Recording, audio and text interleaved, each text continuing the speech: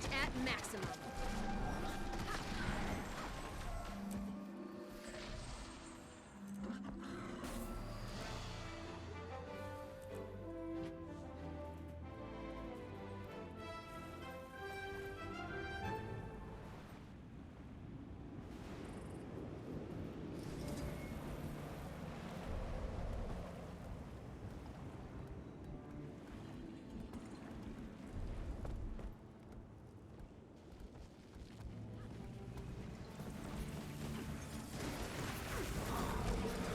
Rage at maximum.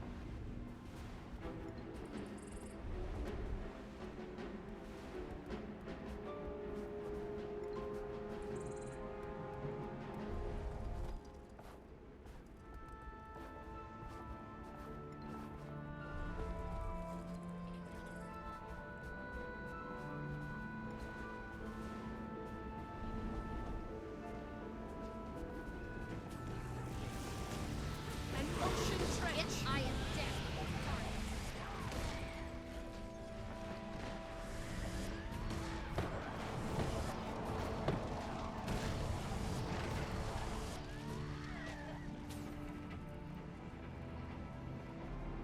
As a reaper, you're a keeper. More produce to catalog.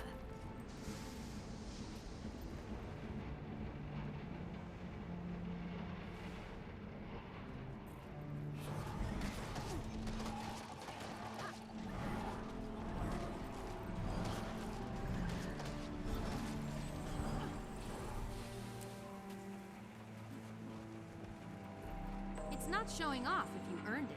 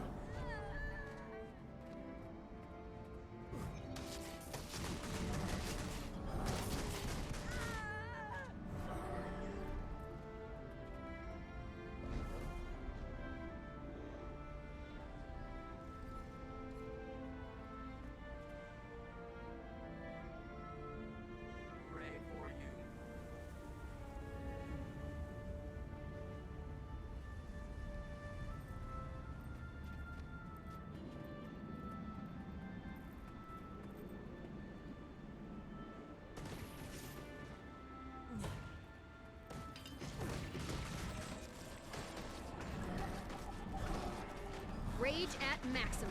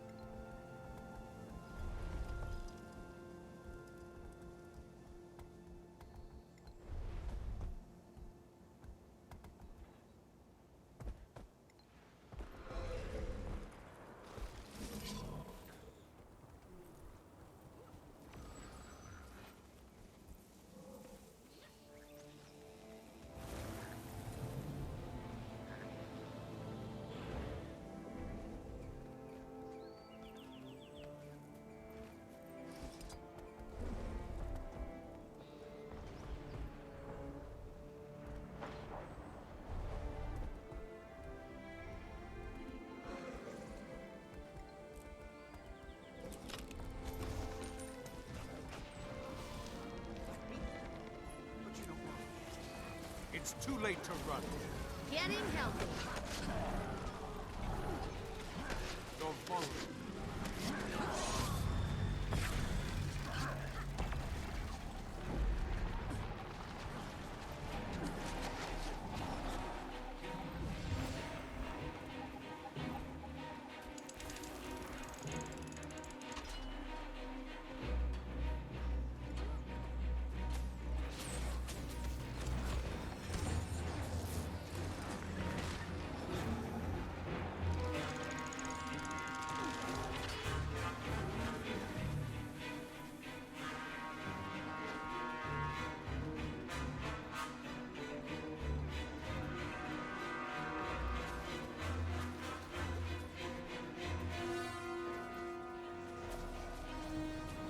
Getting healthy.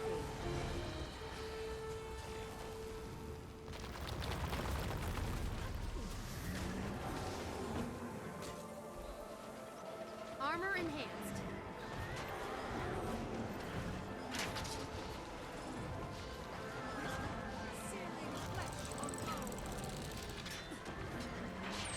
Help!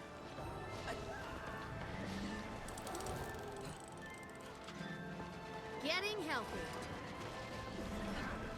Rage at maximum.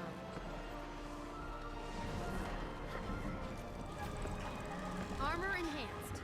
Accelerating.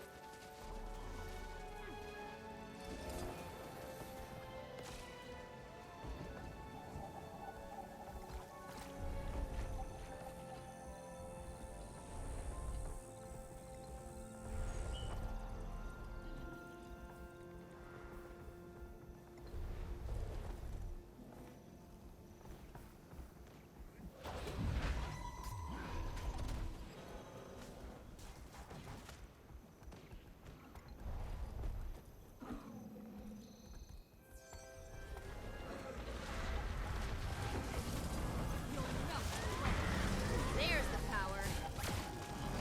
Rage at maximum.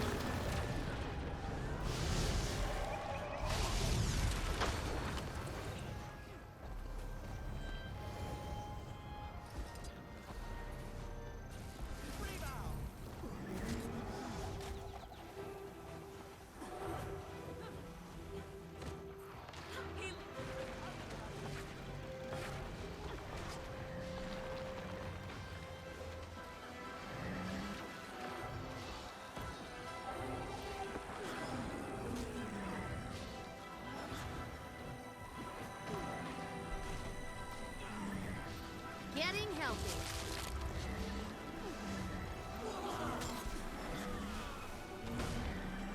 Can't breathe. I am death.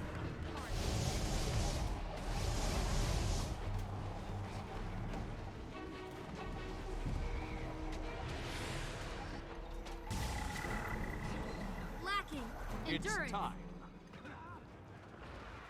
How'd that feel? Excruciating?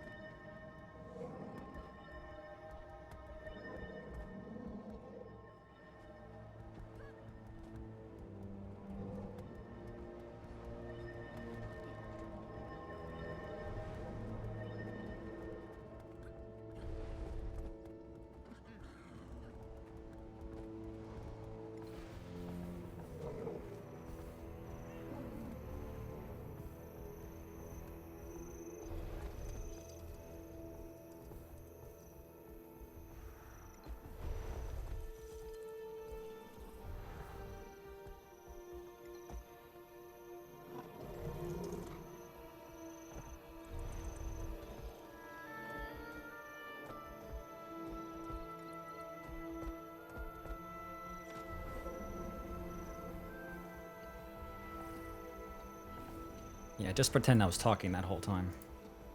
Just do me a favor.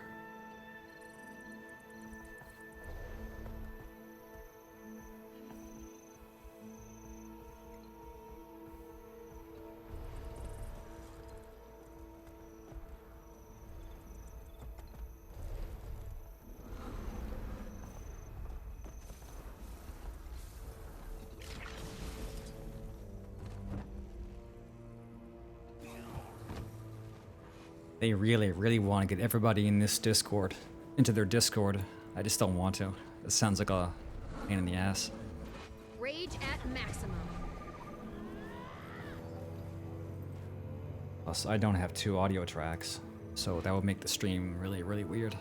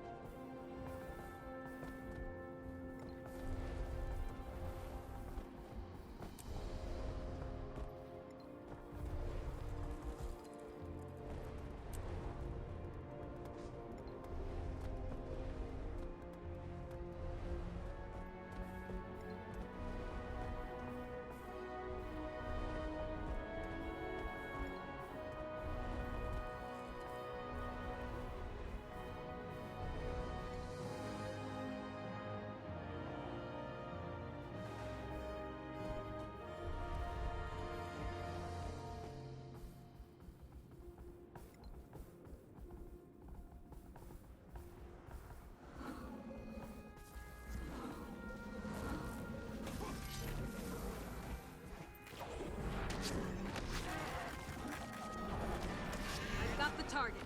Rage at maximum. Turret deployed.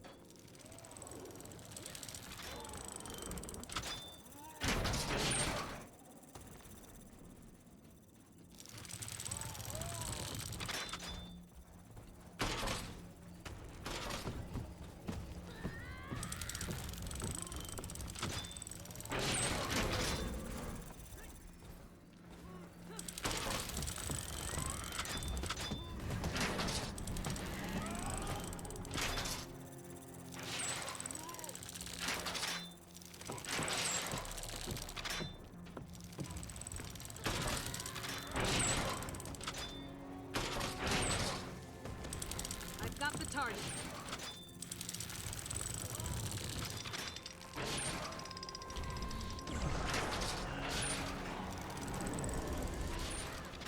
Oh boy, here they come.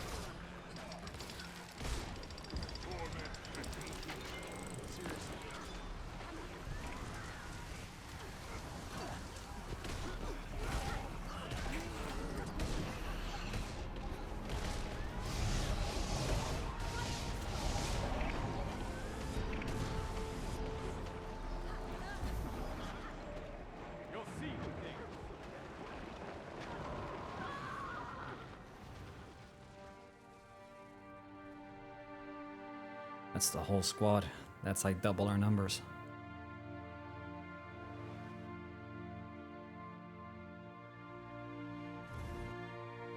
I mean, it wouldn't take them very long to get to us. We had to go all the way around. I don't know why we just didn't go. But yeah, I actually don't know the way through this map. I was like, why didn't we go in a straight line? But I don't even know what the straight line looks like.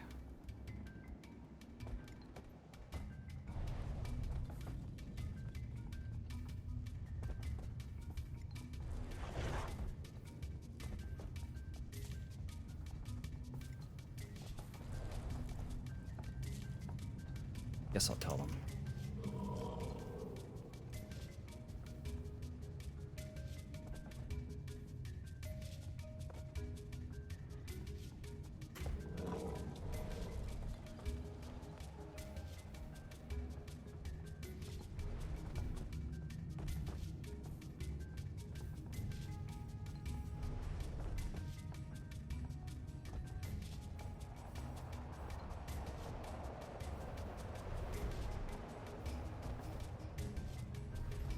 At the good laughing or the bad laughing?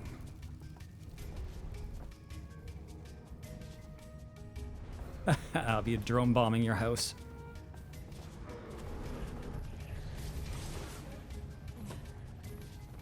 Princess is like one of the tags I see around a lot. I have no idea how they feel about that.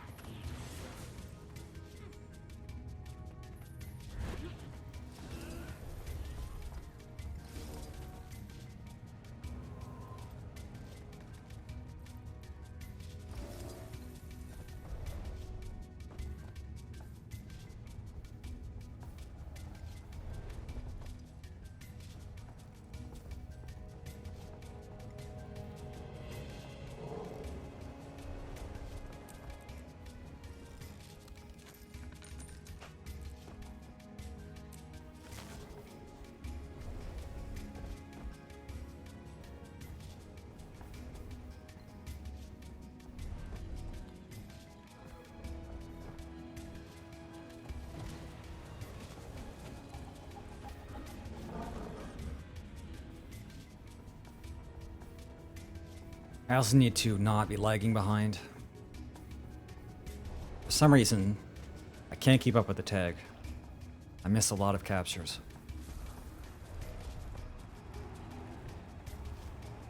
Can't be missing captures. Be everywhere they are, tap everything they tap.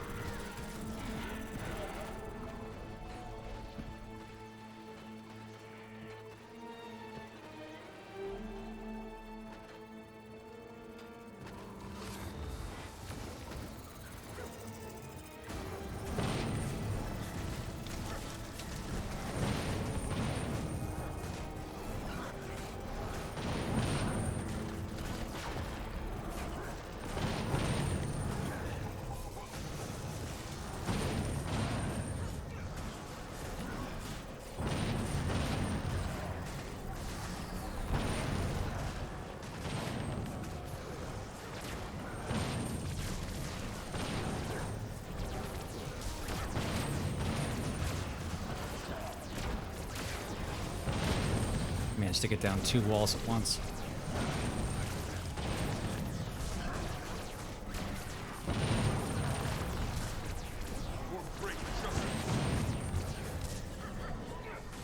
I don't know, it seems like we got this. I hope we don't have to use multiple entrances.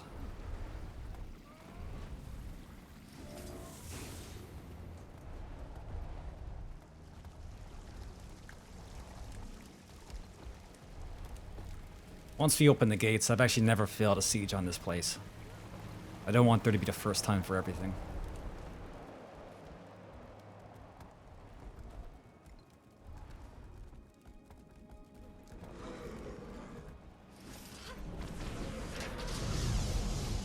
These are ours. Oh my god.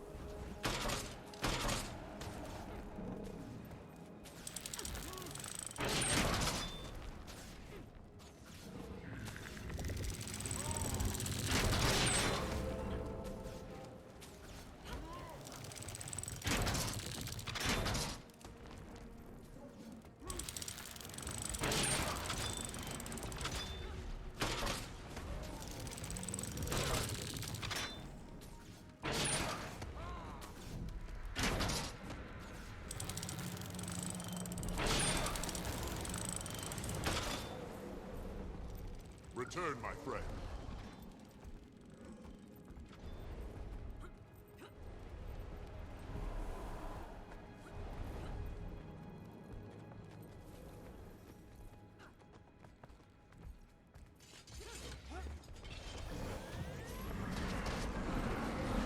Stand your ground. Getting healthy. That is a blast.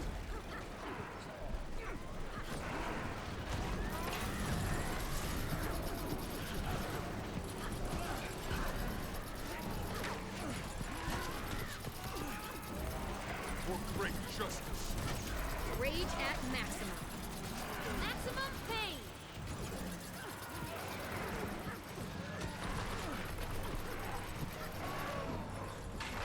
Statistically speaking, this is rather rare.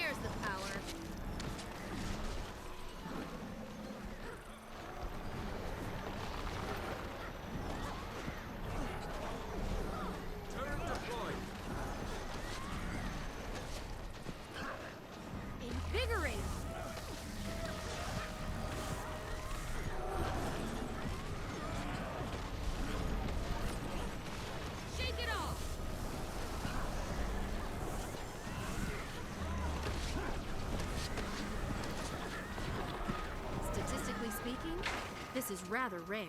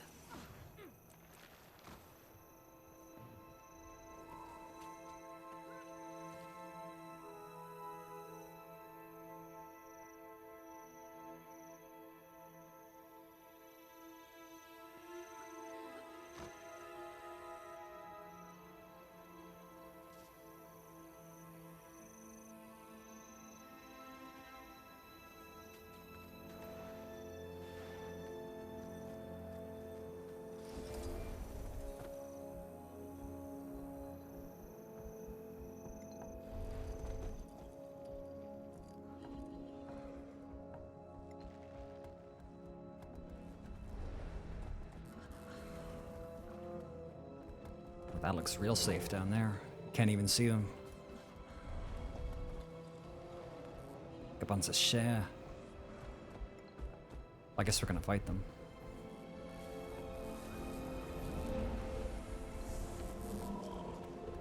Okay, I guess we're not gonna fight them.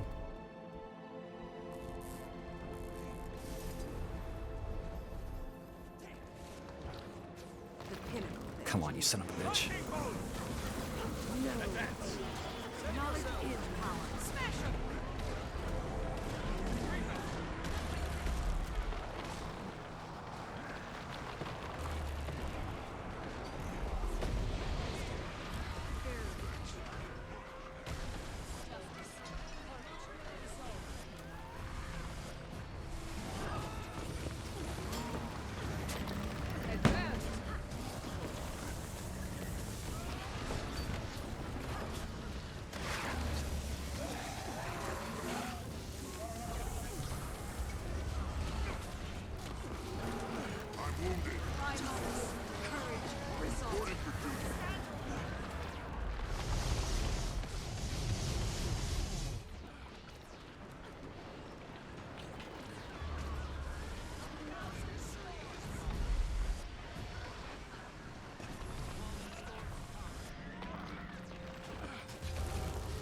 Powerful combination.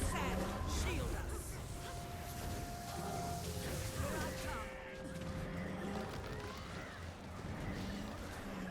Okay, this could be going better. Lost our tag a while ago. Endurance deficiency.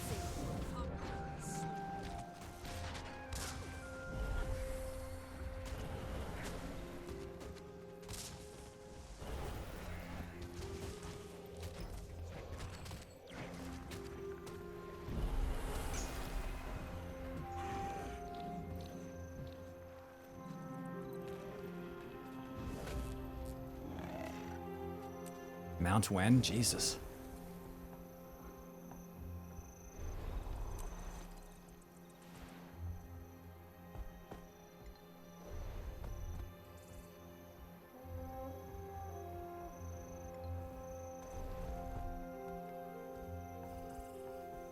I feel like when we don't die right away, it means we're gonna win. I don't know why I feel that way.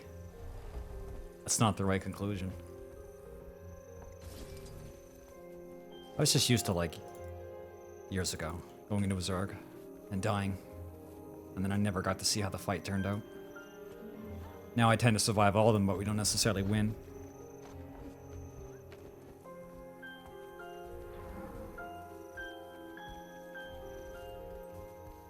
Don't lose, but I definitely don't win.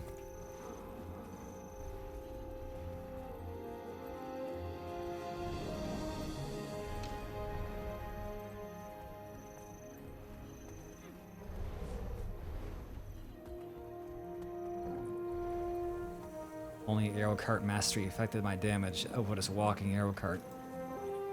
The ranger.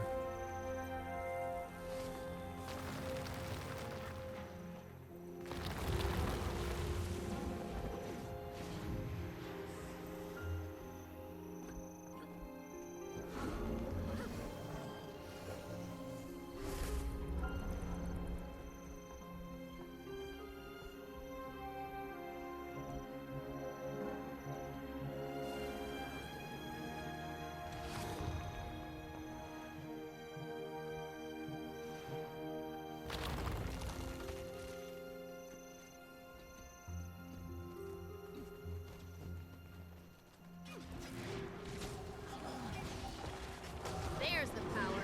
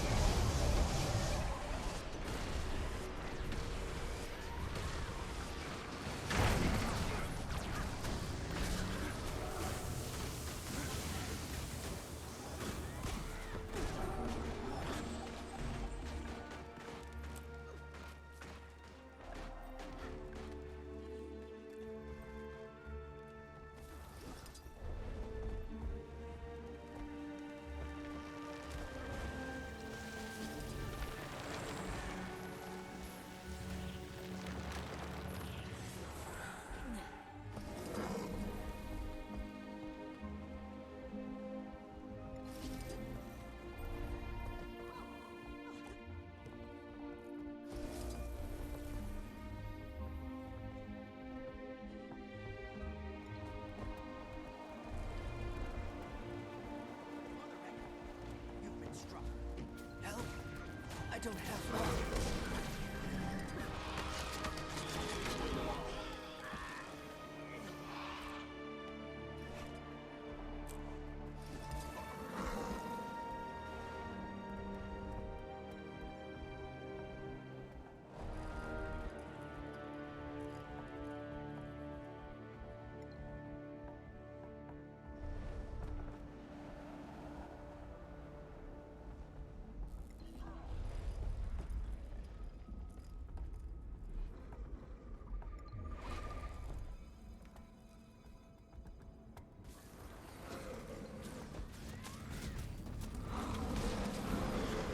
Why won't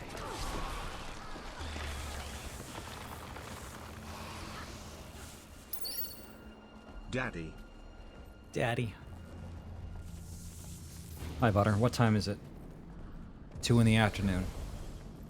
Yeah, I don't know anybody's schedule anymore. There's the power.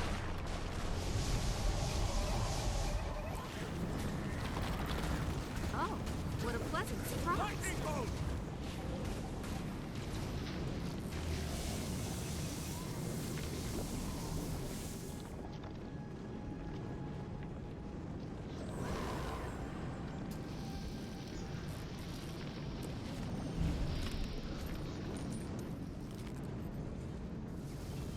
Goodbye.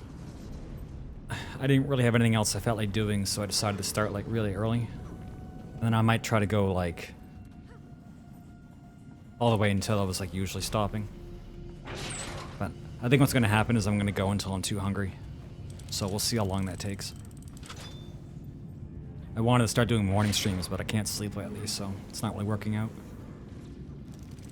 So, and I looked at the clock and it's like, it's been 3 days since I had a stream. It's like, that was not the plan. I gotta get back to it. Anyway, nobody asked, but thanks for the sub.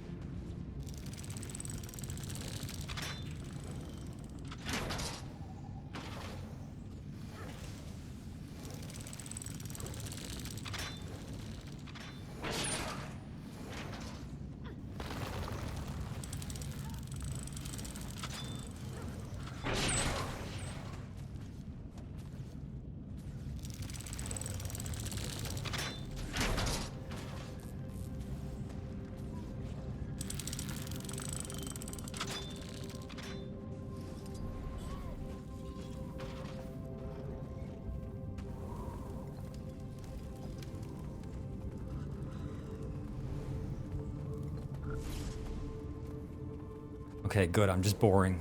Yeah, I was kind of afraid things were, like, not working. Nobody's talked yet, so...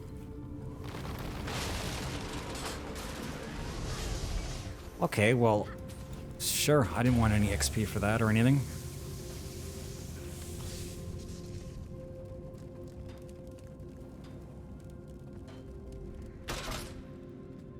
Swear to God, if we spend this whole time in the desert...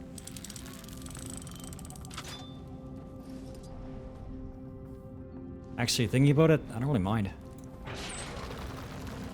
Yeah. I still gotta learn the desert. The more time spent here, the better.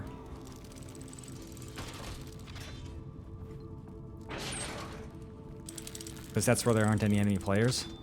Oh, sorry, I forgot what I just said.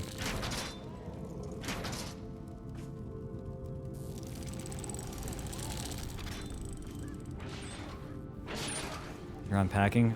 I wish I was unpacking. I wish I was at a new place. Hopefully soon. Wash the pain away. I kind of like unpacking. I don't like packing and moving places. I like unpacking.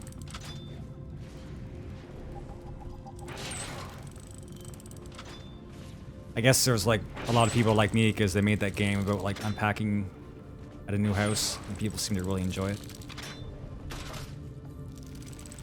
Oh, unpacking as in like unpacking to a therapist?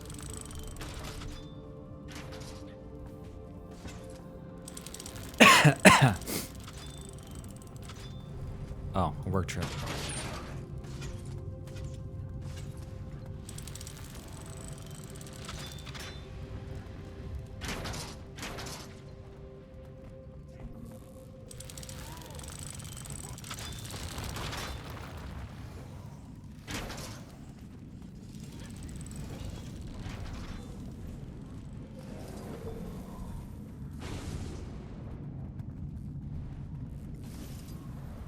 It's because I said like there are, well, that would imply that we're here because nobody else is here. Which is not true. We just got wiped a while ago. And also, I don't mind rolling around and taking stuff and not getting interrupted. I think a lot of people like the opportunity to get bags.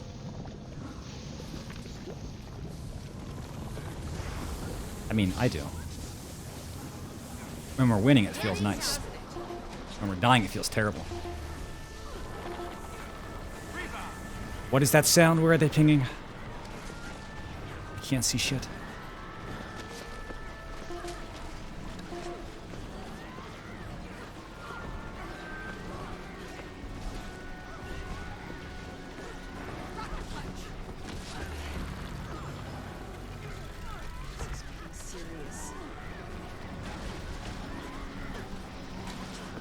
Statistically speaking, this is rather rare.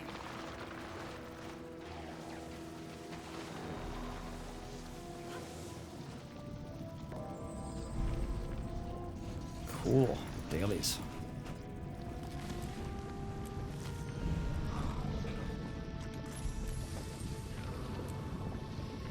I think I might have missed a couple of days of that. It's not good. It's like giving up free gold.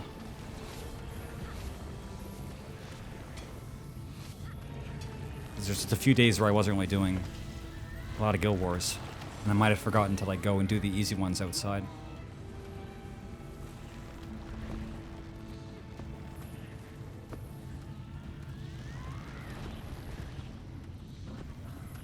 Dots. A lot of dots. North, east, and south.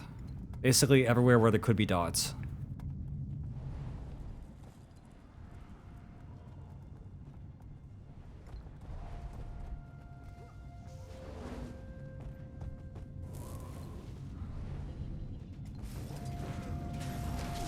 Getting help.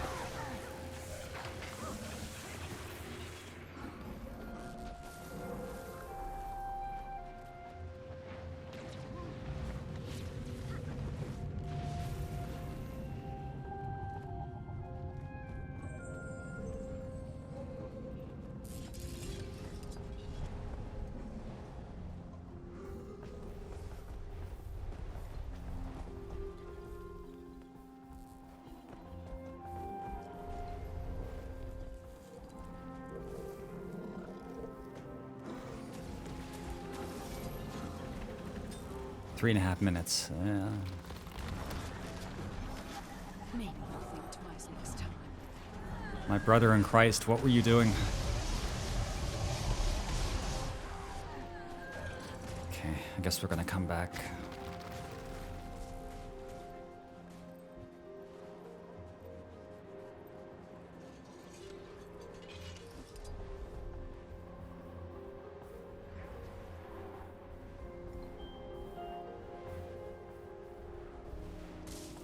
Greenet Castle. Don't lose castle. I logged on today, and the first thing I saw was everybody pushing our shit in. Right here. Both teams. Blue and green, both on the walls. I was just like, I just got here. Why? It was terrible, and we had no tag.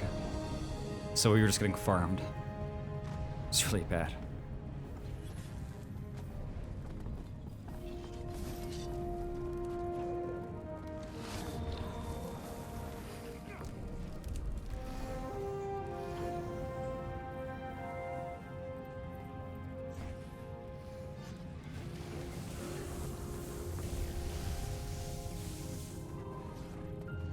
Oh god, this is gonna be terrible.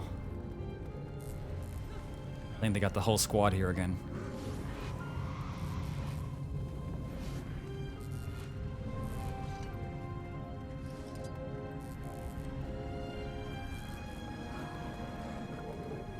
Oh god, that's a lot. I think that's pretty bad.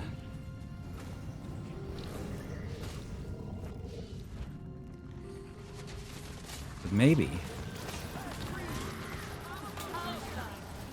Go, go.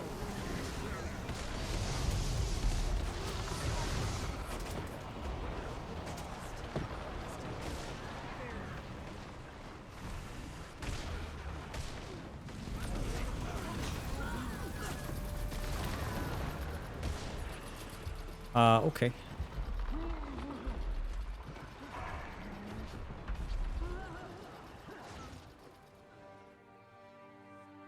No shot, man. Did we kill anybody?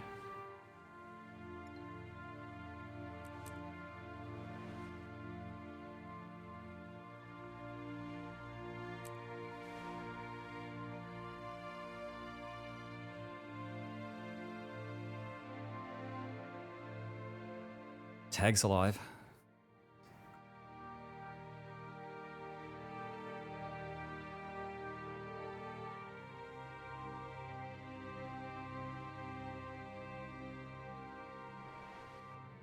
Yeah, I'm not gonna put that on them. There's like 2 of them left.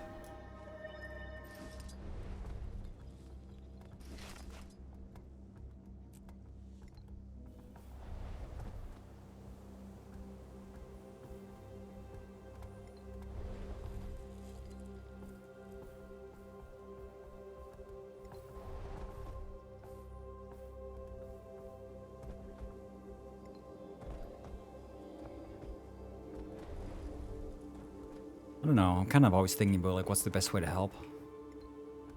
Like, I kept going, like, you know, boon corruption this, boon corruption this. I wasn't even actually running a boon corruption build.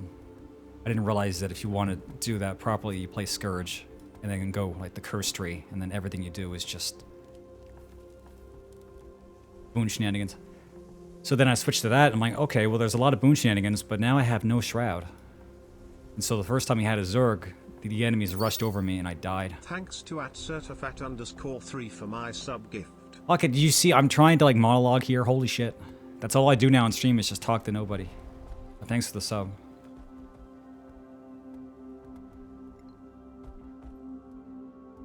Fuck, I can't remember what I was thinking. Yeah, so it's like you want to do Boon Corruption, play Scourge. So I made the whole Scourge build. And it's on Celestial, so it's like even like more survivable than the one recommended on the website or whatever. And I just got instantly destroyed. So I was like, cool, well, this build probably works really well. But if I die in the first 5 seconds, well, guess what? I'm not helping very much.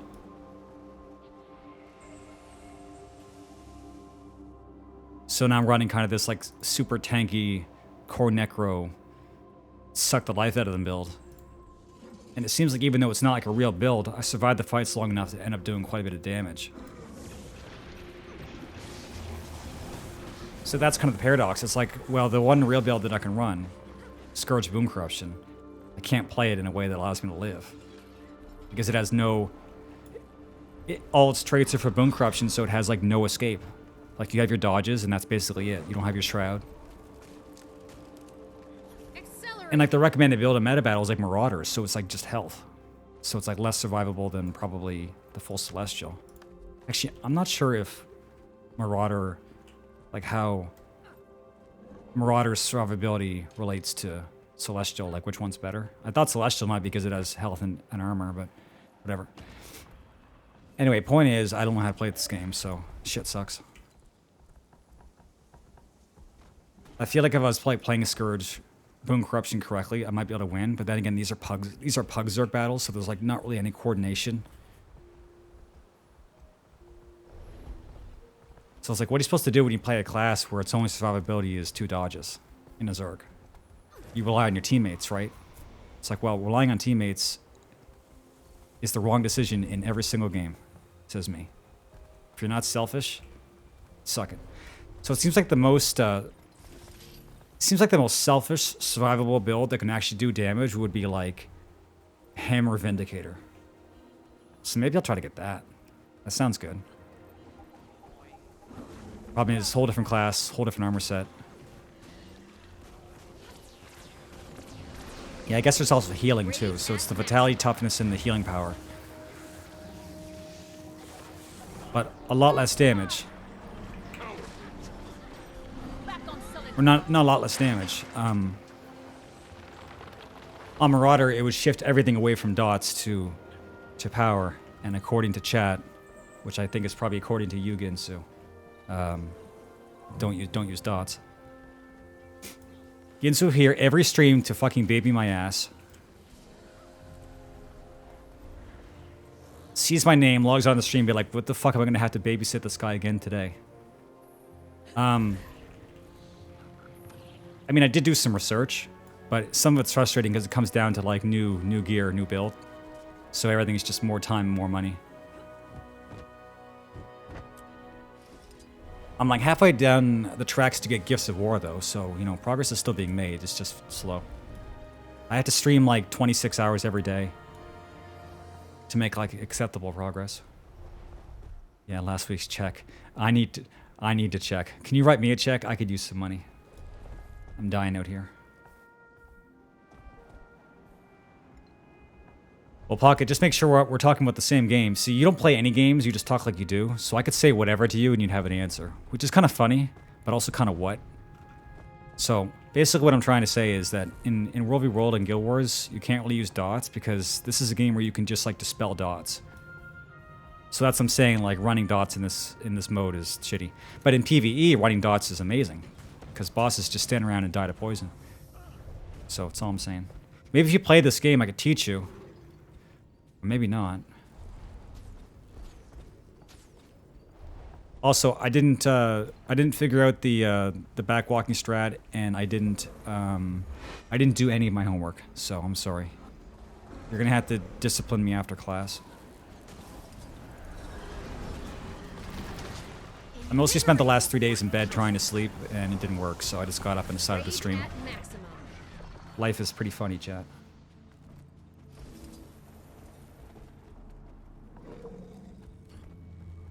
Yeah, I also do that, except in real life.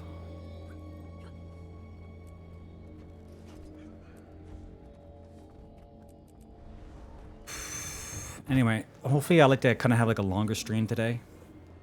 So strap yourselves in. I'm gonna go until I'm too hungry to stream, and then I'll stop. So whenever that happens. Could be at 10 o'clock, could be 5 minutes.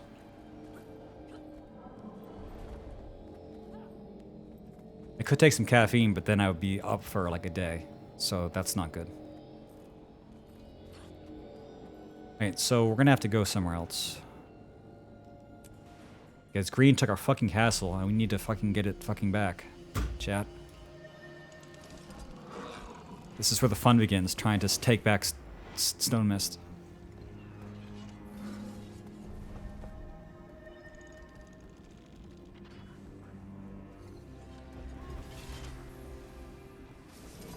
Okay, well, take some supply. I got all the mats. And they're already moving out.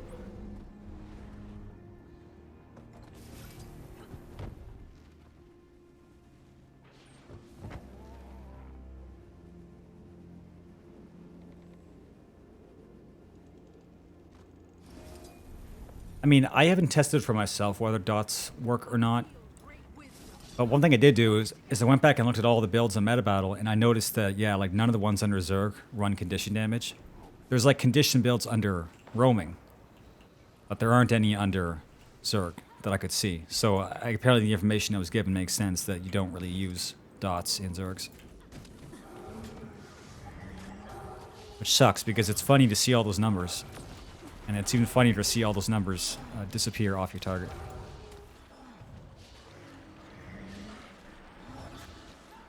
By the way, where's the tag? Did they already die?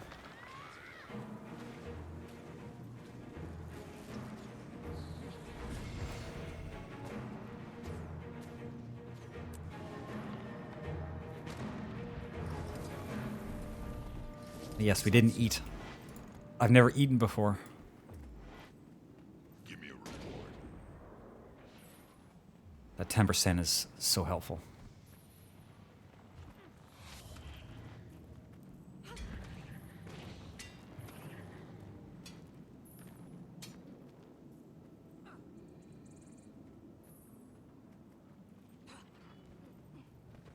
Okay, I'm going to drink IRL. I am thirsty.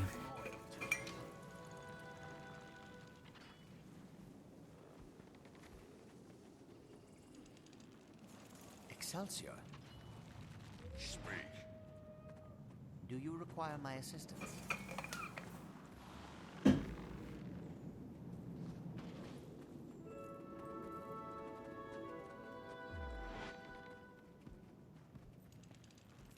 Yeah, they changed Paladin in FF14. I haven't logged on in the game in months, so I have no idea. This is like one of the biggest swerves ever, because Paladin was always my main job, and they never made big changes to it. So this ordinarily would be something I would, like, you know, talk about all the time, but I'd have to be there to care. I can't just, like, care about it in a vacuum.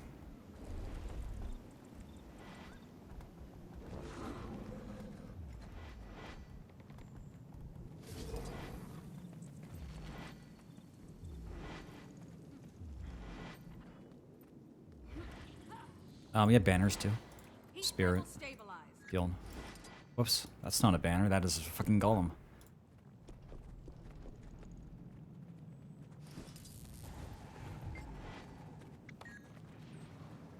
I guess I did do one thing that was suggested. I got the XP bonus from the guild merchant.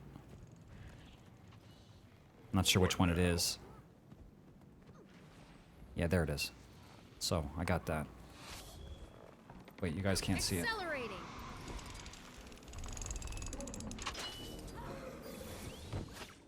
I hope there's nothing else that I'm forgetting that's going to come back later and be like, you should have been doing that all this time. I have the track XP bonus on my amulet. I have the guild bonus. I know about food, and the sharpening stone buffs, and the banners. And what else? Basically it, right? Like, I'm not sure there's anything else. Besides, like, candy corn thing, but I don't have that, so. Plus, that would cost money to use. Because apparently it just gives you, like, constant buffs, but you have to keep feeding it candy corn. And I sold all mine, so.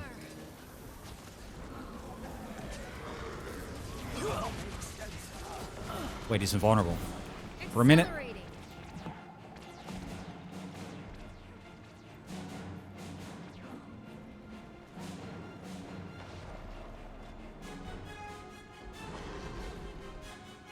Yeah, and there's like a chance of getting a buff that's good.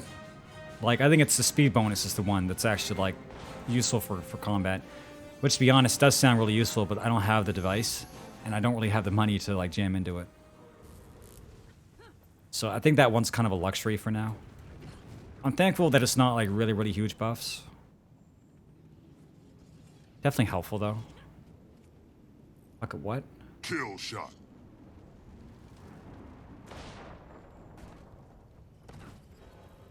Yes, I've been doing the invasions for the game that I don't even have a sub to right now, yeah.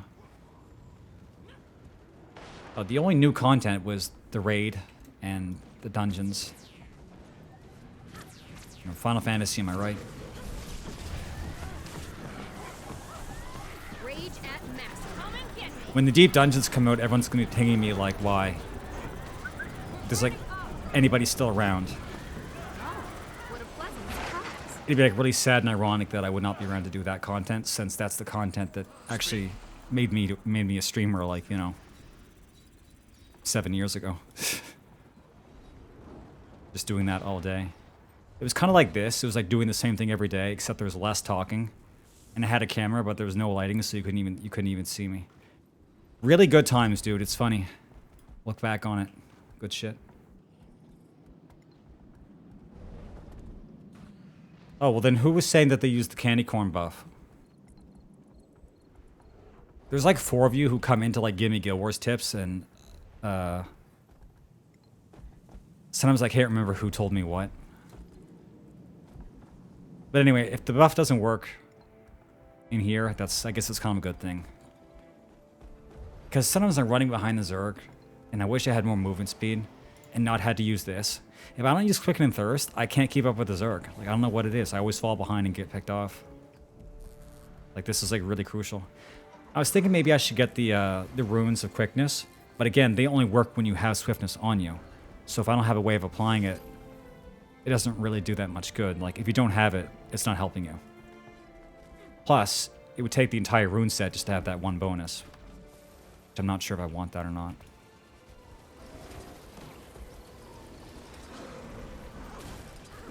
Butter, how much do you love Deep Dungeons? It's been 4 years, and now we're getting a new one.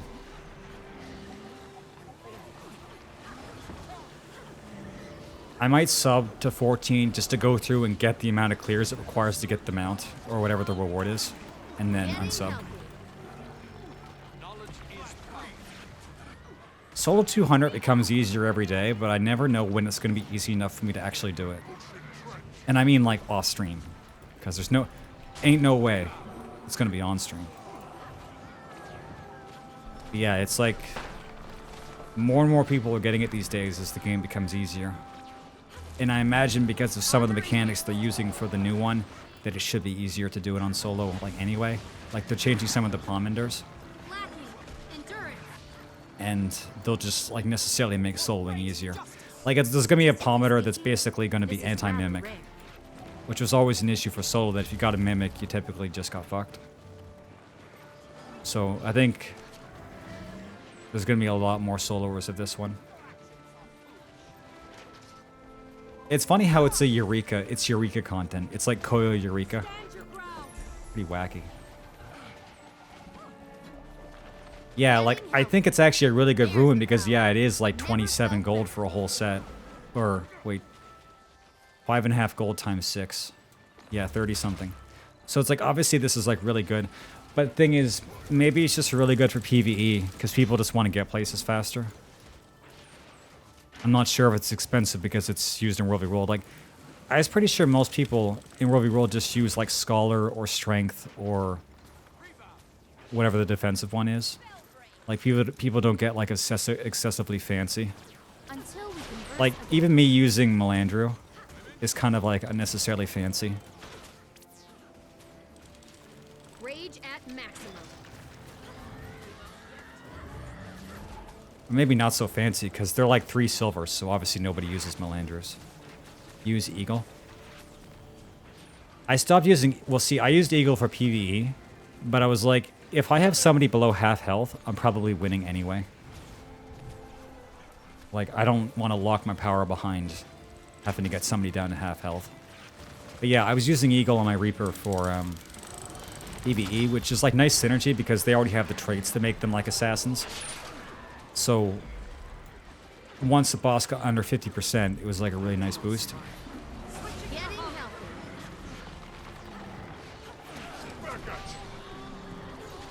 Yeah, I don't know. It's kind of lost on me because I can't win duels anyway, so.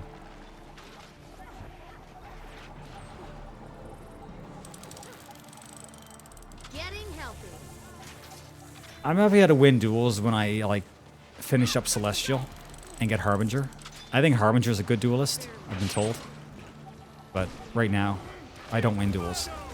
Shake it off. I just lie down and accept Desu. Armor enhanced. Thanks, Butter. You'll be feeling that one for days.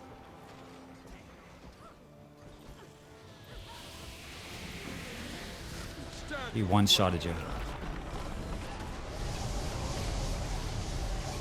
Guardian's one-shotting, Not now, not I don't know, kind of makes me angry. It's like you already have so much. That's enough. Bind and compound. Enchantments are weak. On the upside, I don't win the duels, but I can sustain on this class getting pounded on by 3 or 4 people for about a minute. So that's not too bad. But the thing is, it really is just stalling, because I'm not going to be able to escape. Never felt burning. But sometimes surviving is better than you think, because it might give time for your teams to catch up to you. Or... Ouch. What the fuck? Okay, this is a really bad spot to be. Because the wall got fixed, and now I'm just standing in the middle of nowhere.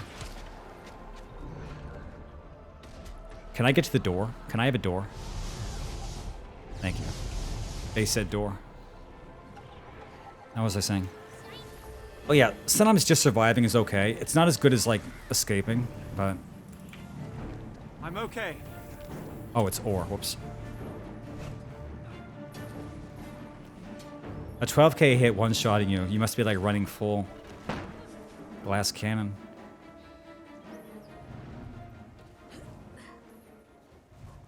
My bursts do about 6k if everything hits. Like, if everything hits on Ghastly Claws, it's like 6k. But that's like buffed, and everything has to hit. So, Help me! Getting healthy. help me. Help me. Rage at maximum. Yeah, I don't feel like weak on this class per se, but I definitely can't really... Like, Celestial is really taking away a lot of my damage.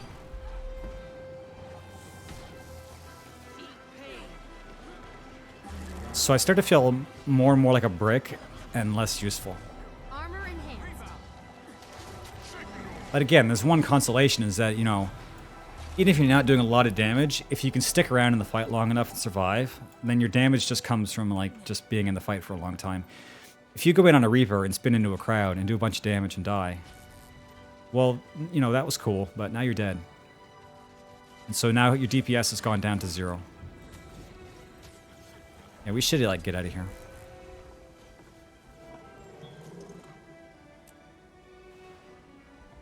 Actually, I think I'll just go back and meet them.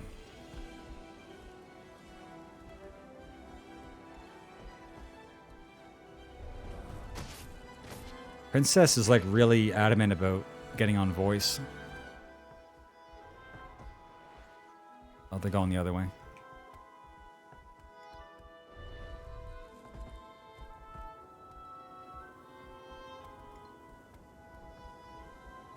A Minion Mancer. See, I could probably attack them and win. Because playing a Minion Mancer in World v World is like a free kill. But this is how bad my self-esteem is. Yeah. I think we were thinking the same thing.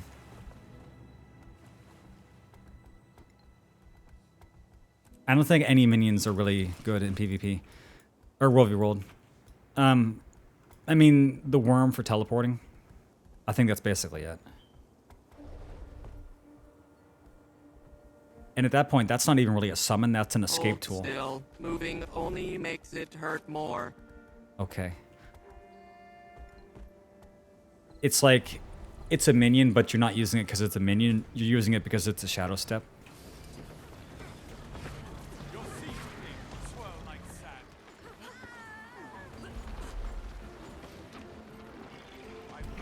I played Minion Mancer in PvE for a while. That's how stupid I am.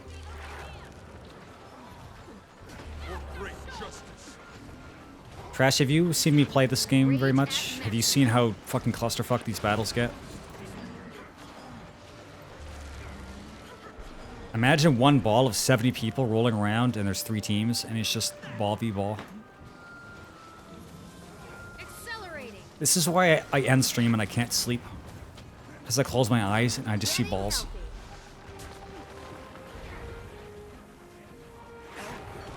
Armor enhanced.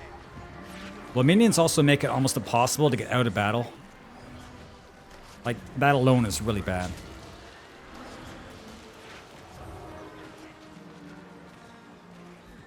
Like, with minions, you're guaranteed you're not going to be able to escape. Because anybody who's good, they're not going to go for the minions, they're going to go for you. So you could say, well, they'll just attack the minions while I escape. Well, they don't. And also, it uses up all your slot skills. So then, you, as a Necro, you don't even have escape anyway. You have the Shadow Step to your Worm, which you'd want to cast, like, far away from the battle, so it's not even, like, participating. So there's just, like, a lot of things. Like, you can't gaslight me into thinking minions are a good idea. And this is coming from someone who really wishes that they were. Back to it. Seems like minion classes in RPGs always get shafted. If not in PvE directly, then definitely in PvP. And it's like one of my favorite archetypes. Just kind of sucks.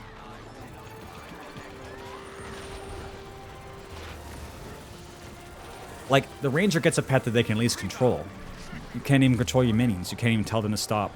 Which I guess makes sense because they have no brain. I mean, as the Asura says, they should have given that one a brain. You should have given them all a brain. You should be sharing a brain.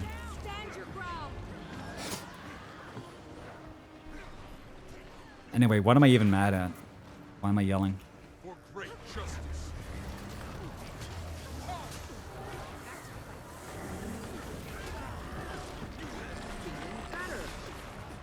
Time to bust some heads. I am that 90%. I mean, you can definitely tell that, like, you know, there's a Pareto distribution in everything you can look at. And in a World v World Zerg, you can definitely tell that 10% off the bottom is always going to be losers because they're always the ones you're catching up to and killing. Armor enhanced. Even me, not very good at this game, still can take advantage of the shittiness of the bottom 10%.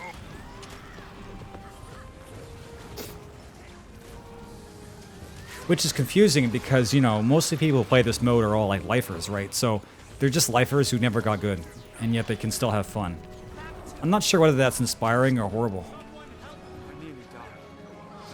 I'd like to say that it really makes me think, but it doesn't. Invigorating. I'll get like an extra bonus for like chopping off the bottom, the low-hanging fruit.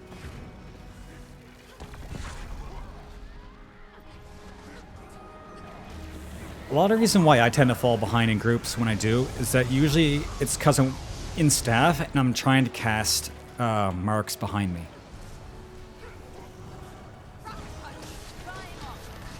See, I don't know how many classes and builds are set up that in a Zerg they don't have to turn around and cast stuff behind them. They can just cast stuff around them. Like a Firebrand can just run around and be like whatever, right?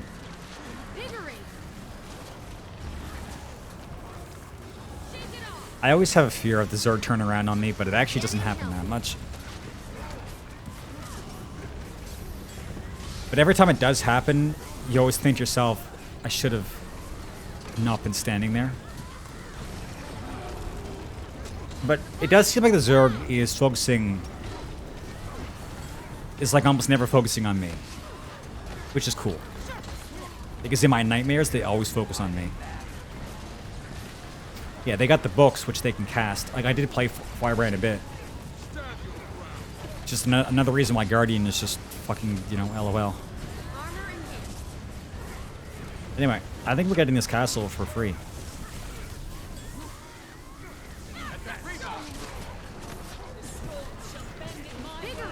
Again, Pocket. Or Trash.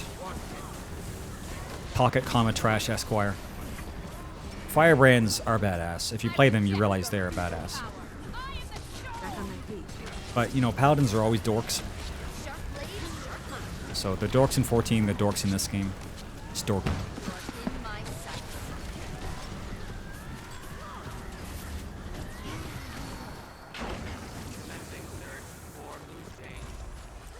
I know of a good use for this.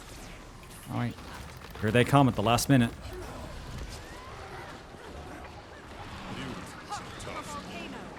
That guy was like, me, myself, I'll be the one to stop the 40 people standing in the circle. It will be me. See, like, these are the people I'm confused at. I don't know what their plans are. You always have somebody trying to jump into the circle.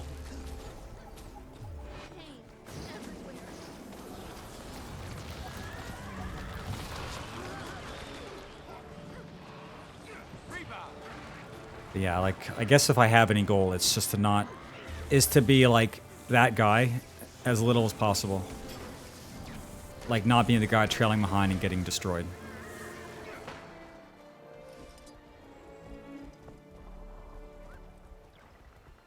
Yeah, at that mount, though. Speaking of mounts, I'm only a little bit away from getting my extra stamina bar. I should have gotten it a long time ago, but I decided to, like, invest. I decided to diversify my portfolio, but why the fuck would I ever do that?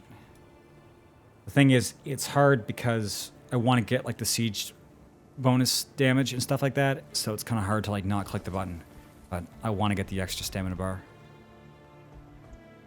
I should have invested, like, all the way into Warclaw at the start to get that. There's the power. Yeah, but what's the point of slowing down the circle when, like, nobody's behind you? It's like the PvPer who does, you know, really shitty decisions and then justifies them in an even shittier way. Like, I'll sacrifice myself so that my team can get away and there's no team. Like, that kind of thing. And I've seen this shit in 14. The brain rot. The brain rot is real.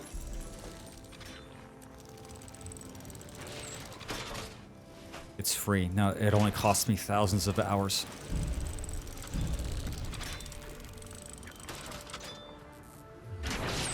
Getting healthy. Just reset.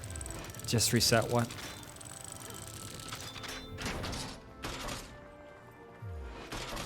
Sometimes I read a comment in chat, and then I have to, like, try to think about what I was saying the last 5 minutes. I'll reset the points. Well, that's the thing. I already got my free reset. And I think you have to pay for another one, don't you? Because if you don't, I'd feel really stupid. But yeah, I used up the free one to see how it works. Because that's, you know, that's how smart I am. I mean, it's okay. I mean, I'm only 5 levels away. And after this, it's not anything, like, super crucial. It's just, like, nice stuff to have. I mean, I think I'm doing a pretty smart spread on my stuff. I have, like, build faster, more supplies, more damage to mercenaries and guards, less damage from guards, get back supply when building stuff.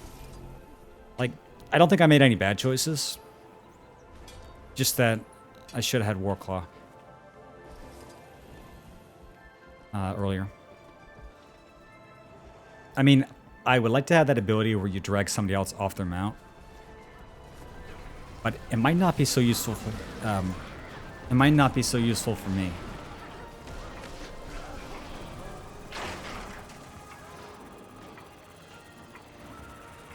$25 spirit shards. Ugh. There are a lot of travelers. It's actually, you say only, but that's kind of a lot. You look like a tough customer. I want to save all the shards that I got.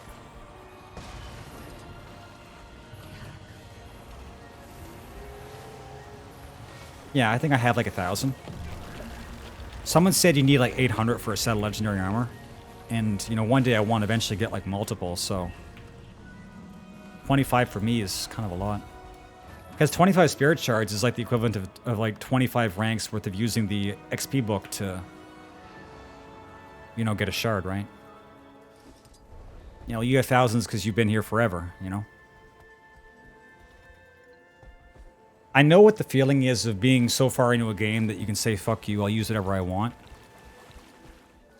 Because I played a lot of gacha, and then I ended up having a lot of accounts that were like that. It's like, you know, you played for years, and now you have kind of the privilege to do whatever you want. I don't really feel that way with Guild Wars yet.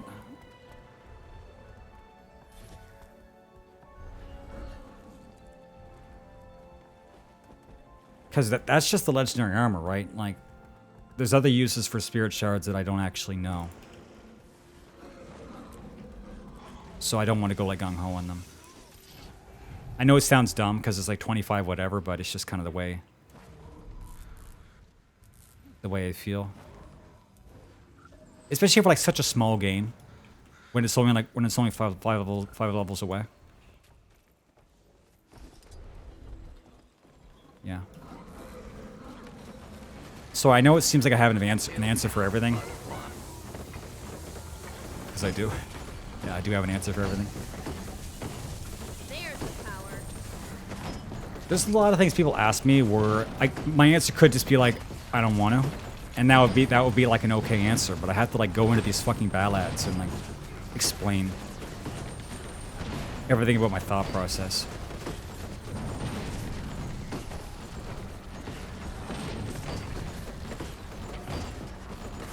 Yeah. I looked into some methods to like exchange karma. Because of how much karma I have, like 2 million.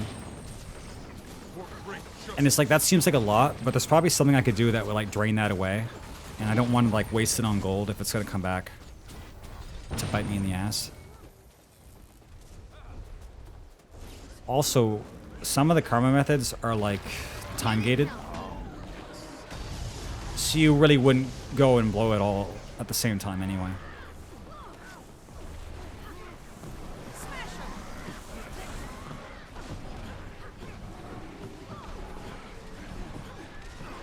Cooling down.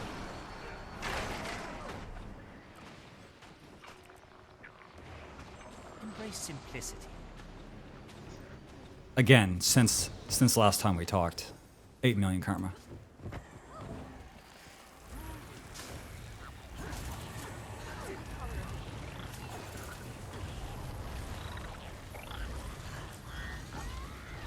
Does anybody still do the, oh, I can't see the real map. Anybody still do that, like, that castle run in Korna? Like the giant evil castle that you have to break down? I think it's either Korna or Istan. Anybody still do that? 5 a.m., it's 3 in the afternoon, my dude.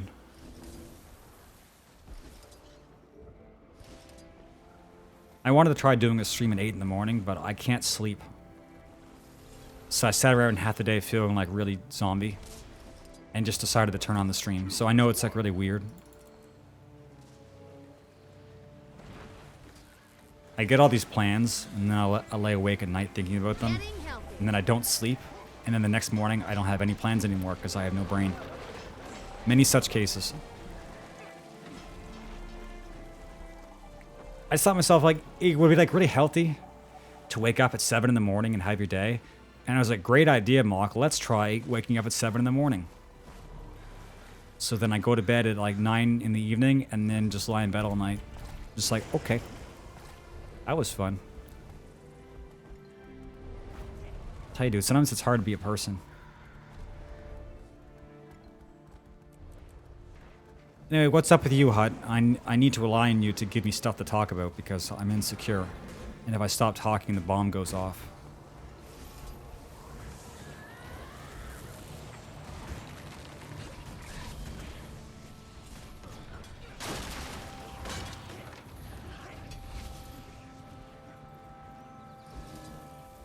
Pocket, if you were here, I'd go to talk about with you.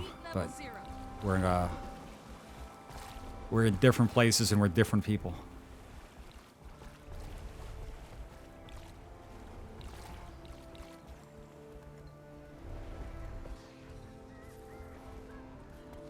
That was all I used to do with like Wiz and people was just fast food bonding exercises. You don't get to have those anymore. Caught COVID, huh?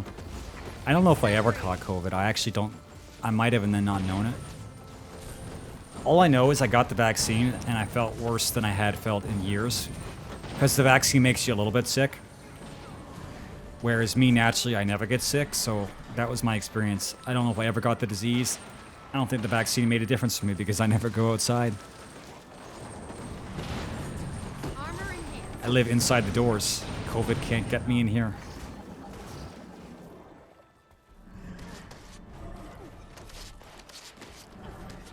Yeah, that's funny. Like, I literally had not been sick for 10 years. I took the vaccine, and then I felt sick. And it's just like, for the sake of not getting sick, it's like, I already wasn't getting sick.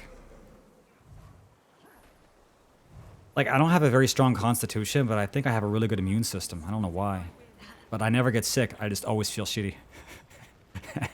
Where's the boss?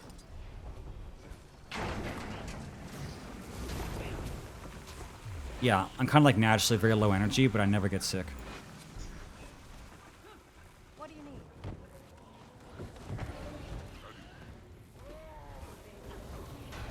Well, like vaccines are like a trial run for your body, so it's like it's gonna do what it does, so that it doesn't have to, so it knows what to do. Yeah, so it makes you like a lesser variety of sick, because it's basically vaccines are like a simulation, and not the kind that I like.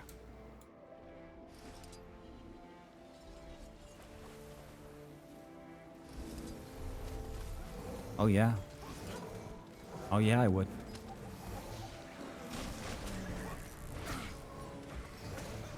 Yeah.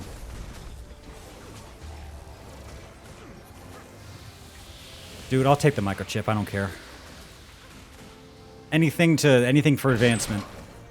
I'm not saying it's the right thing to do. There's the thing you think that is the right thing, and then there's the thing that you want to do. And I don't want to be under like global autocracy surveillance with chips and on my shit and whatnot. I don't think that's a good thing, but yet I would do it.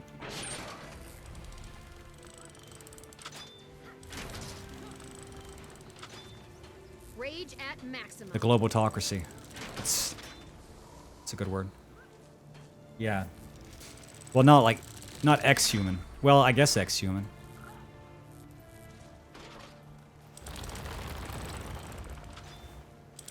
Yeah.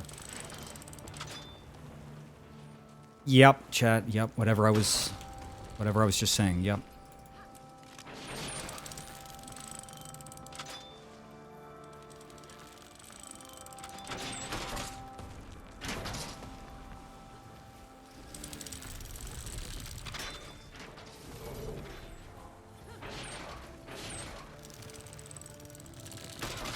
You're talking in Minecraft, right?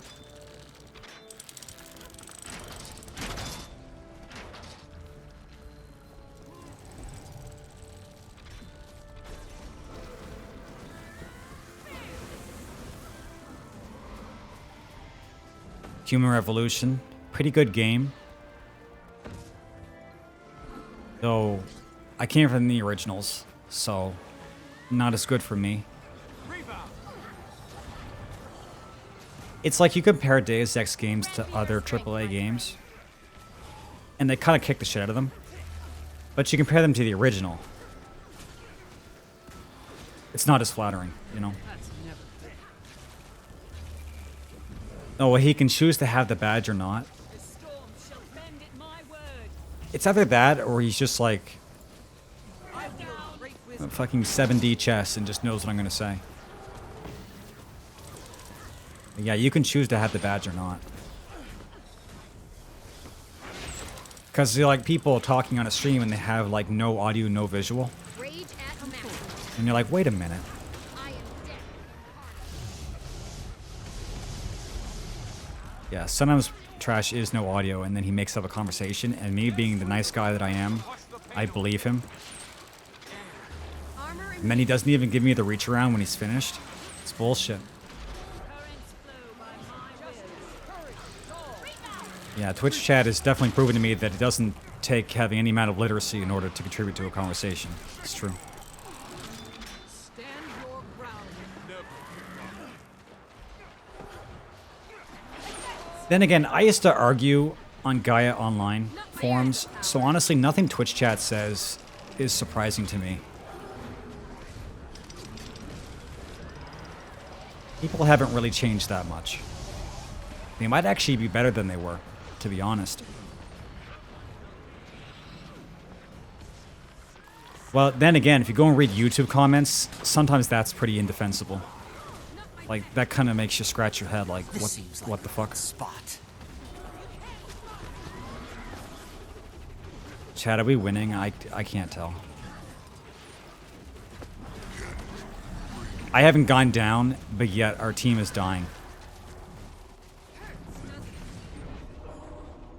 Can I have a Hertz donut?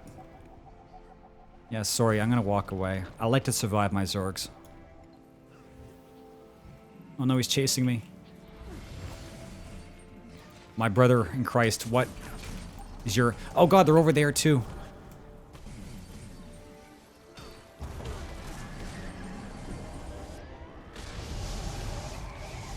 Fuck you, dude. I'm not a duelist, but you can't expect to kill me every single time. Actually, his clones are really confusing me. Okay, now there's people here. I can't get one kill. I'm not even allowed to have one kill. I just want to walk towards the Green Fortress because that's the safe spot. Okay, I'm gonna warp out. Chat, how the fuck did I survive that? I don't know if Gaia was any more toxic than any other forums, but no, it's just that if you go into like the debate section, it's just like Dunning-Kruger.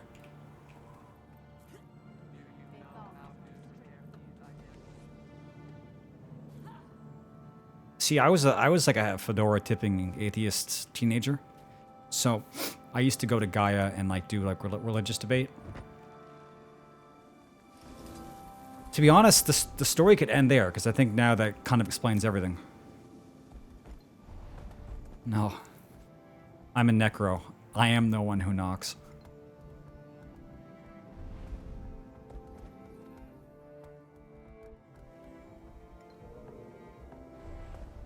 Anyway, Chad, that was not too bad. I lived, so I'm not upset. One reason I had to run a tank build is because when I die, I get upset IRL. So honestly, running this kind of stuff is good for my mental health. Shiva, God of Death, might actually be able to do that. I'm not gonna argue. But I went through a lot of phases. Like, I'm not religious, but I kind of went through an arc. Like, I was raised really religious. And then you go through your questioning period, so that it's almost like a slingshot. You like go really far in the other direction and become like this insufferable, like I am euphoric, kind of like dickwad. And so I went through that phase, and then I bounced back to like trying to actually understand, like why people believe what they want.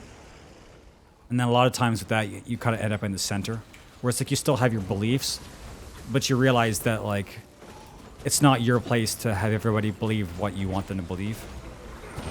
And then you kind of accept that life is a big mystery, and there might actually be like room for a lot of beliefs, because it's just kind of how people are and what they need to sort of get through their lives.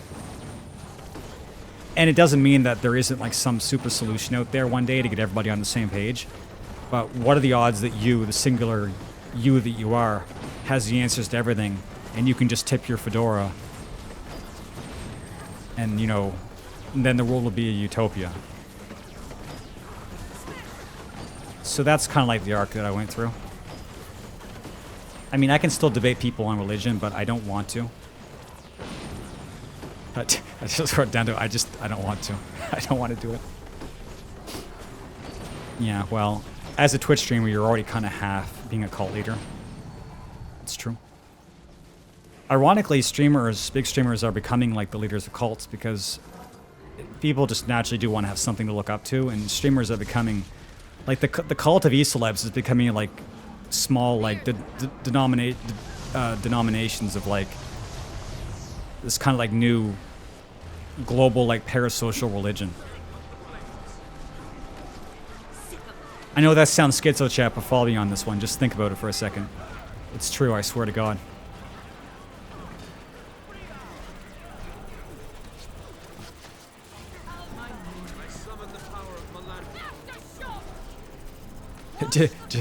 If anything has to start with just hear me out, you probably should leave the room. Oh fuck. Dude. It's happening again. I just used all my wells on the boss. I'm so brain dead. I'm so brain dead. This is the same as the last one. You know what I wish? I wish your 4 on Reaper Shroud could suck away some of their health and replenish your life force. Like, or there was like a trait for that. Because sometimes I just want to stay in Shroud forever.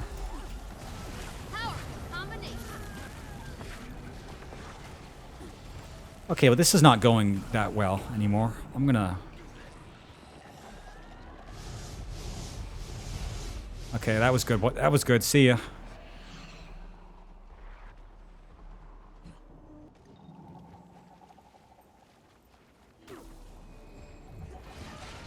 You know what? I don't think I'm gonna get lucky like I was last time. I think people actually are interested in following me.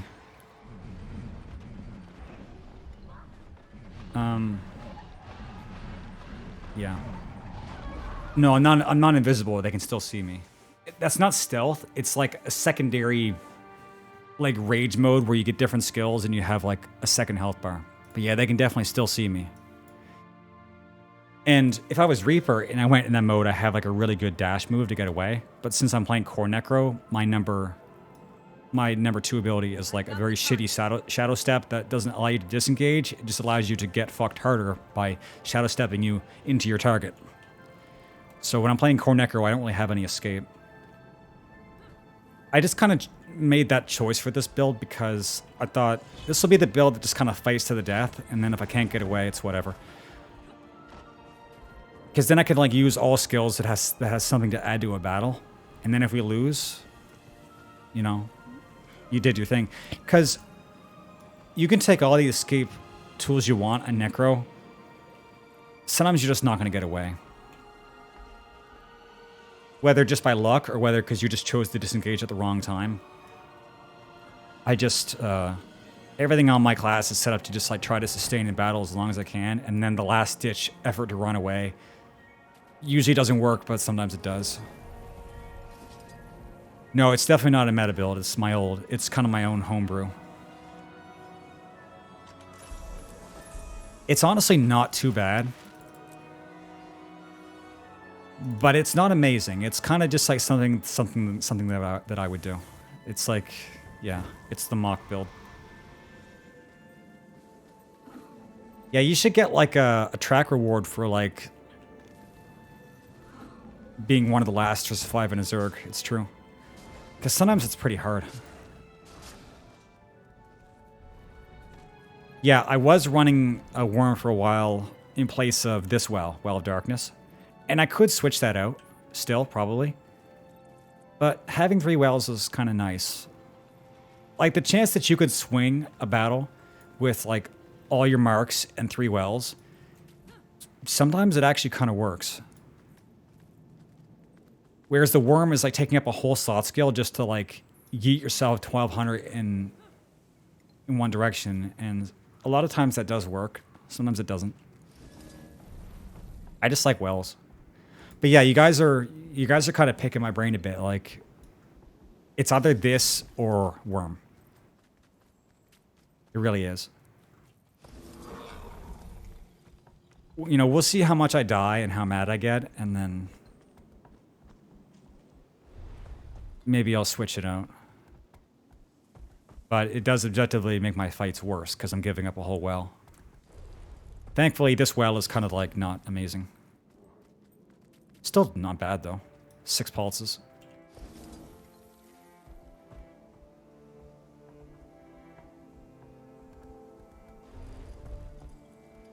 Yeah, so you guys would have to make that judgment for me. I'm not very good at watching what the Zerg's doing while I'm fighting. I kind of have, like, a single point of attention span. It's like, I kind of see the broad strokes. Yeah, well, I like to smash stuff, but I don't have another keyboard, so this one's got to last. I can't hit my desk like XQC, because if the desk breaks, I'm going to be on floor gang. This is the only keyboard I have that I like. Yeah, I got to be nice to all my stuff. Because I can do, like, I'm actually pretty flexible. I can do, like, the famous XQC, like, double heel table slam. Like, I can do that. But if the desk breaks, I'm pretty fucked. I even practiced doing it. I wanted to do it on stream sometime, but yeah, I can't.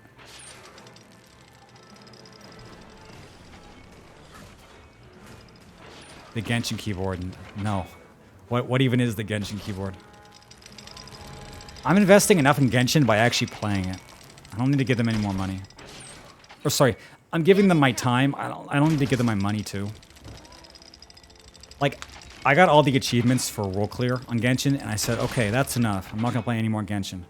And now they released the new desert, and now I'm going through, and I'm clearing that one too, because I just can't be helped.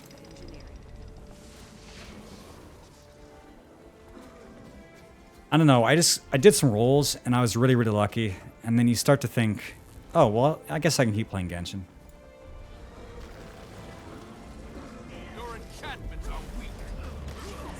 I don't know. I talk shit on the game all the time, and yet I feel like I'm gonna be there for like the entire game. Like I'm never gonna actually quit it.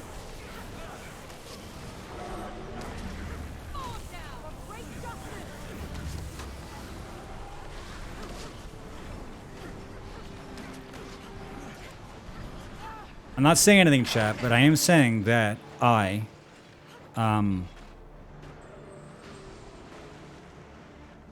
fuck, what did I get?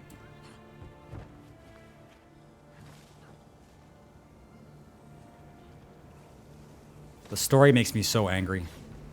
Because it's so occasionally kind of good for like a little bit, and then it just wastes all that goodwill.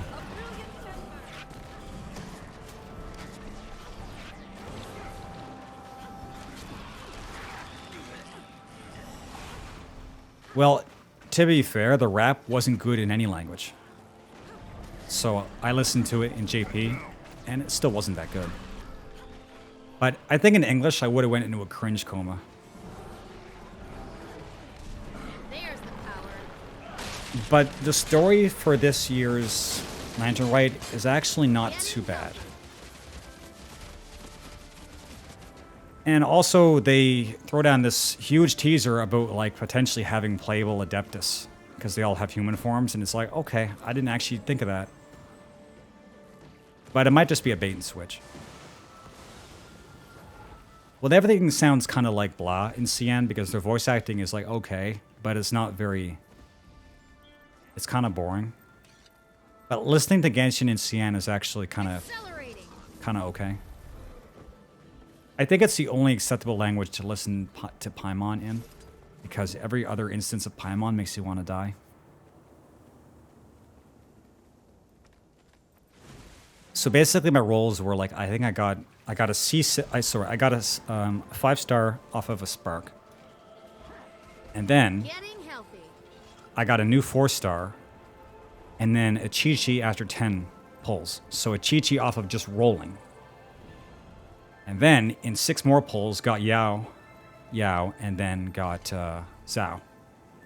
So basically, 2 new 4-stars and 2 new 5-stars in 20 pulls.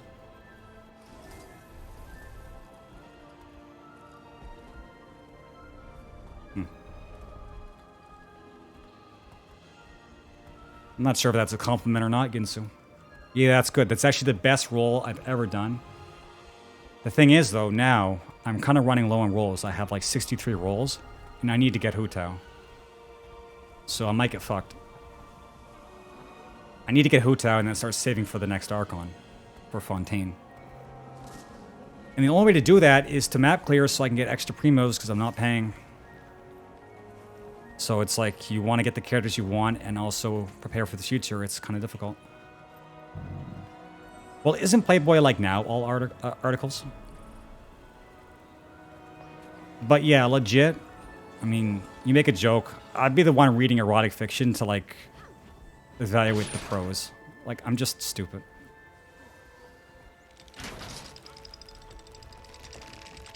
Trash in my life, waking up is still a bad outcome.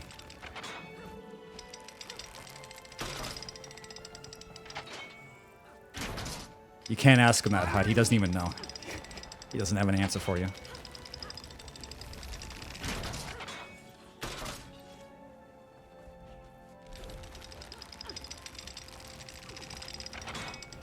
Grew up in the 60s. Interesting. I didn't expect that. It has life.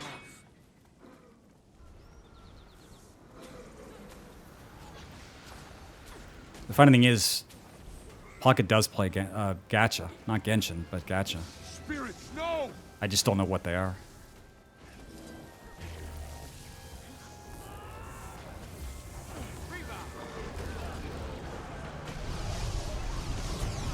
Sure.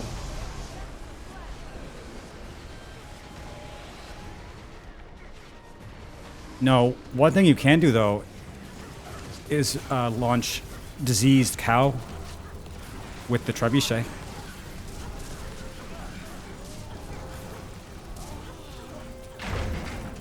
I don't know why, but you can do it. Statistically speaking, this is rather rare. Need help! Getting healthy. I think loading Asura as cannonballs is actually a pretty good strategy. The ironic thing is, though, is that the Asura would be the first ones to suggest it. Because they are evil.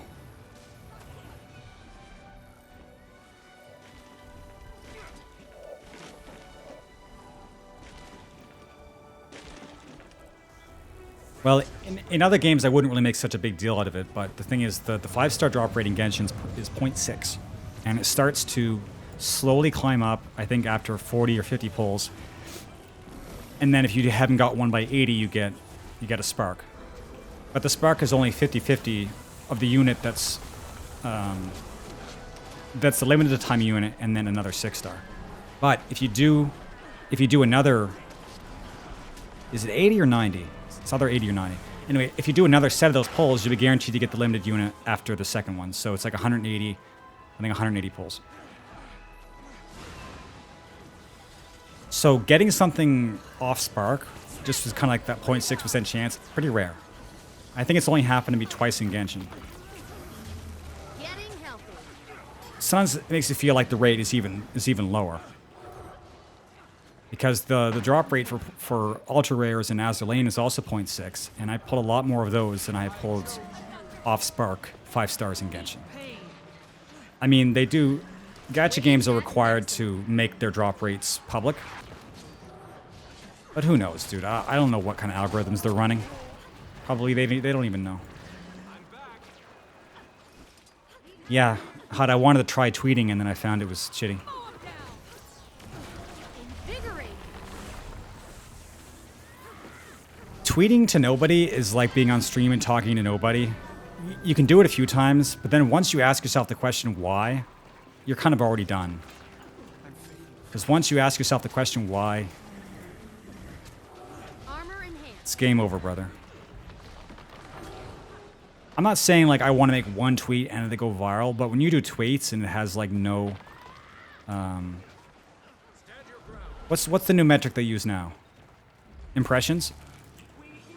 It literally means like you just did that for no reason. What a pleasant surprise. I mean, at least with a YouTube video, even a bad YouTube video will get like 10 or 20 views. Like a tweet is literally just going out there and you don't know what the fuck. Maybe I was the illusion all along. Yeah, ain't up on the heartbreak. I don't like to complain about stuff anymore, but there's just some things that are true.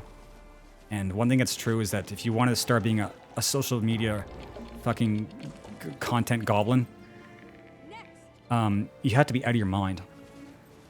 Because starting from 0 and expecting 0 to turn into something else is like kind of those like 1 in a million chances. And then once you get that, you also have to be smart and like keep it rolling. And I am not that smart.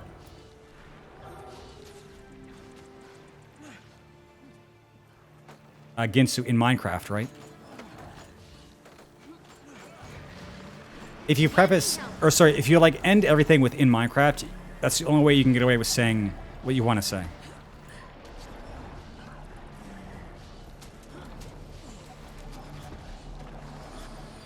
Armor enhanced.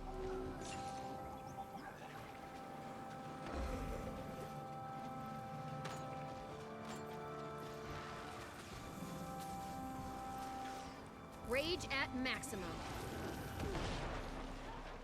Yeah, you can see everything on a tweet.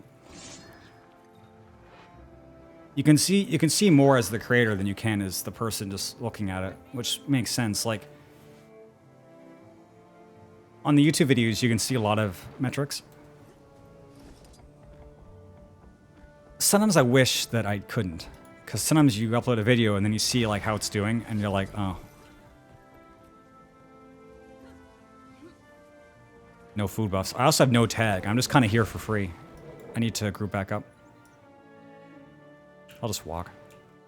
Yeah, we haven't had any food for a while. I don't carry my own. But I should.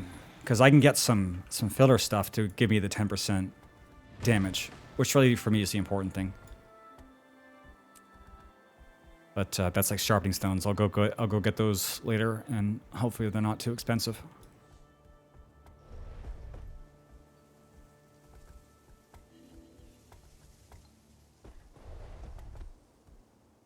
Yeah, like, I'm not really 100% sure what I want to do with the content creation stuff now, but if I'm going to do it, I need to somehow find the balance between not wasting effort on something, but also managing to do everything I can at the same time. And that's kind of hard to figure out, like, what that is, right? Because maybe you don't know. Maybe you think you're doing everything you can, and you're not. Or maybe the things you think are important are not. So basically, what I'm thinking is, I'll do what I did before. I'll just do the stream, and then I'll put the VODs on YouTube. Those will be the only two things. And then, if there's any like beginnings of engagement, then you know what to focus into. Like, if I did a tweet one day, and it had, like, you know, 50 or 100 likes, then that would give you the idea that, oh, well, maybe I could just tweet a lot.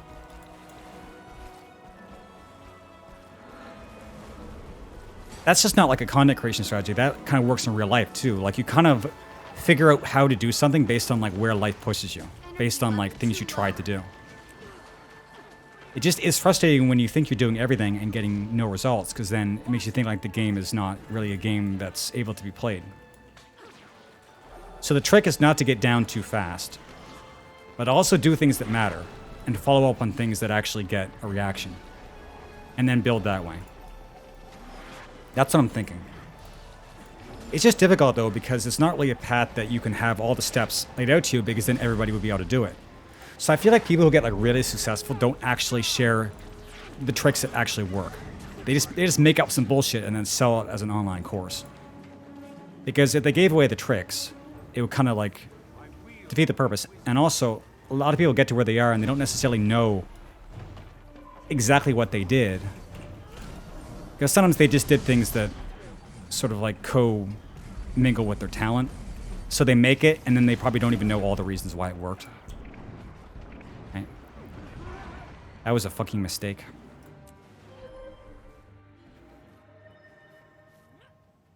Anyway, that's kind of like my thoughts on it. Speak, if it's going to work, basically TLDR, if something's going to work, you have to start going in the direction of like whatever you can get a hook into. And if you're doing all sorts of stuff and getting no hooks, maybe you're just dog shit.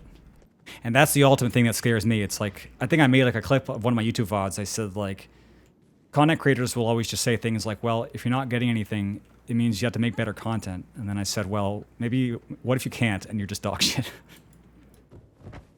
What if you can't make better content because you can't be better. You're just unable. You just suck. So that there's always that risk, right? But if you're going to make it, I think that's the way you do. You have to like try a bunch of stuff, and then the minute something starts to work, you have to like hammer that shit.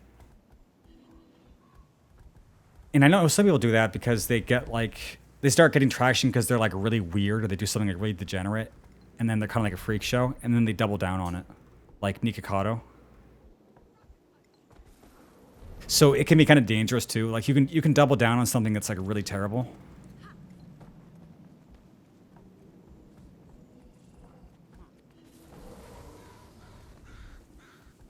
Yeah, well, it doesn't mean people who don't take off are not like funny, or original, or like, you know, worthy or valuable or valid or whatever. But it is the case that there's only so many top spots. So you can applaud the effort, but not everybody's going to make it. And that's you know, that's kind of rough, but that's just how it is. There's only so many top dog slots.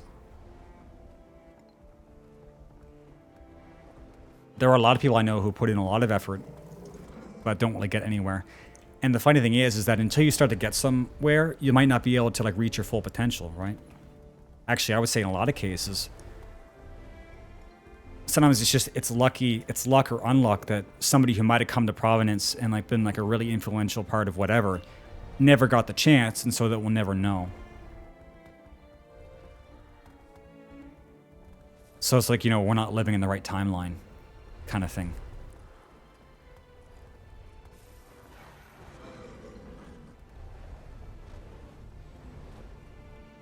These are what I think about when I'm sitting alone and the power goes off. Asmongold has the long hair. Yeah, I also can't stand Asmongold, but I've come to the realization that it's not because he's not creating value. It's that he just like, I can't physically watch him myself without cringing. Most of the time. You know, the more he goes toward not being his character and just talking about things that he thinks, and not being the Asmongold character, he's more tolerable. But when he starts doing his whole shtick, it's borderline cringing into a coma for me. Like, I can't fucking watch it. But him as a person, when he's being more Zack than he is Asmongold, he does say a lot of things that are true. Problem is, a lot of these streamers who get big, they get very arrogant. And it's not even their fault. Like, even X2C these days is becoming more arrogant because he gets richer. So Asmongold does have like a bit of arrogance to him.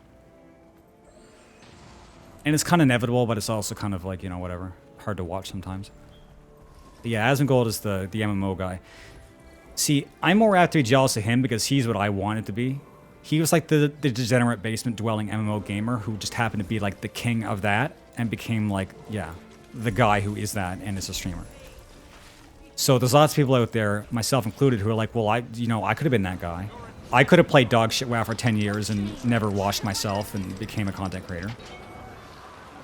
But it's like, well, you didn't, and he did, so that's kind of what happened. A brilliant ember. Well, you say long-haired MMO player, that's Asmongold. I mean, there have been a few of those guys over the years, but he's definitely, by far, the most well-known. Getting rage at Once upon a time, I was the degenerate long-haired guy who played MMOs.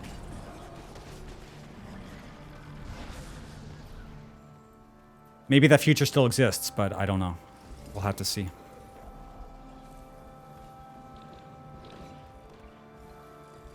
I don't use candles. I don't, no. I actually have a fear of the power going off because, well, I can't really get into it fully, but it really sucks for me to not have anything powered. I'm running kind of a necro, like, whatever. Like, it's like basically just core, blood armor, and more shroud. So it's like the ultimate like get in and survive and just whatever kind of build. Like I'm sort of like the average. I don't like the Necro at home. But I'm not going to call it a roaming build because if I get into a duel, I still lose. So I guess it's just kind of bad at everything. But I'm working up towards getting full Celestial and then trying out Harbinger. So I'm just kind of right now doing what I need to do. If that answers your question. Yeah, I was. I still had the eye patch, actually. Didn't really help very much, though. Accelerating. But Left Nut is on a table behind me, and he still has the eye patch on, so... Getting healthy. Yes, Trash, I'm sure you did exactly that.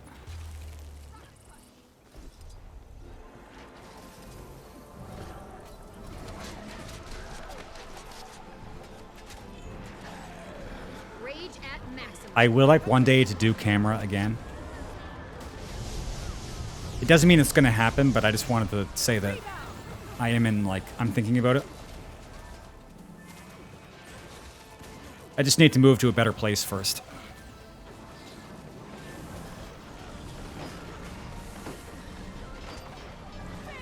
Okay, what angle? What's the precise pixel that I need to stand on to be able to hit the burning oil? Perfect. Easy. Just simple. I guess I could well, too.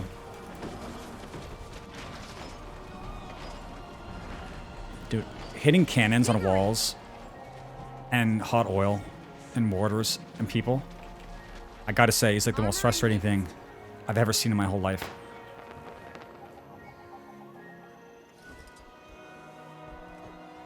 Like a 900 range weapon trying to get all the proper like spots.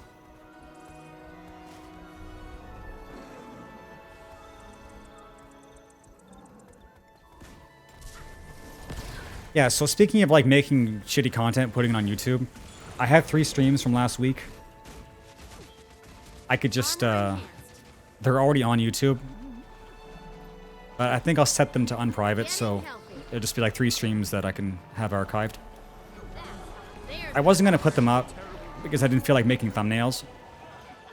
But it'd be kind of like stupid to not put it up just because it doesn't have a thumbnail. Rage at maximum.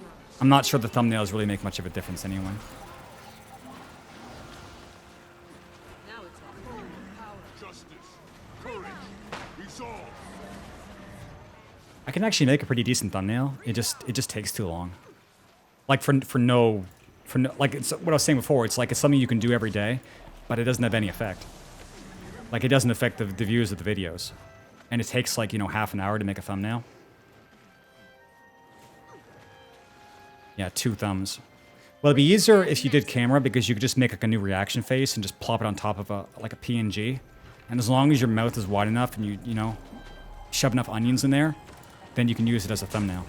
But I would go in and try to make like a custom screenshot and all these things, and it's like that takes way too long. If it was actually affecting the views of the video, it'd be worth it to do it every time. But when it literally has no effect and it takes like 45 minutes a day or half an hour a day, every day, you can't justify it. Like the big content creators don't even make their own; they just pay somebody. Like they hire editors who chop the VODs up into like 15, 20-minute videos, make the thumbnails, and then the streamer or the guy just keeps doing his content. Like they have a lot of help because they can afford it, and they have the right connections. Is this the path to the jumping puzzle? That's a really good jumping puzzle.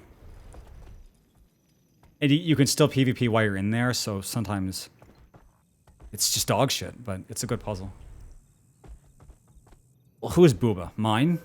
My Booba? I mean, if you insist.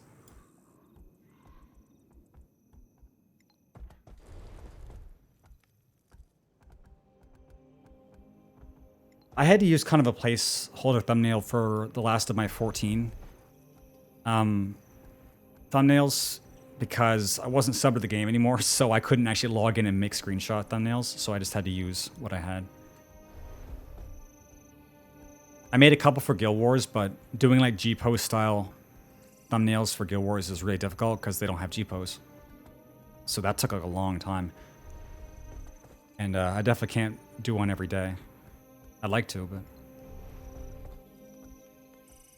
I might just kind of use like a basic ass bitch thumbnail going forward.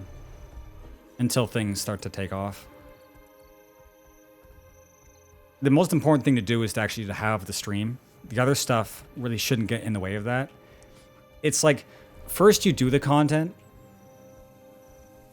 and then you worry about how to package it. Because you can't package nothing. Well, actually, some people would disagree with me on that, actually. It's like you can't package dog shit. Well, you can.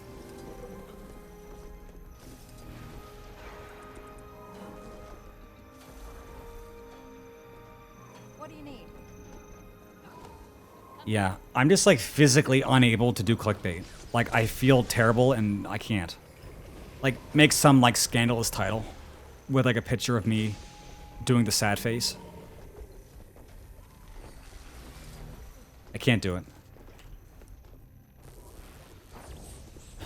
Like, I'm quitting 14, and then the next video is, you know, why 14 sucks, and then the next video is me returning to 14.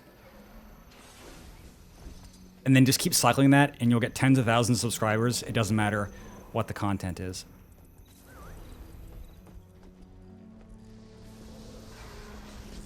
Yeah, but clickbait is like a really specific thing, and you kind of have to do it. Have you guys ever listened to any interviews with Mr. Beast? How he talks about like making his thumbnails and stuff like that? Like, these mofos, they have this down to a science. They're like the best in the world at like packaging up a video. And it's, you know, it's proven because, yeah, Mr. Beast is now like the biggest. So it's like, okay, he's the biggest, so he knows what he's doing. I wonder what his strategies are. And then you see what they are, and it's like, it just seems like the worst shit ever. So you think to yourself, like, okay, that's what you have to do to make the best thumbnail.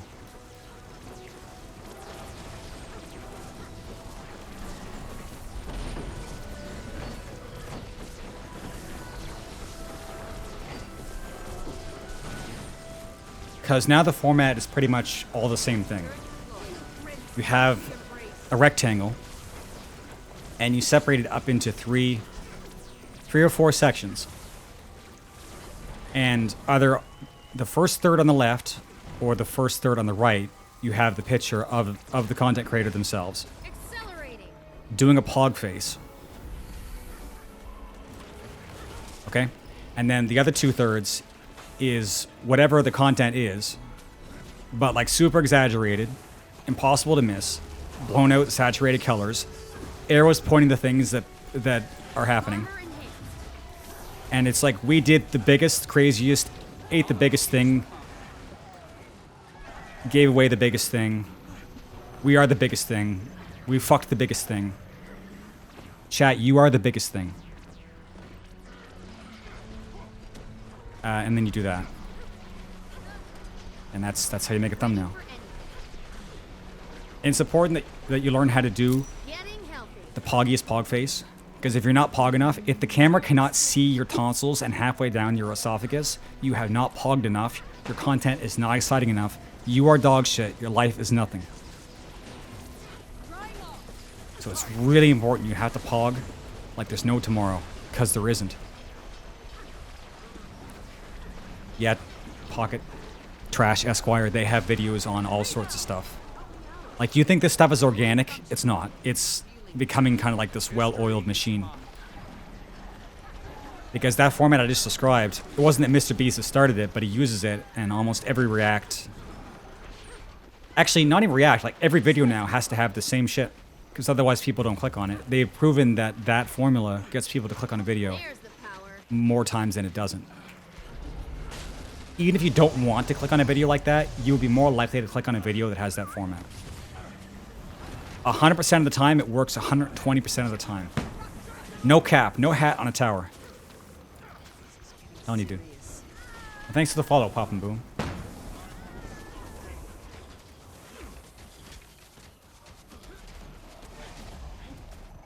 And you know what the worst part is, chat? If I actually get any traction, that's how I'm going to make my videos too. At least the thumbnail. I won't make clickbait, but that's how the thumbnail is going to be because that's how it has to be.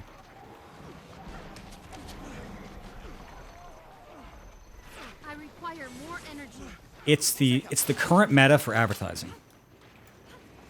Metas don't stay the same forever, but it is the current best way they know how to do stuff right now. Accelerating. And so people are always going to try to find the best way to do stuff and then copy it. There's the power. There was some stuff that was like tried in the past, like Vsauce, which now is like going on like 10 years since he was doing these videos. Something like 10 years. His thumbnails were always really unique and interesting. Sometimes they were minimalistic, sometimes they weren't. Like the titles didn't have any specific kind of meta to them. And back then his videos did really well because it's like the content of his videos was always great.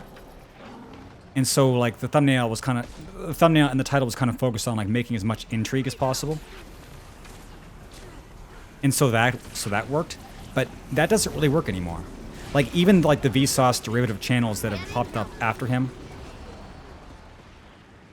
I mean, I know he's still going, but there's like kind of like more like science communication channels. Now they're kind of leaning towards the new style of meta where the titles are clickbaity and the thumbnails are clickbaity. It's like because they can't fight. They can't fight what they know works.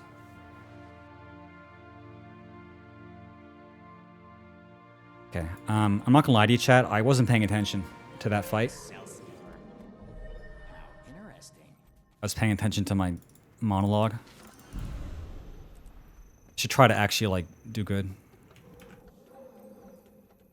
Oh, actually, I guess the whole squad kind of died anyway. I chose you. But it's like there's like a simple loop, and I'm not really following it. It's like when they're grouped up, spam AoEs.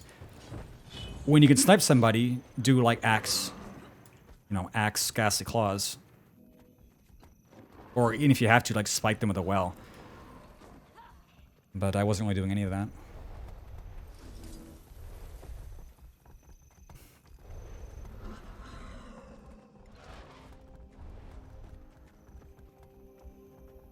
Also, if you have a good editor, you actually don't have to have any content creation skills besides just like streaming. Because if you have an editor that takes like a 6-hour stream and then cuts out all the highlights and then mashes them together with some light editing, it actually makes what seems to be a legitimate video, even though the content creator didn't actually like plan any of it. So with a good editor, you can actually have like proper YouTube videos every day, and they can actually do like fairly well as long as you have like somewhat of a personality. Only problem with that though is that if you don't have an editor, you literally do not have time to do that, and so you actually just can't do it. Because you do the 6-hour stream, and then you can't watch the stream again yourself, and then edit out the clips. There actually just aren't enough hours in the day unless you just don't sleep. So it's kind of like a real handicap to not have an editor, because you actually just can't make the best part of your content. You can't do the highlight reel. Because on YouTube, that's what people watch. People don't watch VOD streams on YouTube, unless you're like ZFG, where people just watch him do OOT randomizers. Like, there's 6-hour VODs and people watch them. So, it worked out for him. Most people, it doesn't work out for them. Oh shit. What food do I want? Yeah, well, winning the Zerg, except, yeah, I didn't win. Condition duration. Honestly, that's not too bad. What food was that? That gives the 20% condition duration down. It's clove spice pear. I gotta remember that. Because when you don't have peppercorn, that's... I like that one.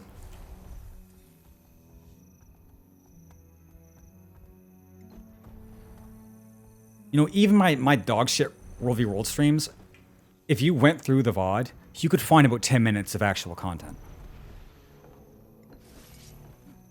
Like, even a bad editor could do that.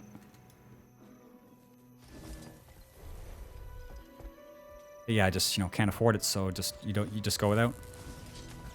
What can you do when you can't have it? You just cope. Copium.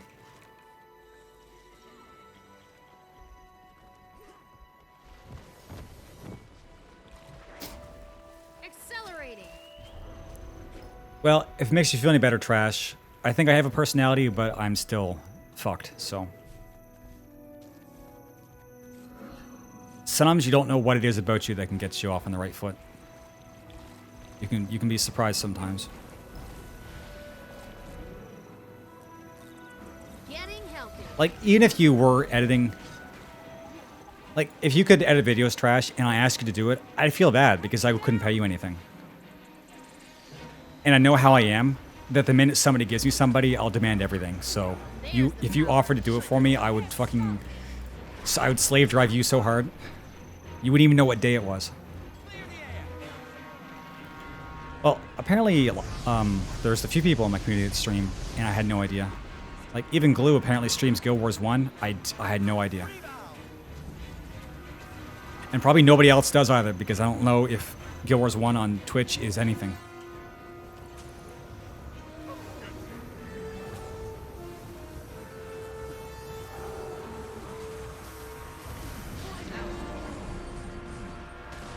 Okay.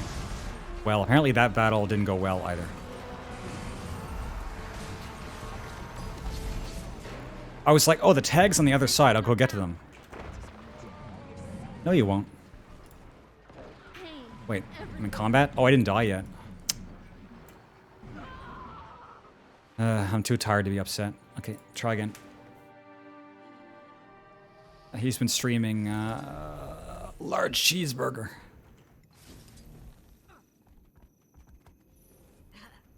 Well, as long as you're having fun, that's what matters.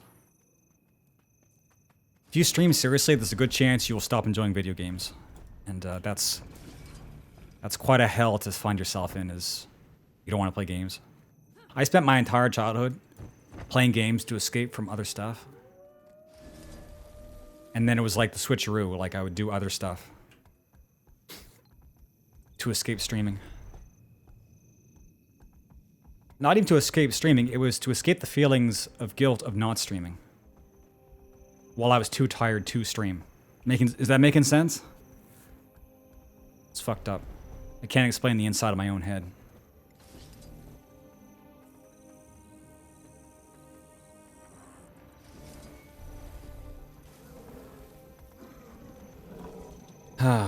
Dude. T.H.A.R on tag. I don't know if that's going to... Wait, we're not even with Indo. Wait, we had Princess. And now we have who? Crispy Furman. Our tag changed, and I didn't even realize it.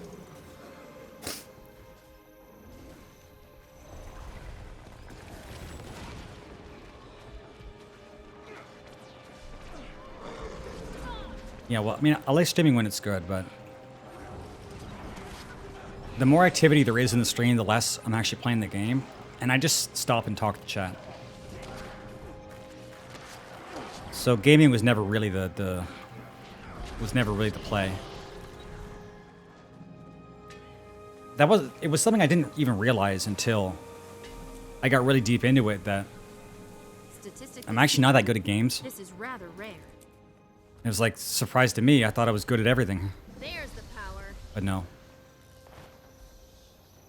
The problem is that you can't just become a just chatting streamer, especially as a guy, out of nowhere. So I would just play games and just talk to chat. But that's why it's been difficult that coming back to streaming, a lot of the community left. So I was doing streams where I was just like talking to nobody. And if someone like was concentrating on the game, that wouldn't really bother them, but you can see how for me it would bother me. Like the whole reason that I kept streaming was just to talk to chat. So rolling around in World v World for 4 hours talking to nobody, it's like, well, I could have just done this without the stream and, you know, been eating at the same time.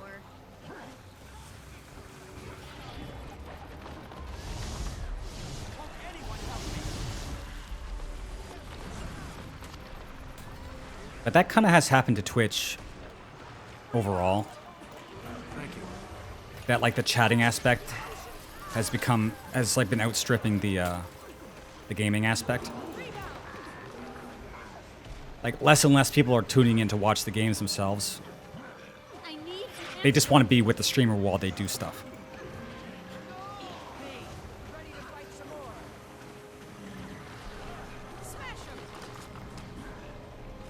Because it used to be on Twitch that you would get banned if you weren't playing a game on stream. I mean, and look how far we've gone since then. Holy shit.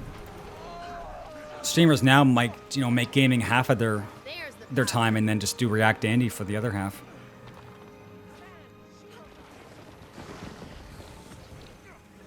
You know, we won that one. I don't know why. No, you don't want to see that. You definitely don't want to see that.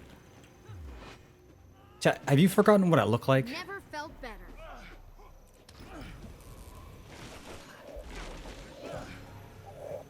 And like, in your imagination, am I some like twink? I mean, your memory might be faulty.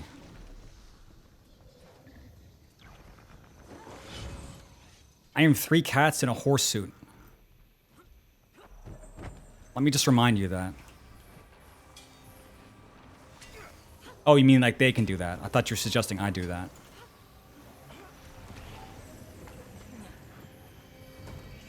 Well, I wasn't necessarily saying like the consolidation of like camgirl streams and Twitch. That's a different topic. I mean, that is also happening. I mean, that was honestly like the only thing that was in the news like the last like year before this and like the year before that. Like it was like, why don't they clamp down TOS on girls? We're essentially doing OnlyFans content on Twitch. But like there's been like cycles of drama. It was that into... I can't necessarily remember the order of it, but like what are all the scandals over the last few years? It was it's the hot tub stuff, it was the Gamba stuff. It was like DMCA watching like the Johnny Depp trial, so it was like this whole conversation of like getting DMCA'd. What else? All sorts of shit. So much I can hardly remember.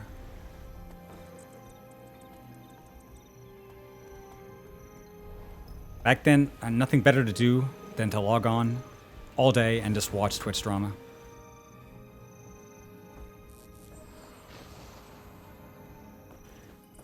Don't know what I was thinking, honestly, I don't. I guess VTubers came into the equation at some point, but that's kind of been like going on behind everything.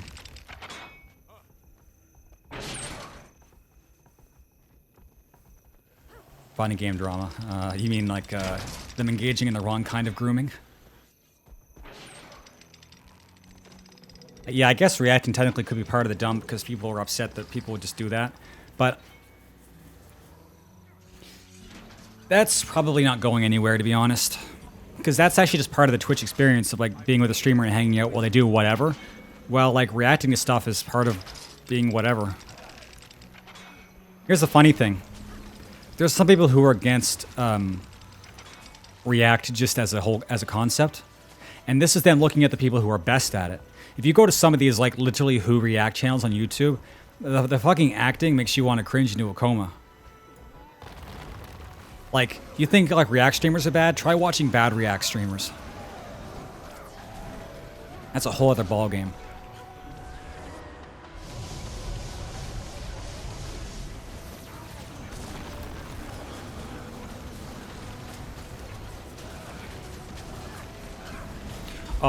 Although, have you ever watched a VTuber try to pretend to be Chat's girlfriend?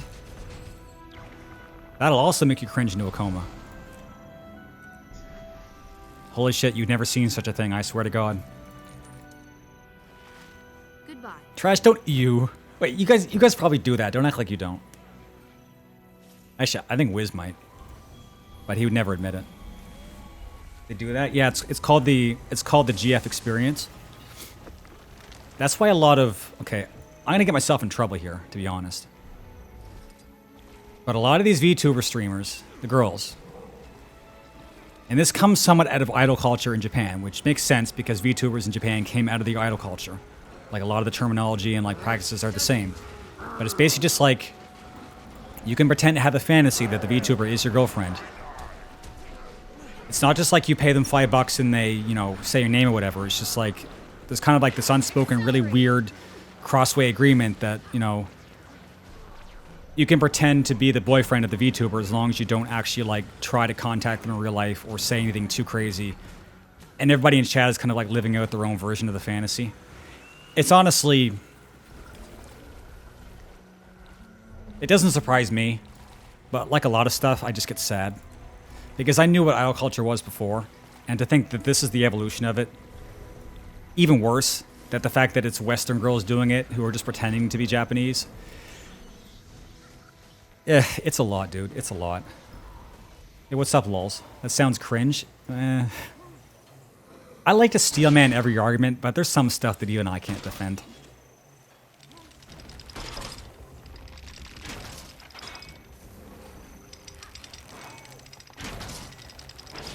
But then again, like everything, a lot of people are just jealous that they can't do it themselves. It's true facts. Pay to talk to Wayman. Well, you know, here, chat, you can not pay to talk to me. How good a deal is that? I can make $0 and you can come here for free 99. That is free $0. No dollars and no cents. And I will pretend to be nothing in particular. Just a voice. Haven't seen me in a while. Yeah. A couple of years. The more things change, the more they stay the same, huh?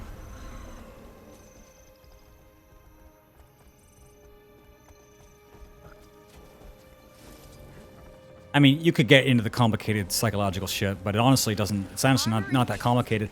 Chat, how many times have I talked about this? Like, all the stuff happening with streamers and like, e-girls and the meshing and the virtual, like, relationship shit. That should come as a surprise to nobody because of the fact that social contracts in real life are breaking down, but people still need to have them, so they're going to seek out the best possible alternatives, which is to find people online who act like they like them and pay them money to talk to them. I mean, there's already sites you can go to where you can pay somebody to be your video game, like your video game co-op partner. In fact, a lot of streamers actually have that as a side hustle. Like, people pay them like $75 and they'll play like a round of League of Legends with them and like pretend to be their friend. You can buy a virtual girlfriend in Japan to like have a date with you for a day, and you just pay her to do that. Like, this stuff all exists. And yeah, it's sad, but it's not like we didn't see this coming. I'm not sure what the name of the website is, but yeah, you can do that. Like, type in like pay for virtual video game partner or whatever. Like, you can do it. In fact, maybe I should do it. Chat, do you want to pay me? How would you like to pay me $75 to throw your League of Legends match? Guaranteed throws. I won't even have to fake it. It's a legitimate throw. Well, I'll tell you one thing. I mean, you guys know about Neurosama. So this is like the first actual like VTuber that is an artificial intelligence. And she's getting in trouble now because like any AI, they're getting her to say like anti-Semitic shit. So she got banned for a while. But it's happening. Like, pretty soon people are going to be like having the virtual girlfriend experience with a program. And a big part of them is going to know that that's what's going on, but they're not going to care. They're going to have drunk the Kool-Aid so much that they're not going to care. Like, Neurosama is already out. There's probably some other ones. The tech's going to get better. And then you're going to have all this like VTubers and like girl streamers like revolting against the technology because it's like cutting in on their hustle. Like, you're going to have a virtual girl that can act like more of an ideal girlfriend than a real girl. And the people are going to get extremely upset. You watch it, chat. It's coming. If it's not already here as I say it, soon. Pipes. Yeah, well, the anime was Rent a Girlfriend. Although that's kind of old at this point. That's like a few years, right? Well, see, the problem with being an e-boy is that nobody really cares because it's the guys who are like, who want to have like the relationship with the girls. It's not really the other way around. And besides, well, maybe I should hold my tongue. I don't even know anything. Maybe there is going to be a market for this. Because, you know, you want to have a gaming bro and some people don't even really have that. So yeah, maybe there is like going to be a need for that. Because you seek like you seek like different things in a friend. If you have a female friend, it's not necessarily the friend that you game with. This is I mean, rapid it's kind of cool if they overlap, but generally you game with the boys, right? So, chat, what if you don't have the boys? What if the boys are gone? So you're gonna hire out a team of temporary the boys, and you'll game with them. Wait, what if these things start to intersect? What if you start hiring out like a video game co-op partner, but then they're gonna teach the AI to play games? So you're gonna have an AI construct that's gonna be playing the game with you, and they're pretty good because you don't need to be that good to be better than like most people. And so they'll have like the virtual talking experience and the virtual gaming experience, and it could be a guy or a girl, and then you just pay for that. Chat, what if I stopped making really terrible predictions?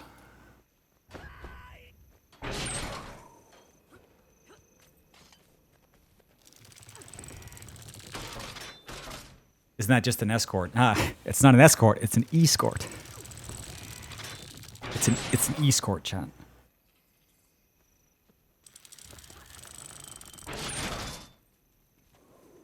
Well, the funny thing is, Pocket,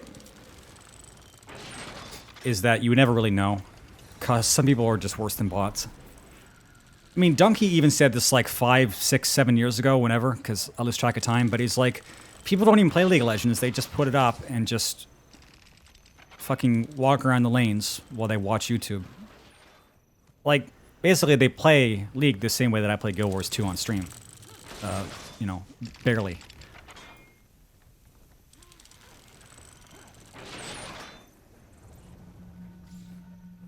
Return, my friend.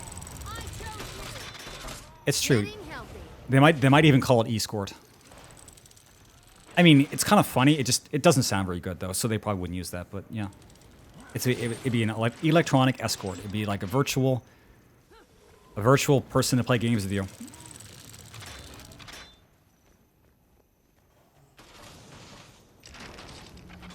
You know what's a funny thing is that before the Riot MMO releases, I'm gonna have to go back and actually read up on all the legal lore, and it's gonna be so terrible. Because I ducked out of that shit after year 2. And what are we at now? Year... How old is the LoL? 12 years? 13 years? It's like 13 years, right? Not a fan of Arcane. Never watched it. Armor in hand.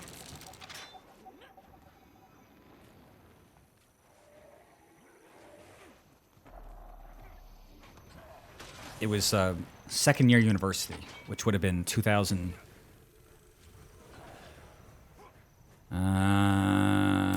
9 or 10. So it's somewhere around there. 2000... I don't like thinking back that far, because I don't feel that old. But yeah, it was a long time ago. Thanks for follow, Art of Reaper. Art of Reaper. I could show you my Art of Reaper, but I'm not... Accelerating. I don't want to go on Reaper, because I'll die. Yeah, so out of these trebuchets, you can launch a cow. I'm not sure if they're doing it, though. It's like flaming rocks or cows. Let's see if they launch a cow.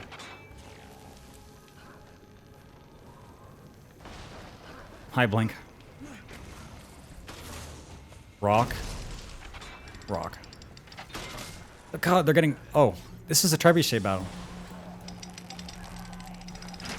Yeah, well, Reaper 4 is basically Death Blossom. It's the same thing. Yup, Rock. I, never learned how to fire a trebuchet. Because the range is ridiculous and you have to do it manually, so this is something that you want to practice on. But building your own trebuchet and practicing on it, I don't know, it's expensive. You can find one, maybe just in the wild, a wild trebuchet, and use that. But I keep forgetting to do that. Yeah, the range is like a billion miles, so you really have to be like good at it. Catapults are not as bad. It's pretty easy to aim catapult. No, dude, it is pretty cruel. You guys realize I made the stream. Well, actually, I didn't make the stream, but the stream went revived on summer of 2016. And most of the people that are still around now, I met within the first year. So it's like, that's cool. So what happened in all those years in between? I don't know. I'm scared to ask, to be honest.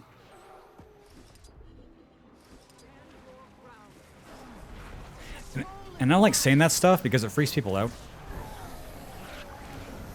Because I have a habit in real life where I'll think about an event and I'll talk about it.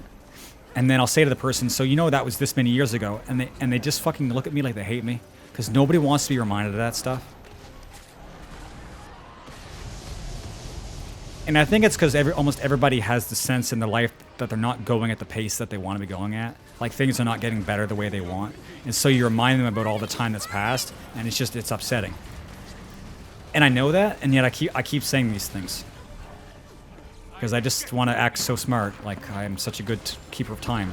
I'm like, yep, clock. I'll tell you exactly the moment your life went to shit. I might still do it. I don't actually look that different than I did when you guys last saw me. The problem is that I feel different. But then the last time I turned on the camera, which was like maybe 4 months ago, I was like, shit, I just look the same. I just feel dead inside. Well, I look the same. So I could probably go back to what I was doing. And I might have to. I think it's kind of hard to be a streamer and not have a cam. People are like, you can do it. And I'm like, I don't think it really works so well for me. Armor enhanced. Energy level I think people liked watching my facial expressions. Man, dude, I cannot talk today. getting healthy. I mean, I'm talking, but I'm tripping a lot. Well, eye patch might come back, but I don't know. I used to wear it to avoid getting too much light in my eye, and it kind of worked. But I think the solution is I need to wear an eye patch on both eyes. I'm gonna live. I'm gonna get out of here. Unless they sick the emotional support shark on me. Oh no, they're chasing me. I'm fading fast. I got you, streamer. How does he know? Help! Here! How do people find me? I need some backup. Well, if you save me, I'll save you. Rage at max. Never Well, felt he's the good kind of streamer. He's not saying I got you like I killed you. He's like, I got you as in I'll save you. Unfortunately, you can't save this Papega mess. Now watch as I cast underwater wells. armor enhanced. Dude, underwater combat is so shitty. Wait, I'm in Shroud. Strength of a pack. It's like kind of balls to try to kill somebody when they're in water.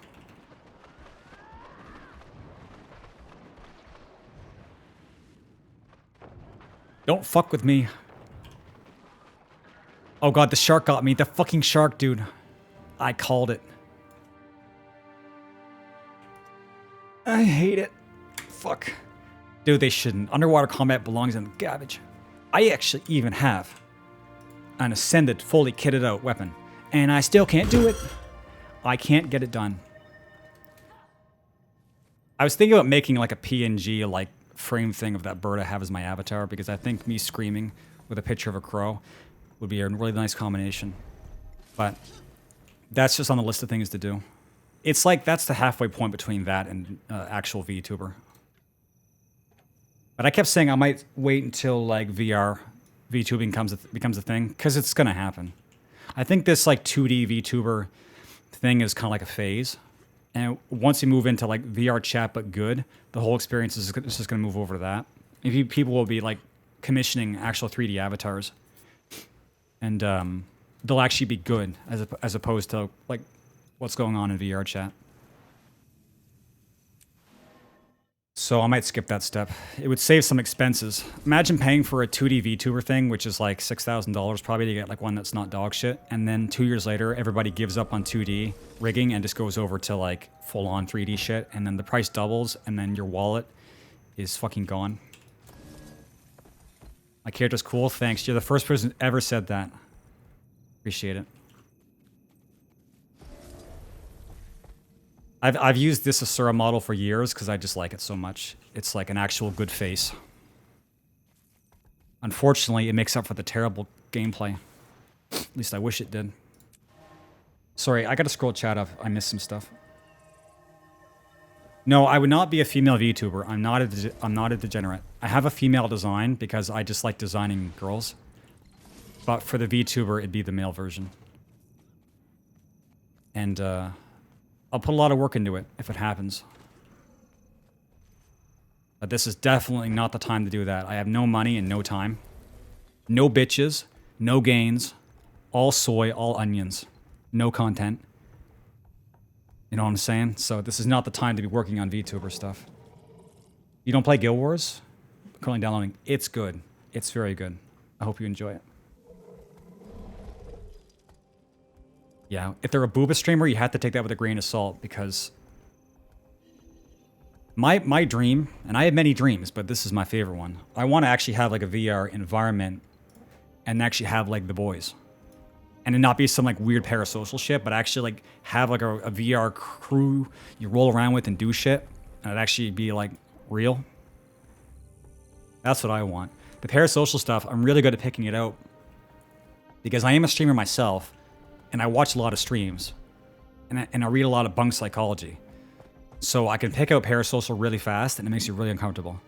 And so I never wanted to have that environment with the chat. Like I always try to treat you guys like people. Because I just know that it's just how uncomfortable it makes me to not have it like that. So my dream is to actually have like a real group of the boys rolling around and doing stuff in VR. And it doesn't matter if we're VR VTubers or not. The point is to have like an actual, you know, real social interactions. And not this fake shit. Because I'm an old timer, you know. Belong to like the Bronze Ages, the 90s. And back then we had friends. Well, actually, I didn't. But I heard people did. And it seemed like it was working out pretty good for them. Yeah. So that's basically that. I usually say, I'm used to talking about 14. I say 14 is not overwhelming. And Guild Wars 2 probably objectively is not that overwhelming either.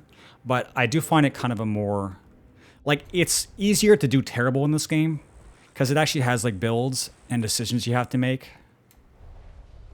Like, you look at your hotbars and it's like, oh, that's not that many skills. This game must be, like, really easy. But it's actually, there's a lot of work that goes into, like, figuring out how to do stuff well. Thankfully, it doesn't get hard all at once. And there's a lot of resources online to help you make builds. So, if you have a bit of patience, the game is not too bad at all. And if it is, you can just play really easy classes like Necromancer, and just, the game wins itself for you. Unless you're in this mode, whereas Necro is basically a freebie. Yeah, the battle's over and I can't... The battle's over and I went to the battle, like, what I expect was going to happen.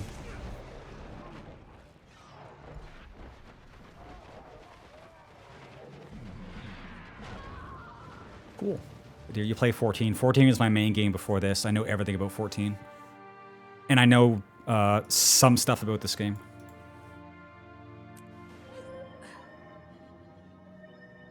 You're talking about hiring me for a mock 1 hour stream from VR fatigue. Well, like, you mean I would get too tired, or... Because I would. Oh, I know of a good use for this. Actually, I'm pretty good in VR. I really enjoy VR. And people say, like, blah, blah, motion sickness. Actually, not really. I didn't know this, but if you practice being motion sick, you'll stop getting motion sick. Because when I first got VR, I was like, well, I can't play this. I played half of Alex. And I played for 5 minutes. And I got sick. I was like, shit. So now I'm fucked, right? But no. Actually, if you do a bit every day, you can actually cure motion sickness. Which is amazing. I didn't know that. So I can actually do VR for quite a long time.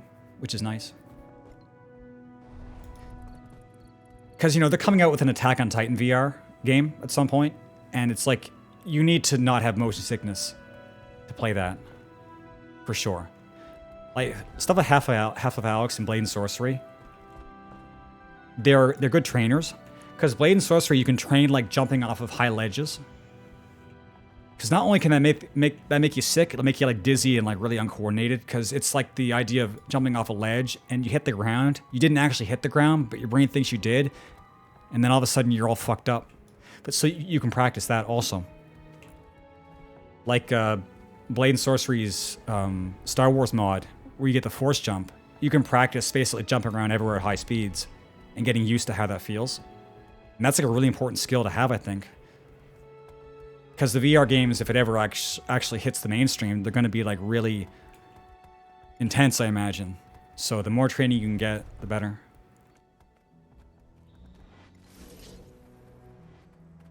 I say this every time, Blade and Sorcery, very fun game. I kind of miss not playing it.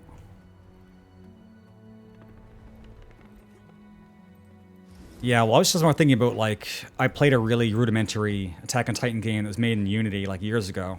And just, like, getting the physics down of using the grappling hooks and the jetpacks at the same time. So that's hard enough, figuring out how to actually play it, like a third-person game. But having to do all that and then it also be in VR, I think that'll be a game that'd be really difficult to become good at.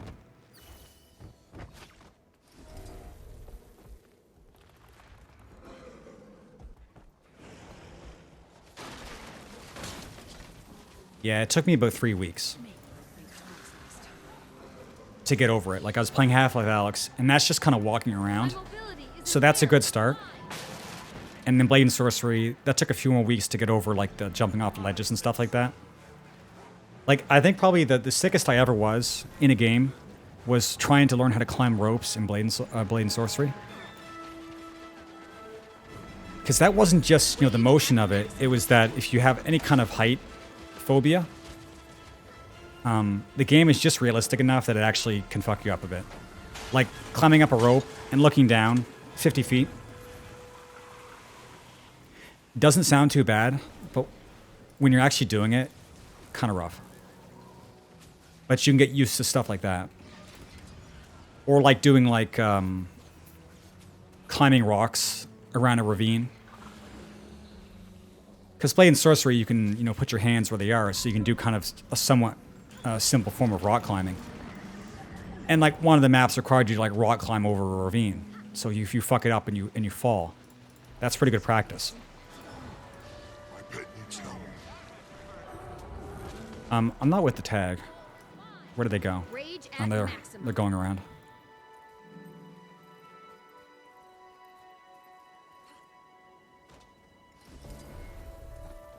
And what was the other one? I guess Beat Saber. Beat Saber doesn't give you any motion sickness, but it definitely makes your arms fall off. Well, like anybody could play Beat Saber without having any like practice at all in VR. Because there's like no motion sickness at all for that. Yeah, the heights were kind of rough. I don't want to be afraid of heights because it wouldn't make sense for my branding. But it's something that I work on. No, not Mountain Blade, Blade and Sorcery. Dude, I bet if you had motion sickness doing VR like riding a horse, it'd be pretty rough.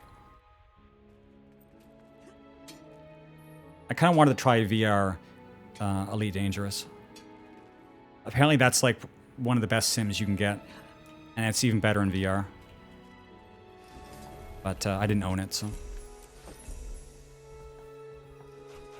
Yeah, Mountain Blade. That sounds a bit intense to me.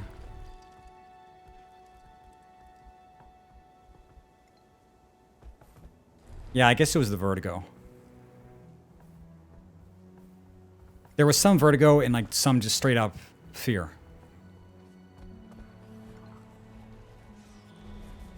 In Blade and Sorcery, standing up on a high cliff and looking down, it does give you vertigo. It's true, it does. I mean, even when the stuff is not perfectly realistic, it is realistic enough to train people on. I mean, they've been using VR in therapy, like phobia therapy, for years. My brother in Christ, can I just not get shot in the fucking back of the head? Yeah, true. A VR mech game would be fucking sick. Although part of that, you wouldn't want to miss too much of the actual action by having too much of the cockpit. Yeah, the next Armored Core game, the trailer really sold it for me. The thing is, people don't know this about me, I really like mecha. Like, a lot. Thing is, there's, like, not really... It's not a market that really has a lot of good representation. So, who's making the new Armored Core? Is it, Platinum? That's pretty good, that's a pretty good, you know... It gives me some faith, for sure. But, like, an actual mech co-op game... like slash sim... already sounds pretty good. VR sounds even better. I don't think the next Armored Core has to be VR for me to get excited about it. I actually just want to... For some reason, I'm just like really excited to play it. Even though I played maybe like a handful of mech games in my life ever. And never got good at any of them. Deus Ex Machina, it's getting pretty old. Or did they just do a remaster? No, like a re-release. I'll look it up. Oh, 2019.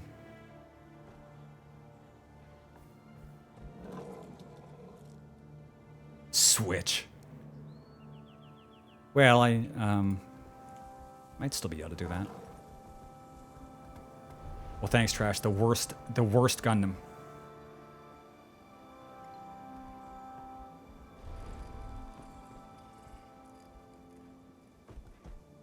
Yeah, they're starting to become a list of games that I want to play.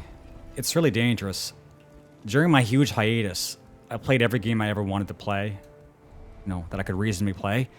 Because I wanted to not have playing other games on my mind while I was streaming. It's like, I don't want to think about other girls. I don't want to think about other games. So I did that. And it's been about a year. And the problem is now there were games coming out that are making a new backlog. And it's like, I don't have time for this shit. Like, it never ends. Games just... There's always a game to play. Pretty corny is putting it lightly, for sure.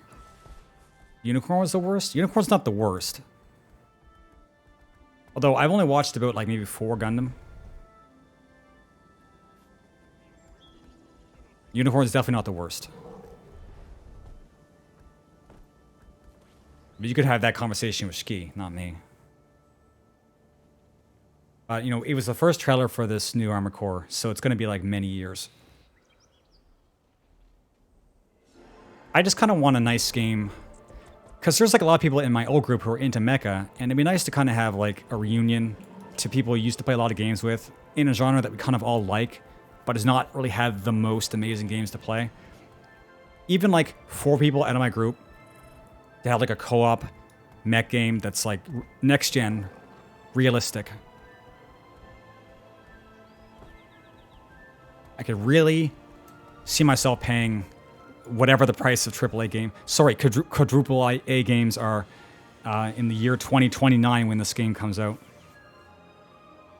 2023, I would be very skeptical. 2023, unless they're already really, really far into dev.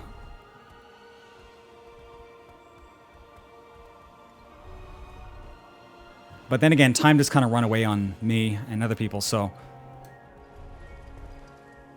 Maybe they can do it. I mean, honestly, you can never expect the game to come out on time nowadays because everybody claims... Everybody wants an extension. When was the last time a game came out on time? I was going to say, and wasn't dog shit, but sometimes it does come out after delay and it's still dog shit, so... Hey, chat, I got a game for you. It's called Find the Tag and Stop Talking. Jesus.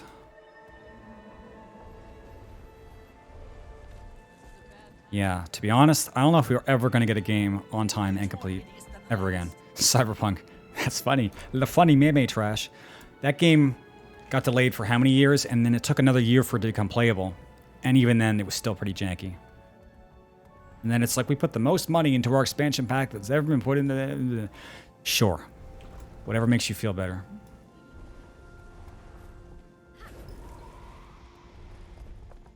Cyberpunk, good, not great. I wish people would stop saying it's great just because the anime was good. Especially since I played Cyberpunk, and then went back and played Witcher 3, and it made me even more sad. Because Witcher 3 is legitimately great. Cyberpunk is legitimately whatever. I don't know what to say. The recent Sonic game. Why does everybody think that game is so good? Am I missing something? I like these service flipping animations. They're very athletic. I don't know how, but they are. This game has some very amazing animation work. The thing is that they haven't... A lot of it was in at the start. And it hasn't exactly been improved upon.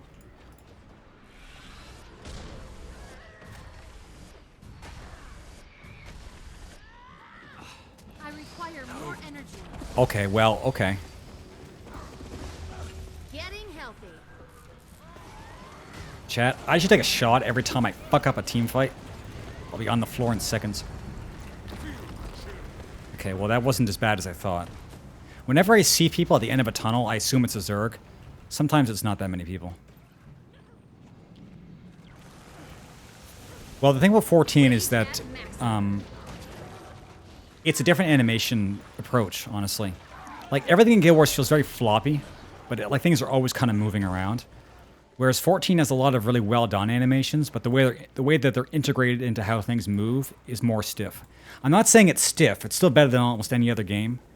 And honestly, Guild Wars 2 kind of feels too floppy sometimes. It's honestly just like a difference in how they do things. 14 still has some of the best animations on like their weapon skills, for example. However, And you thought I was beaten. it's pretty hard to beat Korea, because that's what Korea spends all their money on. Like, you watch some of the weapon showcases for Lost Ark, it's like, what the fuck? And then you wish 14 could start looking like that. A shame about the rest of Lost Ark, though. Yeah, and also some of it may be to do with the fact that, you know, it's very rotation-based, so having easily readable animations is really important, and also they don't want it to look too boring because you're going to be watching it for literally hours. But Guild Wars 2 has a lot of, like, proper tweens between animations. Like, if you watch the animations on their mounts, the mount animations are probably the best in the industry. I mean, sorry, the mounts, period, are the best in the industry, hands down. Guild Wars 2 mounts are incredible. There's the power. But yet, like, the individual movements themselves are not necessarily too interesting. Like, watching my Asura cast marks all day long, it's the same animation every time. You know, attack somebody with the staff, just point the finger at them. It's always the same. You don't really spend that much time watching your character in Guild Wars do shit. Whereas in 14, I often get distracted watching my character do shit. Armor enhanced. Ready, willing, and able. So, if that's any kind of benchmark,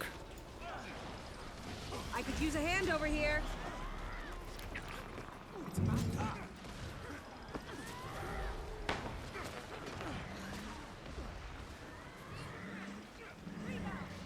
true, although some are less arbitrary than others. The sky scale does tend to make you want to use some mounts less, because it really is the end. It's the final mount, the dragon. So it combines a lot of what the other mounts do, but it doesn't necessarily do anything better than some of the specialized ones. There still are cases, for instance, where you'd want to use the roller beetle or the griffin. I mean, the sky scale can't replace the skimmer or the jackal. I mean, not really. So they did put a lot of thought into how they wanted to differentiate the mounts. As far as the siege turtle, I don't even know. That one's kind of like going off into a different direction. You know, that reminds me. I keep saying I need to get the siege turtles. I've been stuck in World World so long, I never even finished up. Actually, finishing up, I never even started to get the turtle. I haven't even unlocked the track for it. Cool. Yeah, maybe not that trash. Maybe not that blink.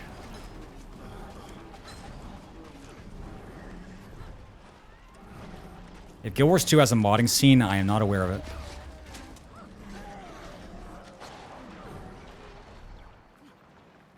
Well, that's not necessarily true. But the thing is, all I've seen are things like UI mods. And they've gone a lot crazier with the UI mods in this game than the community has in 14. I don't know if it's just because of the ease of making them. But there's some UI mods in Guild Wars that are like legitimately better than stuff they put in the game themselves. I don't think mods are allowed on any game, but that doesn't stop people from using them. Like, I have a DPS parser. I'm not sure if I started streaming with it that I get banned. I honestly don't know. TOSs on this stuff are always very kind of odd because they'll say, like, don't fuck around with our game. But then they also know that a lot of times people fuck around with the game because the devs are not providing their players with a service that they should have provided them. Like, people are doing UI mods because they feel like there's a gap in what the game is offering. So can you blame the players for giving themselves, you know, what they need? And of course, you can cross the line and start, like, having UI stuff that's cheating. Like in 14, they have CactBot, which essentially just, you know, invalidates the brain needed to finish raids. The brain power needed to finish raids. So that's too much. But then we had UI mods in 14 that just like changed the color of the UI. It's like technically that's against TOS, but are you gonna get banned for it? Probably not. And then years later, now they're releasing color skins for 14, like officially releasing them. So sometimes it gives the devs a hint as to what players want. There have been at least 5 or 6 features in 14 that have showed up as a result of Square Enix seeing that people are modding something, saying no, don't do that, and then adding it themselves, which is the right response. But anyway, you know what I'm saying. So I don't want to make it sound like they're taking credit, but it's just like they see what people want, and they want it so bad that they're modding it in themselves. It's like maybe it's time to think about adding in your own version of it. Yeah, well, we're getting the visual upgrade in 14 sooner rather than later.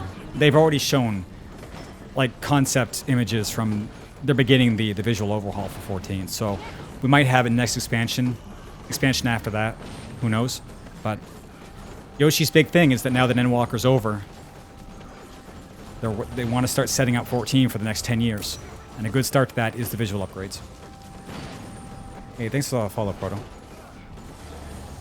My thing about a Guild Wars UI is that it's surprisingly unflexible as far as like moving stuff around. Like I want to, on 14 I have very specific hotbar layouts. In Guild Wars, what we have here is nice, this works, I don't have any complaints, but there's no really option to change this. So thank God it works. Because 14's basic UI, I'm not gonna lie, not great. But they give you the tools to fix it.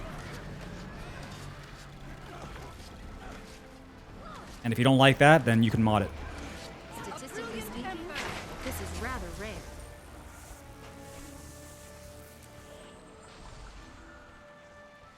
Well, here's the thing about 14's presets. They have to keep some of them because they tie a lot of animations to like these very specific structures. And we know what games look like when they start giving too much freedom for facial shit and then pairing it up with animations. For instance, Black Desert. Dude, what the fuck?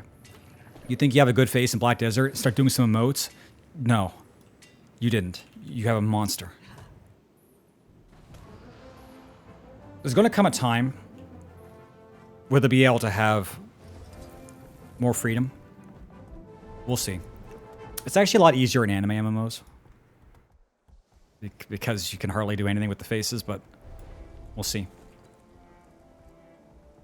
This is not supposed to be some segue into Blue Protocol, but I find any excuse to talk about that.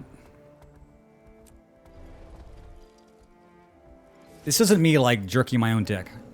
I have one of the most optimized UI in 14, period. And I know that because I probably spent, like, 100 man-hours tweaking that shit.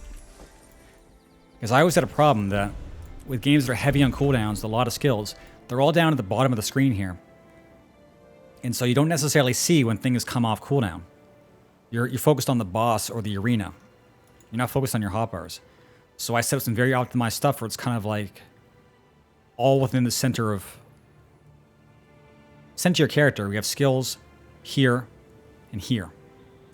So when something comes off cooldown, you'll just see it out of the corner of your eye and you'll never miss it. The thing is though, I think that's a me thing because I've never seen even any top end raiders have anything besides having their skills right here. So it really is a me problem. If the world-class raider's not doing this stuff, then for me, it really is just cope. It's like finding ways to play the game with a broken brain. But yeah, it is optimized. It's pixel perfect. Nobody asked, but I did it. Yeah, well, I do a lot of things in life to get around the fact that my attention span is fucked up. So, 14 gave me the ability to do that. If Guild Wars gave me the ability to do that, I don't know. Because the thing is, there's a lot of stuff going on. Having skills here or here, I don't know about that. If there was some kind of radial menu, and they were like nicely layered, hard to say. I don't know about that. I don't think I can imagine.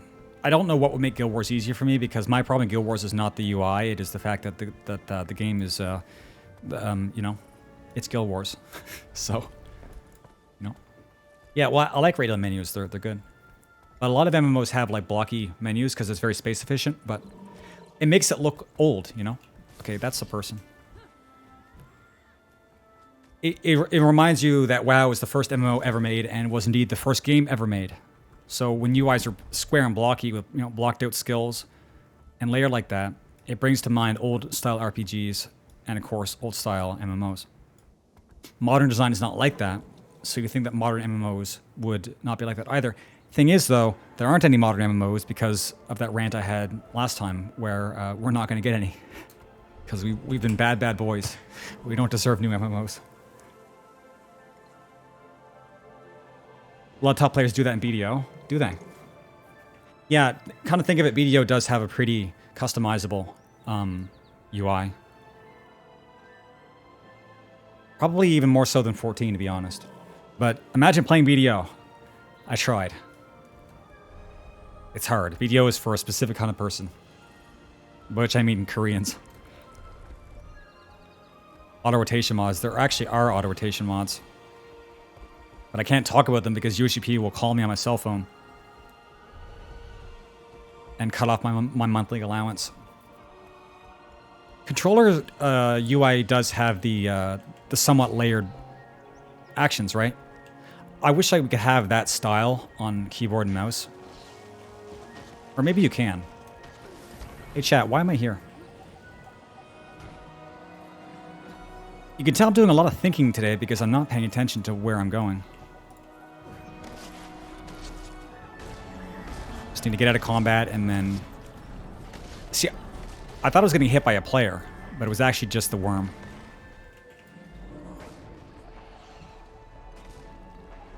Dude, stop chasing me.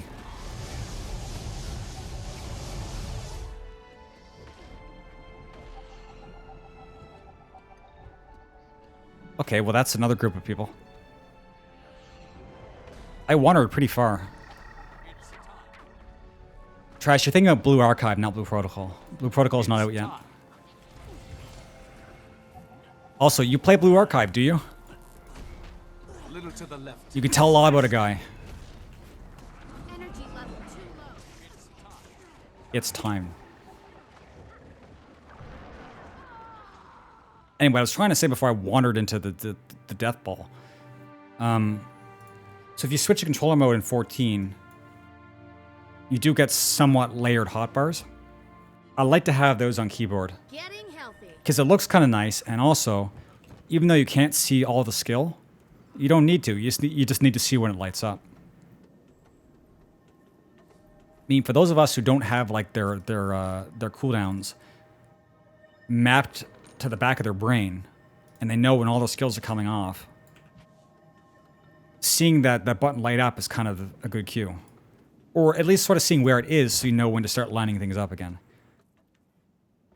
As the game goes on, actually, this becomes less of a problem because they're centering things more around the 2-minute window, so you honestly know when to start thinking about throwing in your abilities again.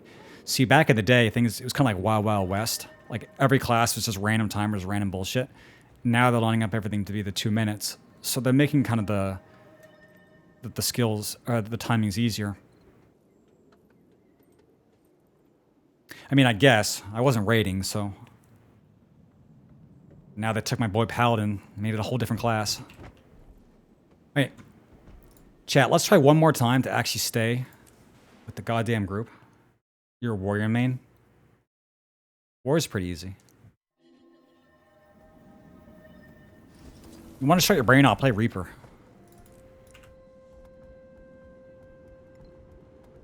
Yeah, well, I mean, trash. It's a Korean gacha, so it's automatically evil. And so is Nikkei. That's also a Korean gacha. I mean, it's managed by a Chinese company, developed in Korea. Don't play Korean gacha. Do not. Also, Epic 7. Do not.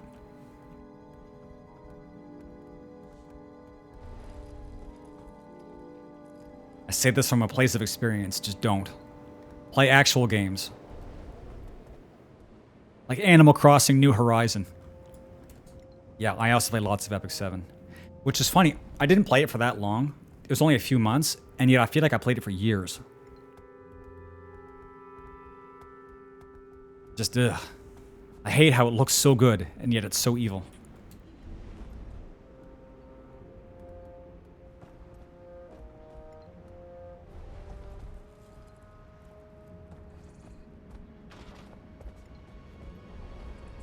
Yeah, well, there's an extra layer of evil because it has a PvP mode and it's, you know, pay to win.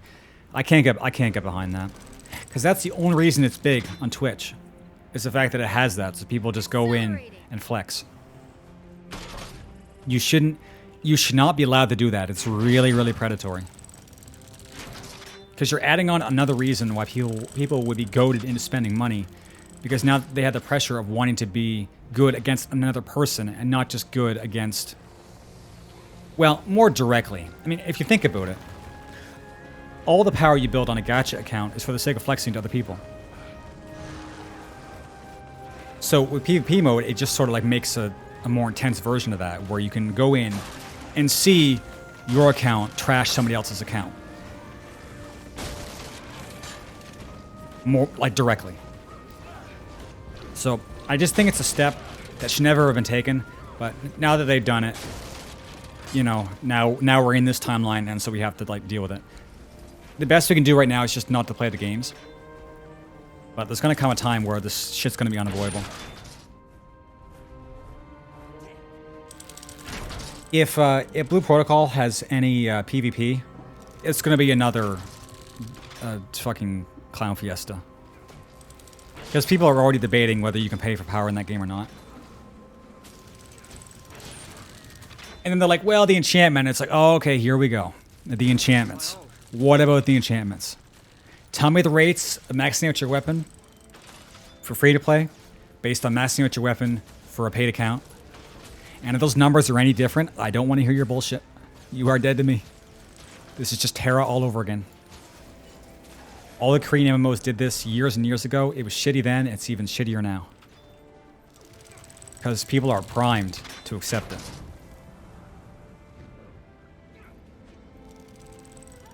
How do you make this Asura? A lot of time. But again, I appreciate it. I made this Asura years ago when I had a functioning brain.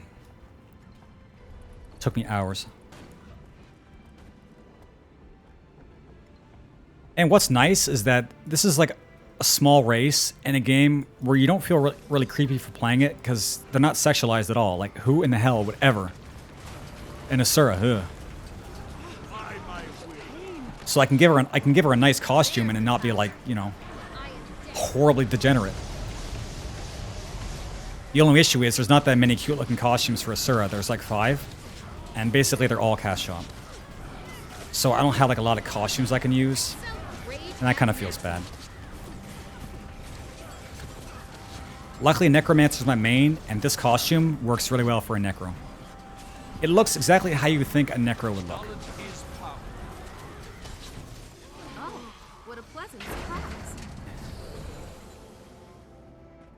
Yeah, well, don't get it twisted, chat. It doesn't matter what happens to Blue Protocol. I'm gonna play it, and I'm gonna play it a lot because I don't have anything left. I watched these new MMOs come and go, where people were so excited about them, and they're like, Archage, Bless, New World, Lost Ark. Did I say Lost Ark? Did I say Archage? And it's like I could watch them come and go because I knew that they were going to come and go.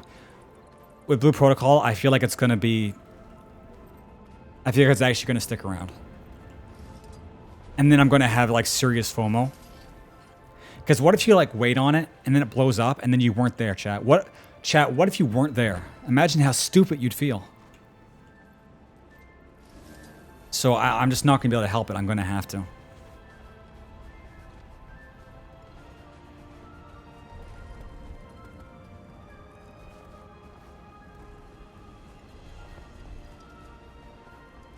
I'm honestly just saying that for lip service. I don't exactly have a problem with small races in games. Because I know I'm not that degenerate. I don't have to worry about the back of my own mind. Some people, though. There is a certain race coming out in Lost Ark in a couple months. I'm not going to tell you guys what that class is. I'm sure some of you already know. And I'm sure some of you know it's going to cause huge problems. Huge problems. And I won't be there, chat. I won't be playing that game. Whoops. That's... Whoops. Lost Ark is kind of in a weird spot. I can't tell if it's doing good or not. Because the game has this huge bot problem. So I'm not really sure of the traffic. So it's like, okay, so maybe the Steam numbers are not really accurate. But then it's like you go on Twitch. It's doing well on Twitch. But then you look at the streams and it's all Korean. There's like hardly any English streamers. And it's just like, is this game doing good or not? Like, I can't even tell. I don't even know. Well, you know, I have heard that. But it seemed like even from the start, don't go in unless you're going to pay. I think it just became like worse over time. Because part of it is that the bots cause the currency to become invalidated because you can't farm as fast as a bot. So any amount of money you make, it's fucking worthless. And with a game that allows you to do currency conversion, that means any amount of money you put in is also worthless. So, it's like that's honestly pretty bad.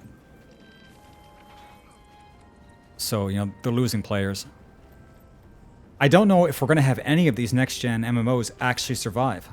Like, how many are really actually still there? Both Bless has failed. Lost Ark is becoming bots, and people are getting sick of it. New World is... Yeah, so that's all of them. I don't think any of them are going to make it through.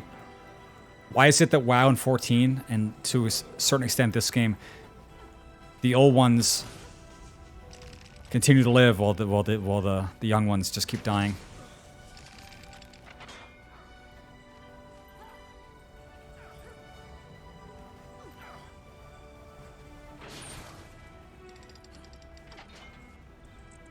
Did you win? I was always very skeptical in Lost Ark. I was hoping, part of me, that it would do really well, but I just knew that it had been out for a long time in Korea and Russia. And that's kind of enough time to realize that kind of what game it is. I do kind of wish things had gone a bit different. You killed it? How dare you?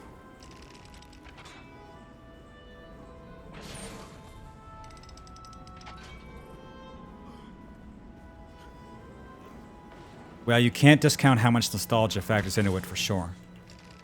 I mean, there are players, I was saying this last time, there's players who are going to stick with WoW forever, no matter how different it becomes from its initial iteration.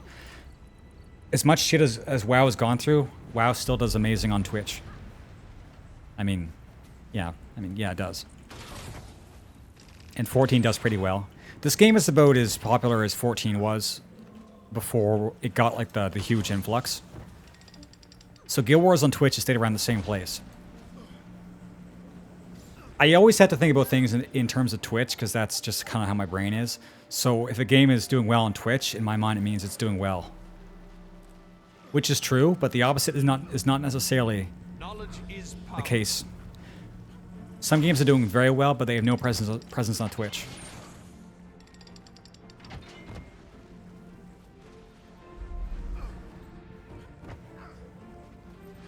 Yeah, back to what I was saying. Yeah, the older MMOs, they stick around partially. There's actually a lot of reasons. I mean, they are good in the sense that they provide value because they've been able to live as long as they have. But it's also the fact that there are no new MMOs for people to go to, and they try. Everybody wants to go to the new MMO, and then they go back to WoW. And then it's just also the fact that people have been playing WoW so long that they just want to keep playing WoW. So it's a few reasons. It's like brand loyalty, and it's just like nowhere else to go. And the fact that under it, it must still be a good enough game to play. I mean, I hate saying that about WoW, but it must objectively be true because people wouldn't play it, and they weren't getting some value out of it. But even like Lineage is still around, Lineage 2. And that game is like older than me, so, you know.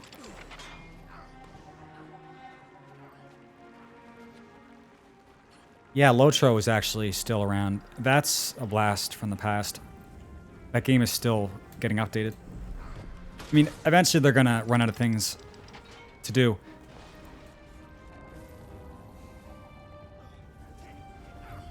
And I hope that means they won't do something stupid.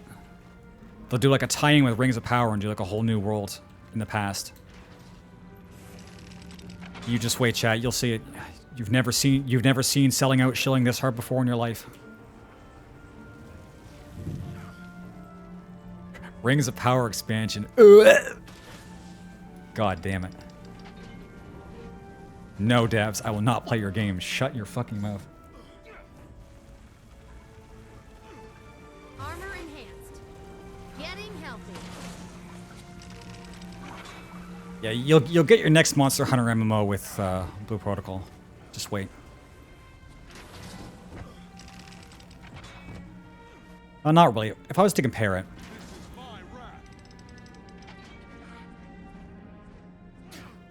I don't know. I guess I can't compare it. I'm not like some like idea generator. I can't compare like everything to everything. I'm just wondering how I'm going to feel with Blue Protocol. For some reason, it reminds me of how I was feeling waiting for T.H.A.R to come out. And I'm kind of nervous, because T.H.A.R never became more than a niche game.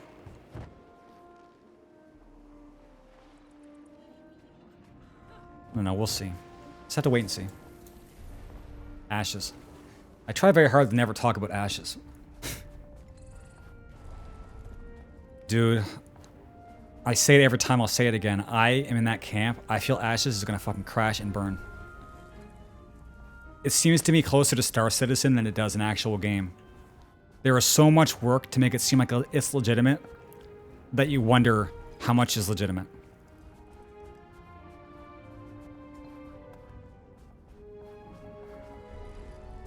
And it's like simultaneously something everybody's excited about, but also it's so also in the bubble that not many people can even tell you that much about the game.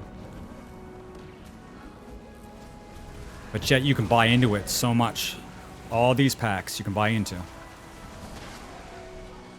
It makes you just really think about Star Citizen a lot.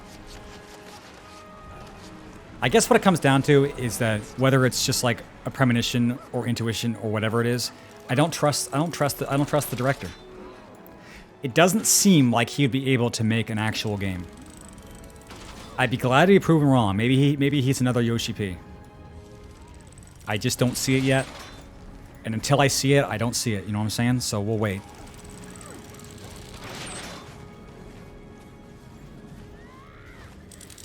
Well, I guess, you know, Trash, we'd never see you again. Yeah. And Pantheon, I don't have any faith for because of the way that they've structured the game. It's not that that's a bad model, it's that that's not a model that's going to get a lot of players. And this is an age where more and more that if a game doesn't make a billion dollars, it's considered a failure. So anything that becomes like too niche, so this includes MMOs where it's like super hardcore PvP, which is why New World had to take it out because people were too upset about that, so it became like not that. A game that would normally just have a niche fan base and could like financially break even 10 years ago would now be considered a failure nowadays. So that's my problem with that. It's not so much that it's a bad game, it's just that it won't become like a blockbuster. A blockbuster. What the fuck? Rage at maximum. Yeah, it's so idealistic. It's the game made by somebody who wants to make the perfect game. And I always consider myself somewhat of an idealist. But as I get older, I start to like see the conflict of idealism versus like actually getting the shit done. And it seems to me that I used to think the opposite. There's the But now I think that it's actually easy to come up with ideas. The hard part is actually getting it together into an actual thing. Again, you just quote Elon Musk. He says the exact same thing. Ideas are easy, manufacturing is hard. And the first time I heard him say that, I'm like, what the fuck? That can't be true. But the older I get, the more I think it might actually be true. Ashes might have a lot of ideas, but it might actually never become a good game. I am dead. Again, I hope I'm wrong. I hope I'm wrong. So someone said that a while ago. They said they should be able to load Asura into catapults, and I said, yeah, they probably would have that idea themselves, because they're insane little fuckers. I chose you.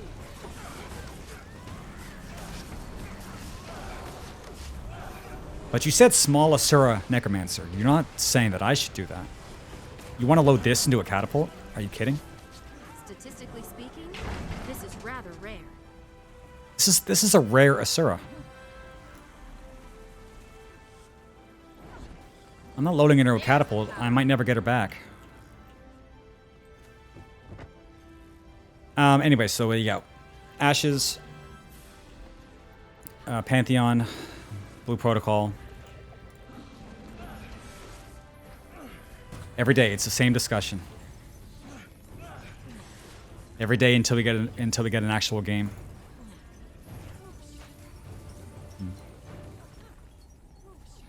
I like the Asura's voice actress, yeah. She doesn't sound... It's this weird thing where, like, the voice fits them somehow. Like, they're so small. And my Asura looks like a cat. Like, she's not like a potato face like some of the other ones. But yeah, the voice does seem to work. When this game came out, they spent a lot of money on voice talent. I mean, the entire cast of main characters was basically all A-list voice actors. It was just kind of the same idea as like the Scions in FF14. All the seiyus in Japan, they were all like really high list like seiyus.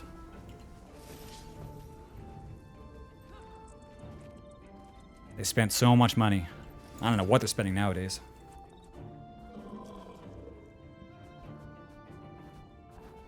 Yeah, and even like the knockoff guild, Dragon's Watch, they weren't as high tier. They were like the B team.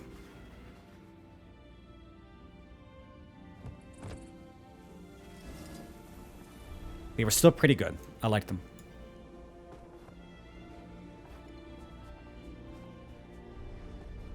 Problem is that we heard Sam Riegel in like a million different places in the game already, and then he became a main character in Dragon's Watch, voicing Bram. So it's like kind of weird. They dropped Sam Riegel from FF14 as Alpha Node, and then we hear him as a main character in Guild Wars. Like this man is everywhere. I'm not sure where Matt Mercer is. I know they have, I'm sure Nolan North is in here somewhere. I'm pretty sure I've heard Crispin Freeman several times. But sometimes you just hear the voice of Crispin Freeman and you wonder if you're having a hallucination. That's just kind of how he is. Oh yeah, ESO, true. I tried to play ESO twice. I can't. But that's another example of a game that's doing well, but is not necessarily on Twitch. But they're doing perfectly fine. They still get expansions. They still have a player base. I just did not like Elder Scrolls Universe enough to play an MMO. It's way too ugly. All the races look like fucking... yeah, so... And it's kind of like a discount Skyrim combat system. I'm not sure if it is now, but back then it was. So I can never get into it. Their housing system apparently is very good, though. Like, really good. Don't you bruh me. A weasel. Excuse me, fucker. I think Asura are, when they were designed, they're somewhere between a cat, a hamster, and a lizard. Because they have, like, hamster... Their hands are, like gerbil. They have like gerbil hands. I'm not really sure why I said lizard. I guess some of the presets just make me think of like some like crumpled up tortoise. But yeah, they're definitely different. I think if anything, the Asura, or sorry, the Sylvari are the ones that stand out. The Sylvari were not in the original game. Guild Wars 1 had all the races except for Sylvari, and then they just kind of threw Sylvari in. So they're the weirdos. I'm not weird, chat. You're weird. Yeah, take my fucking AoEs, dude. That didn't do anything, but it felt good. Armor enhanced. Crystal from Star Fox. I'll get back to you on that one. I am dead. I'm telling you, Jack, this is the best I can do. I can't make an Asura look any better than this. It is literally, there is no scientific method. Endurance. Oh, thanks to the follow self. Well, you don't have to copy. Okay, I was exaggerating a bit. There are a few other faces that make a good-looking Asura, but they are somewhat overused. And some of the faces need to be done with like an extended character creation coupon. I don't have one in my inventory, but you have to use one of these. Yeah, I guess use one of these. These gives you access to like hairs and faces and like colors that your normal character doesn't have. So to get the full, slider factory, you need to get one of these. So maybe make a character now, and then when you're ready to make your real character, buy one of these. Yeah, it's shop currency. I mean, this game has no sub, so they have to make their money back somehow. I can't fault them for that. There is a reason why this game is still alive, 10 years after it came out. Anyway, so I just sucked the root there. I died because our team can't win. Actually, I was paying so little attention there that I don't even know where the fight was or if I was even helping. The team left. Where did they go? Alpine Borderlands. The other one. Yeah, it's justified. The only problem I have with this game is that because it's been going on so long, a lot of the stuff you can get in the game takes a lot of grinding or a lot of money or both. Like, I'm going right now, my goal is to do Legendary Armor, which is the last tier set.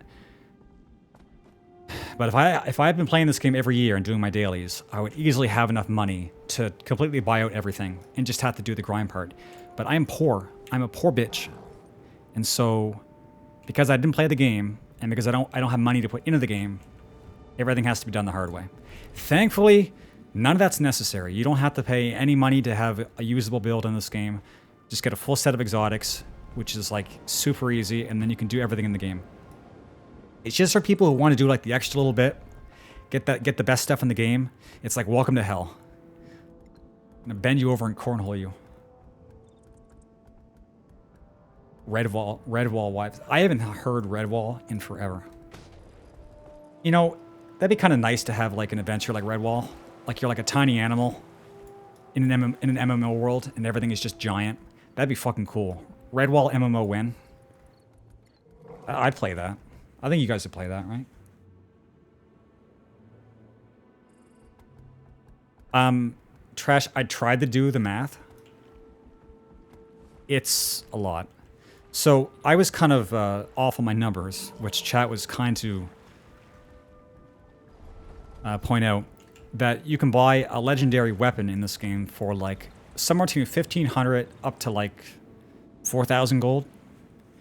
So if we do the conversion there, I'm going to do this in the middle of the field because I like to live dangerously. Buy gems. So it would cost... Okay. So 800 gems would be $10. I'm not sure if that's Canadian or US. Let's just assume it's US.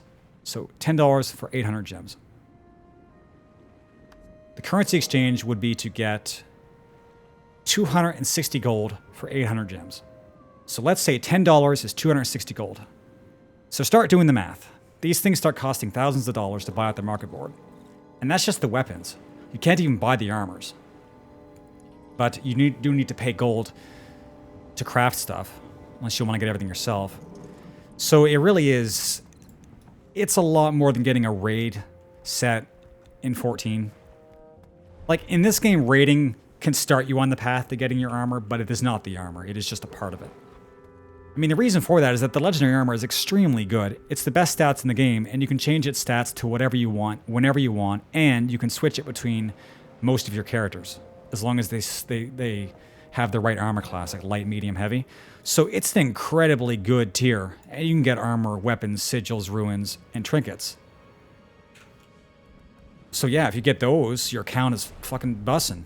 Unfortunately, the grind was designed for people who've been playing the game for a decade, or like work jobs and put their paycheck into the game. So it's not fair to say that it's like a dick move, because it's not, but it is exploiting people who can't stand to not have the best stuff, because you will undertake literal hell. I have to do this mode. I have to do about 20 hours of this mode per week for 45 weeks to even get a portion of what I need to get this armor. 45 weeks. There are some weeks I play this and I still don't have it capped. But that's one route. I could do this, or I could do a bunch of arena PvP, or I could raid. I had this rant last time, but for some reason I'm making it sound worse than it is. I got separated from the tag. But they're hitting the front gate. I guess it's armor. Win the lottery. Yeah. Well, the funny thing is, though, that this isn't really a pay-to-win game, because you can put money into the game, but that's not going to get you your legendary armor. Because, again, that's only one step of many. It's like you could pay to win to get all the money to need the crafted legendary armor, but you still have to do the 45 weeks of World v World. Like, sure, you can buy the legendary weapons for just pure gold, but that costs you what? Like how much money? A couple $100? And then that's just a weapon. And it's not any better than Ascended as far as the stats. It just has that convenience feature of being able to switch the stats. I mean, and the visuals. The visuals are good. Like, the legendary weapons are very...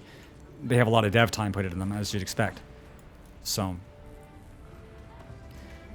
for a reasonable player, they would stop at the Ascended tier of gear, which is what I have now.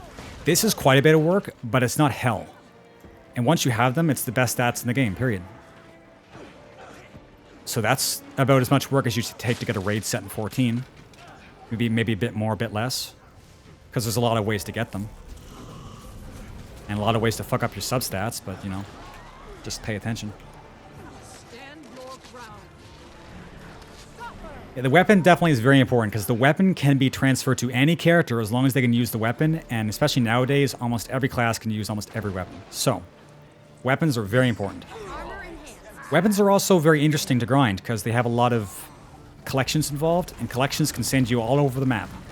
This game makes very good use of its map to send you all over the place to do all sorts of shit. I remember it was quite fun to do my legendary Reaper Greatsword. Well, some of it was fun. Some of it was actually doing this mode. So, you know. I can't tell if I'm selling this game well or not. Like, I'm saying things, and in my mind while I'm saying it, I'm like, Mock, is this like good branding for the game, or is it bad? I can't tell.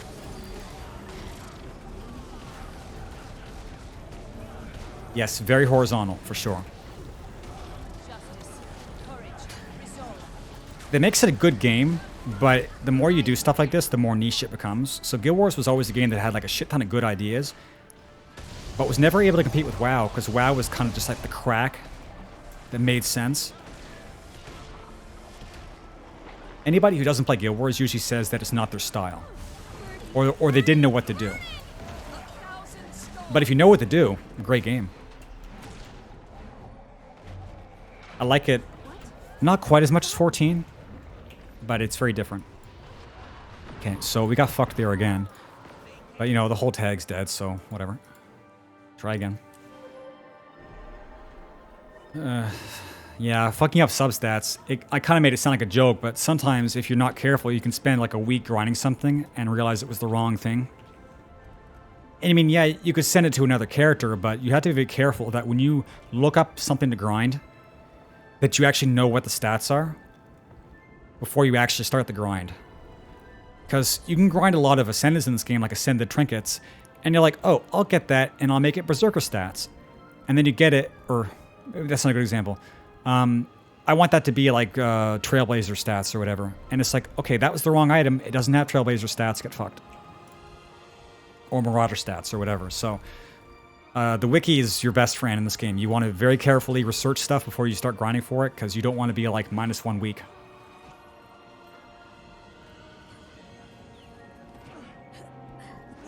Sounds negative. I'm always afraid of that. This is the reason. I want to make things sound funny, but unfortunately, it does mean kind of like taking a shit on the game. I think it's funny. Like, the idea of a legendary grind is funny. I don't want to make it sound like this is a bad game for having a legendary grind. Having really huge grinds in MMO is a really important thing to do, because some people want to have them. There's an option to get in this game Rage at maximum. easily with a build that works and not have to do any grinding. It just gives you the option to go on these huge grinds if you want to. That's all I'm trying to say.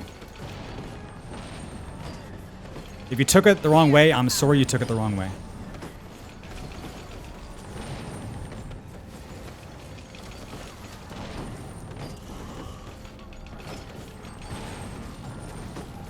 So, if you want to hear about something that's not legendary stuff and grinding, just ask me about that. We can talk about something different if you want. As always, the gameplay is just the background. Rage at maximum.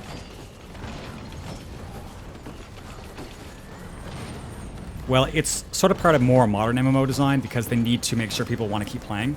So the best way to do that is to give rewards frequently. But generally, this is the tactic in gacha, is that you give a lot of rewards at the start, because then it gets people used to the idea of getting rewards, and then as the game goes on, you make it harder and harder to get progress. So by the time you're at the end game for a gacha game, you're getting almost nothing, and yet you still want to do it because you have memories of getting things in the past. That's why a lot of gacha, they have a lot of promotions at the start to get like currencies for rolling, and then as the game goes on, you get less and less until you're to the point where you need to pay money to get the rolls, as many rolls as you used to have. So it's a psychological mind trick. And MMOs have the same idea. They want to get you into the habit of feeling good, which is dangerous, because eventually you'll start accepting anything. Well, I appreciate you being honest, Draconic. It's just that I'm always trying to be very careful in how I talk, but I'm not very good at it, so I end up like kind of just saying whatever. And I mean, it's okay. Like, I said something a while ago about 14. I said, like, why am I spending so much effort being a community ambassador for this game when they don't even know who I am? Like, it's not the streamer's job to be good PR for the game. It's just for some reason, I played 14 on stream for like 5 or 6 years. After a while, you feel like you start to owe something to the game. But you probably shouldn't get into that delusion, because you really don't. You're there to have fun, and have fun with your viewers and your friends. It's not up to you to sell a game. So, if it sounds negative, it should be like, whatever, it sounds negative. But I worry about it because I'm fucked up in the head. So, it's just what it is. I'm not a brand ambassador for Guild Wars. The game looks smooth. Yeah, it kind of does for being in PvP, but going into graphics and turning these two things to lowest, this is like necessary for getting good frame rates in World v World. At least in my opinion. Like, if you don't have these off, this mode fucking sucks. Because it's trying to render in everybody's model, and there's like, what, 300 people in here? So, you get into a battle, and you just can't see anything. So, takes a bit of work, but yeah, I think it looks pretty good. Yeah, that's the media tour. I always even dreamed getting an invite to Hap's podcast, but never happened. I was kind of a black sheep in the 14 community, for various reasons. Because I kind of spoke my mind, and people don't like that. I have one of Ryzen's... shit. CPU doesn't matter so much, because the game doesn't really utilize your CPUs very well. But I have a 3080 for graphics cards, so I'm good on graphics.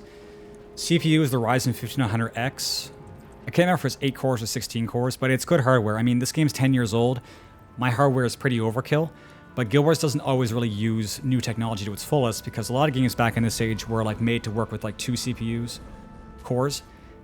And so sometimes it just gets capped and doesn't know what to do, so. But yeah, I have a pretty good PC, so It's doing the best that it can. There's the power. The game it was you. Yeah, true. Unfortunately, that's not how games work. Guild Wars 1 actually kind of had something like that. The Hall of Monuments was kind of like your reward for like sticking with Guild Wars 1. It was like probably one of the nicest things I'd ever seen a company do for gamers was to have the Hall of Monuments. And I went back and I got 30 steps out of 50. And then I got this staff. This staff is for me playing a bunch of Guild Wars 1. That's such a great feeling. But no companies do this shit. They don't reward the players for sticking with the games. Gacha says they do. They give you like some premium currencies, but that's not costing them shit. Like that's just to like keep you on the carrot and stick, you know? Old ANAT was such a good company. Can't say enough good things. How's the replayability? Good. Because I don't even know how many things are in this endgame, and I've had this game for 10 years. So the endgame is like collections and grinds and stuff, and they're always very varied and interesting. So one of the best endgames in any game. As long as you know that going in, that the point of this game is not necessarily grinding power. It kind of is, but it's more about like getting stuff that you want. You can basically get to most of your power early on, and then it's about like using that power to go out into the world and just do whatever you want. To collect things you want, craft, like find things. Like there's so many things to find in this game, it's crazy. Housing feature, there is the guild hall, which is a lot. Yeah, you get like a huge ass island and you decorate it. It's big. So it's pretty extensive. I like seeing people make interesting stuff in the guild halls, like the roller beetle track in the sky. That shit was crazy. Like they made like a whole ass racetrack using like fence pieces and stuff. Crazy. Very creative. Yeah, it's a grind that you sort of... It is still a grind, but it's like choose your grind, and they always made sure to give you multiple ways to get a lot of different stuff. This armor I'm grinding now has 3 specific different tracks you can use to get it. So imagine I didn't like doing World v World and wanted to raid. Well, I have the option. It's not like I'm being punished for not wanting to do a certain thing. And that is smart design. Death stalks me. Because in 14, you have one way, we'll say maybe 2 at most, to get the best gear in the game. Now, granted, the gear on 14 is only used to raid. So it's the same as WoW. What do you use your gear on, your raid gear on? Raiding. So they don't necessarily need to have a lot of ways to get power. But it still doesn't stop the fact that you, in a certain patch, may have 1 or 2 ways to get the best gear in the game. And if you don't want to raid, you can't just, for instance, go into Deep Dungeon and do solo stuff and get raid gear. They don't allow you to do that. Whereas they should, in my opinion. Games giving you options is always a good thing, as long as they do it, you know, intelligently. Chat, I'm dying. By the way, I am 100% being stream sniped. I wasn't going to say this a while ago. I'm 100% being stream sniped. Can you level up in World? Yes, actually, you can level up from 1 to 80 just doing this mode. It is a bit difficult, though, because when you're low level, you are a bit scaled down, but it's not too bad. I think you can also level to 1 to 80 into PvP also, can't you? Like, can't you level up in 3 ways? But I know this mode and doing PvE. Personally, I like leveling up in PvE. This would not be my first choice, but you can definitely do it. Sorry, chat, kind of getting behind. That's something I used to say a lot. Remember, like, I need to scroll up chat. I'm falling behind because I miss chat and I want to go and read it.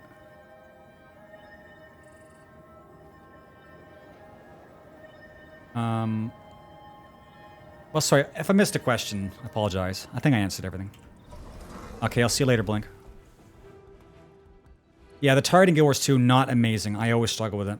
And I was like, okay, I'll just use auto-target. But then if you auto-target, you mess up dash abilities, like Reaper Shroud 2. If you auto-target, you'll never be able to escape because you'll target somebody and dash into them. You'll be running away, and you want to dash forward, and you'll turn right around and dash right into the pack, and you die.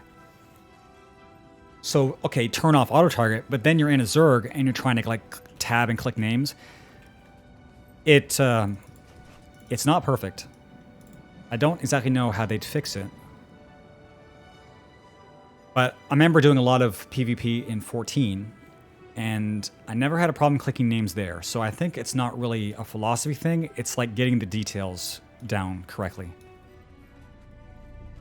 It's something about, like, how sensitive it is. sticky targeting, a circle around the target. The circle around the target, well, they must already kind of have one, but not really. You mean like if you mouse over... See, this is the thing. I want to click the target, but they're in a bunch of shit. But I might accidentally click an ally instead. Well, it's like, do I need to be clicking an ally? Like ANET, is it really important that I had the ability to have priority to click an enemy or an ally? How many classes even benefit from targeting an ally anyway? Isn't it just Spectre? Like, why is that so important? Like, make it easier to target enemies. Also, the marker over a target when you have them targeted is not as noticeable as the one in 14. Give me a report. I do compare things to 14 because that was my main game, so it's just an example. I've seen it done a bit better. It's not terrible, but it could be better. Yeah, thanks, Trash. You target me for the next attempt at the Papega Clap world record. Papega Clap! Check, give me 1 second. My inventory is kind of terrible. I'm gonna... Goodbye. Don't report me. I'm a poor Twitch streamer. I need my stream. Yeah, like, I don't know. I played 14 so long that if it was bad, I wouldn't know it. Like, God, dude, I played so much 14. It's like the UI is like a second. It's like a second pair of eyes. Like, I'm just, everything about it seems perfectly fine. But you can get used to all sorts of stuff if you play it a lot. So I'll never badmouth very many things about 14's UI. I know they try really hard. And they're also still working on that spaghetti code from the engine from 1.0, which was like 15 years old now. So like the fact that they can do as much in that game as they can is kind of mind-boggling, actually. World record. It'd be better if you donated it. No, I'm just kidding.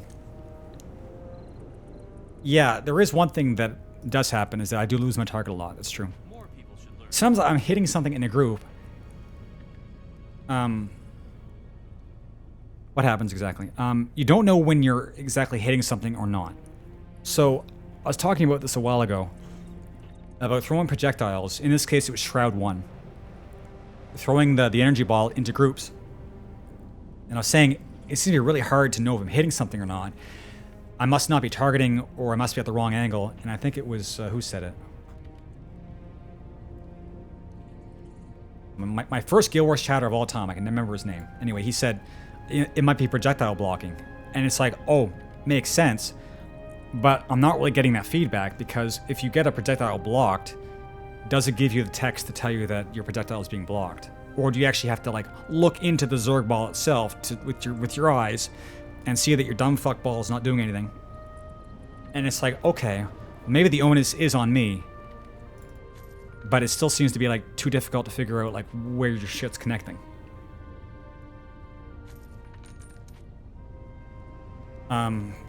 And you know, that could be one of those things that's just, again, practice. Still. By storage, I'd recommend getting the bags, yeah. Now, I think you can get some 18 slot ones that are very cheap. But a lot of it is just making sure your stuff doesn't get out of control, because this is pretty bad. I have all the boosters that I've ever gotten in the game, and it's like hoarding potions in a JRPG. I just will not use them. And this is like cash shop stuff I've gotten from like random Black Lion chests. These are like drops from stuff in the world that I don't want to get rid of because I don't remember if it's useful. This is all like PvP consumables. This is my gathering stuff. These are my salvage kits, teleport scrolls, and like this is like my actual only inventory left. So this is why I say this game is Korean in disguise. Like the inventory is, you got to keep up on this shit. But yes, getting probably the highest capacity bags you can get without spending a lot of money, not that hard. But you always want more, because the extra slots do cost, you guessed it. So, gotta be careful. But it would take a long time before a new player's inventory got this bad. This is like years of hoarding. My bank looks like this too. It's pretty bad.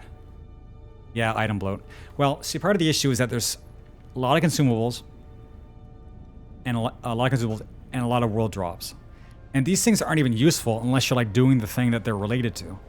But when you see something that says you're about to permanently destroy, you're like, okay, this must be like really important. I might not be able to get this again easily or at all, so I'll just keep it. But then there's like a lot of stuff that says that, and it's like, is it really? And it's like, I don't want to drop my birthday blaster because it's not my birthday. So, like, if I was like less sensitive, I think I wouldn't care as much. But I do, so I am. Thanks for the follow, Kimino Akuma. What now? Yeah, Wiz complained about that a lot too. Like, because his inventory was smaller than me, and he's kind of like dog shit at management. And yes, I do say that, but every second thing it was like my inventory's full. I just want to slap him. Anyway, these books you get, every time you level up in World v World, you get a book. And if you're below level 80, it gives you a level. So this is how you level up in World v World. You don't get experience, you just keep getting these books. But your max level, you get spirit swords with certain endgame currency. So the books do stay relevant after you're maxed. Oh, what a pleasant surprise. Chat, I'm thirsty. Trash, you don't even play this game? Shut up! Every time I read your comment, every time, you get me every single time.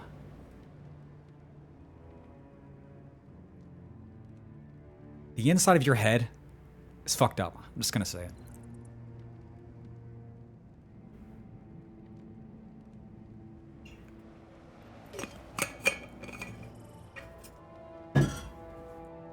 I have a habit of talking and then not drinking water for like days. It's not good. The last ones I had here, did they sell? Oh, they're down to 22. Dude, these were up to 38 silver earlier today, and now they're down to 22. Like, I kind of want to hold on to them, but I don't want to, like, miss the window. It's like fucking crypto. It's like, when do I sell them? Actually, the question with crypto is, how much brain damage do I need before I buy into this shit? Yeah, well, that's kind of like the downside of keeping things relevant, is that when you don't invalidate anything you have, players will hold on to everything. I mean, look at the...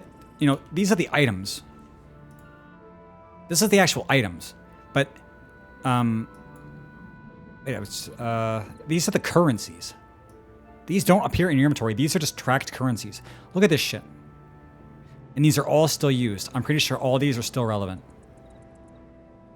Like, I don't even have a bunch of them. There are certain things I have not even gotten any of these. This is why I say you need the wiki. It's easy when you have the wiki because you just be like, oh, I need this, and you know, and I got the dildo machine. But tracking it on your own, you know, and a lot of like I think a while ago, some of these used to be actual like things in the inventory, so they actually had to clean some of it up. Okay, well, actually, you know what? I can't really hold any more of these. I'm going to use the head crab to convert some of these. Where's my bank? Okay. Currency hell. Well, again, it's not bad. It's actually like, it's just like the same as I've seen before. It's just kind of funny. It's not bad. It's just, it goes to show how many things they put in the game and they still try to keep track of them. I mean, a lot of these currencies are like specific to one area. Like the packed crowbars, these are only used in Dragon's Stand as part of like gathering chests. So it's like, yeah, that's a whole ass currency, but it's not something you'd worry about unless you're doing stuff in that one area. And then when you leave, well, you just have crowbars. Although, to swing back again, there are some currencies here that are not tracked, like winter berries. Because these are all the materials in the game. And some of these are map currencies that don't show up in the inventory. So some are, some aren't. I gotta say that allowing you to send stuff to your bank is a really great idea. Unfortunately, having the bank cap out at 250 per material is a Papega move. Why the fuck? Actually, also, I think that the bank should have spaces for gifts, like purples, because keeping those in the bank is annoying. Yeah, if 40 kept... Well, that's a good comparison, actually. It'd be like if everything that 14 took out for tomestones actually remained relevant. But see, they knew that would be a pain in the ass. But to be honest, they did that, whereas Guild Wars didn't. If you think about it, I think the problem with not having a bunch of tomestones in 14 is that you'd have to keep the sources that they come from relevant. And that will cause an issue, because it would mean that every time you, for instance, wanted to go back and buy Poetics, let's say I level 130 Ironworks from A Realm Reborn to get you started in. Okay, no bad example. Let's say End of Heavensward to get like your primal stuff to start progressing through Heavensward's like increment patches up to Stormblood. Okay, well, in the current game, you're collecting poetics through all the dungeons you do, and then by the time you need it, well, you can get it for your alt job. But imagine you could only get the tomestones for Heavensward gear by doing Heavensward dungeons. You weren't getting them through doing any of your other roulettes, or roulettes gave you all the currencies. It's like, okay. And then you're worrying about like capping. It's just like, it would not be impossible, but it would cause confusion. And with a game that's trying to cater towards casuals, you can't have any of that stuff because people will complain, and they'll complain loudly. Like 14 is a great game, but they are trying to make it very casual friendly. And when you keep too many currencies around, there's just going to be a certain amount of people who will not be able to handle it, and they'll just, they'll just fuck off. So, I know your face. yeah. But anyway, it's a pretty good comparison. It's like if 14 lasted 50 years, and they kept every single tombstone as a relevant currency, and you're doing some relic in like patch 14x, and you need to go back to get some random material to finish like some relic. It's like, does it keep the game very interlinked and relevant? Yes. Is it confusing? Yes. Also yes. Anyway, speaking of stacks, so these hit 250. So if I want to deposit these in the bank, I have to get rid of these stacks.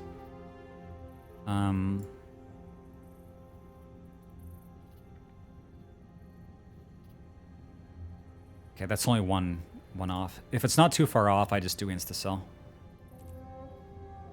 I also have these gauntlets, which I'll never use, so chat, do not look. Okay, at least I got Ectos. Thanks to the follow, Cooley Wooly. Oh wait, I'm also capped on... Oops. Seek, and you shall find. Was capped on silk scraps. God. Losing track on Windows. Okay. 14, 13. Okay, I'll just instantly sell these. Stash these. And the bank, I have... another gift of battle. I think I need like 2 more of these or 3 more. I'm not sure. So I had the head crab, which can basically eat this ore. Statistically speaking, this is rather rare. Give me some more loot. Some of the stuff I don't even recognize. So that's trash, and a salvage. And oh, that was a new item. I got a reward for agent entry. Oh, Mystic coins. That's awesome. More badges. And what else? Stash spikes. And this. And this is really good. This gives you a free T.H.A.R mark. This is a really important thing to keep around. Oh. Well, thanks for the follow. Azure Avocado. I think that's all the micromanaging. Yeah, I think that's everything. Okay. So, where are we going? This has been like the worst night for like actually following with the content, but I'm getting to talk to chat a lot, so that's definitely worth it. But you guys can see what I mean, like the more I talk, the less I actually do anything. This is like the eternal problem. I used to watch streamers in 14 do like rating while talking to chat. I can't imagine. I had no idea how they could do that. I mean, it was just like savage. Generally, people were not talking during progging Ultimate. But even so. Alright, so where are we going? Let's see. We are... Oh shit, we're way up there. I'm glad I don't get called out on this. Like, we have like a necromancer who hasn't been fighting with us for like half an hour. Oh shit, that's a legendary ring. I'd never actually seen these before. I want to get these one day, but I'd never seen them. Okay, I've seen Aurora. You can't actually see the trinkets on your characters, so to make people want to get legendary trinkets, they tend to have light particle effects around your character. Like, with weapons, you'd have the model, and then also it would change your footsteps, which Path of Exile also did. Not on the weapons, but like a cash-out thing that changed your footsteps. But I think the trinkets give you like an effect around your character. I mean, I'm pretty sure the legendary everything gives you something, but I don't really know what order. Like, weapons is footsteps, trinket is like an aura, but isn't armor also an aura? I don't know what differentiates armor and trinkets.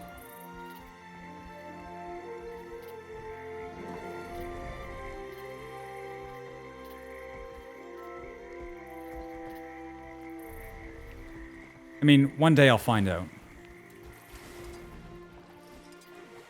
Yeah, this cool fucking rock. Like, I mean, you want it because it has the, again, the stat changing priority. And actually, legendary trinkets are really, really useful because trinkets are not bound to armor class. So once you get legendary trinkets, you can send them to any character, no matter what, and they can wear them. So that's really good. Whereas armor is like based on whether it's cloth, medium, or heavy. And weapons are based on whether the class can use the weapon, which usually they can, but sometimes they can't. And then legendary sigils and ruins, again, any character. So trinkets, sigils, ruins, most adaptable, then weapons, then armor. And it's just funny that I decided to grind armor first, even though it's the least flexible. Alright. Well, they're done fighting, but I'll just catch up with them. I mean, it's like I never even left, right? Yeah, it's good. I mean, I keep making the joke, but I'm not really sure it's a joke. It's like by the time I have a legendary everything, I'm going to be like so used to the game where like it's not even going to matter to have them, you know, for what they're good for. Like I'm going to have like all sorts of characters and they're going to be geared out already. But maybe not. I mean, if this game has another expansion, then there's still the chance for like the metas to shift around a lot for new builds to show up. I don't know how many new stat combinations they can make, though.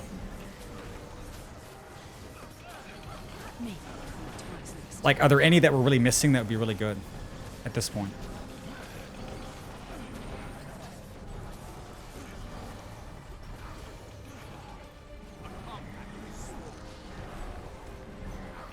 Okay, where's the precise pixel for this? Okay.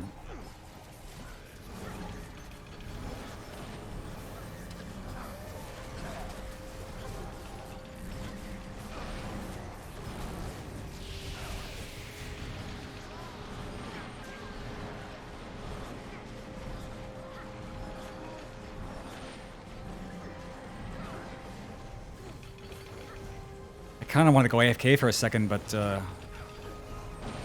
would not be a really good time to do that.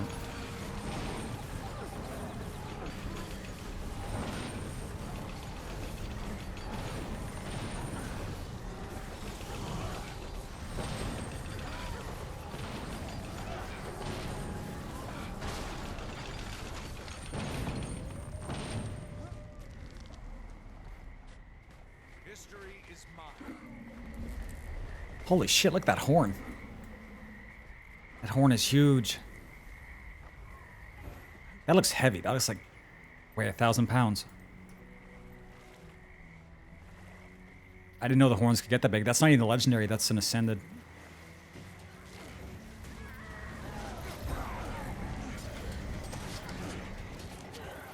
Big dude, that's like tinnitus. Rage at maximum.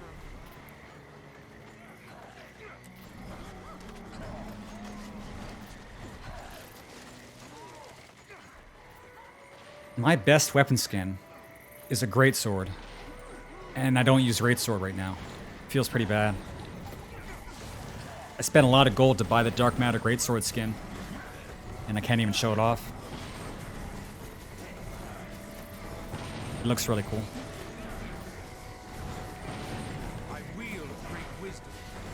Everybody knows that greatswords are the best thing in this game, but you can't use them all the time.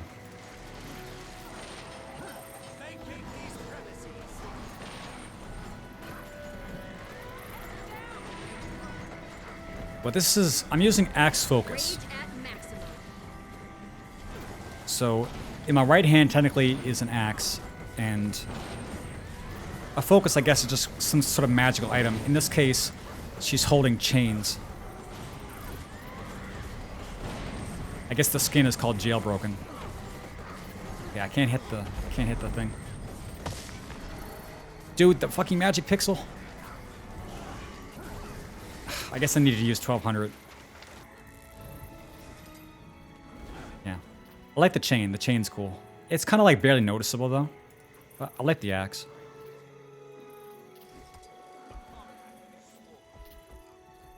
Great swords, dude. Great swords are just great. They just tend to always have a really good kit. It's like you got a spin and a dash and a block sometimes. It's like really well-rounded, and they hit hard because they're two-handed. But not every case you want to use them.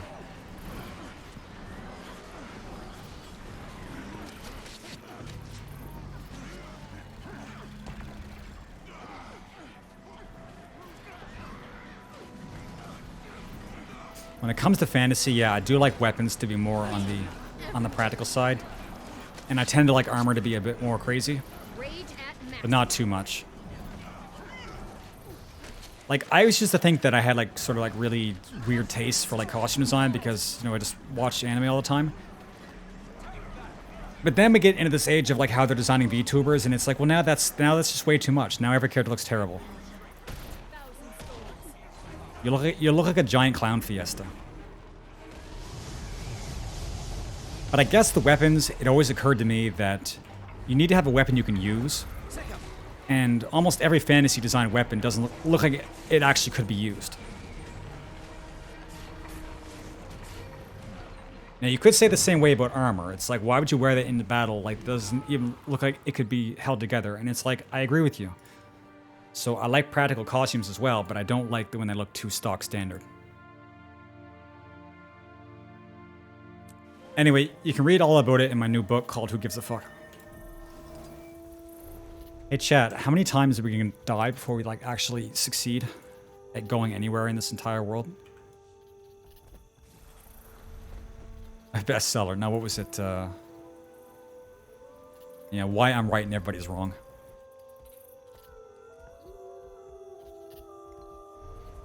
But you know, as you get older and wiser, less people listen to you. No, I used to think I could design characters pretty well, but I don't know. There seem to be a lot of people designing characters nowadays. Some of them are really fucking good. It makes you realize that like all the money I paid years ago for character design was probably not that well spent.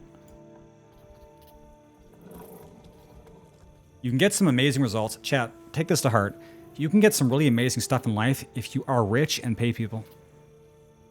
It's true.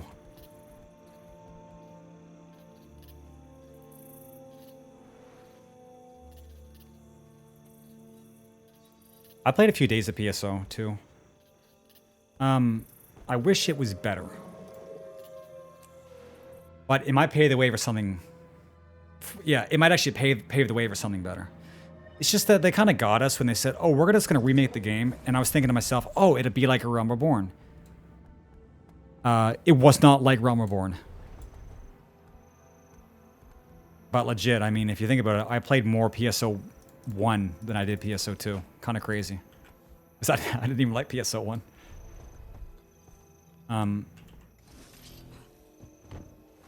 I liked how in PSO 2 you could change the position of your weapon. Because the devs knew it's kind of 5-head that they thought about this. It's like, well, we can't attach the weapon to your character, so it's always going to be floating somewhere around your character.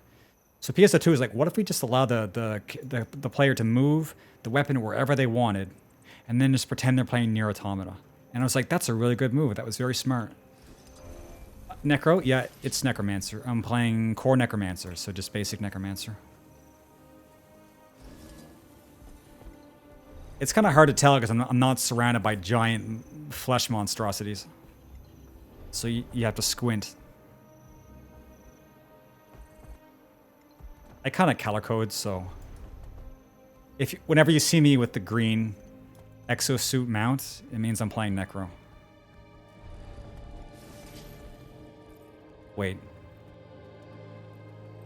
I can't survive that. I'm so bad at like gauging. Like, is this a death fall? Almost. Should have just taken, you know, the road.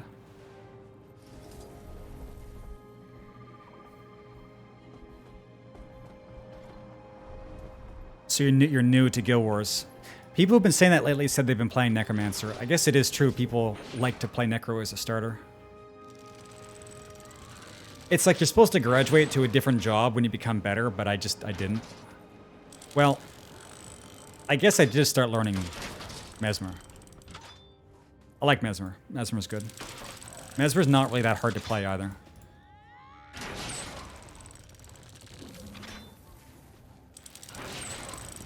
Okay, let's see if they find us. If we keep getting found, I'm just going to assume that it's just salty snipers. Necro is good thematically in this game. It does feel like a Necro. Unfortunately, if you're going in as a summoner, you might be a bit disappointed because although Summoner Necro does work, it's not meta at really anything. However, if you build tanky with minions, you will literally never die. It's true. There will be nothing in the game able to kill you. Rage at maximum. At least in PvE. PvP, yeah, but...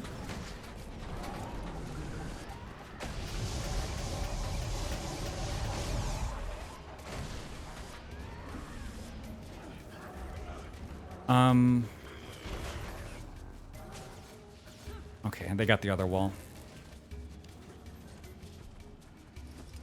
It's a good spot for catapults.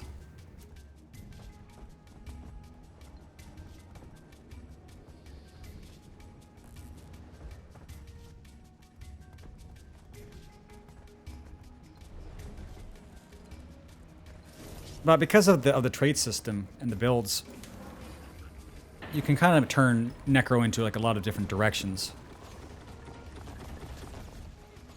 Rage at maximum. Like core Necro is kind of how you think about a Necro, but then Reaper is like more. I mean, their iconography is like scythe, crows.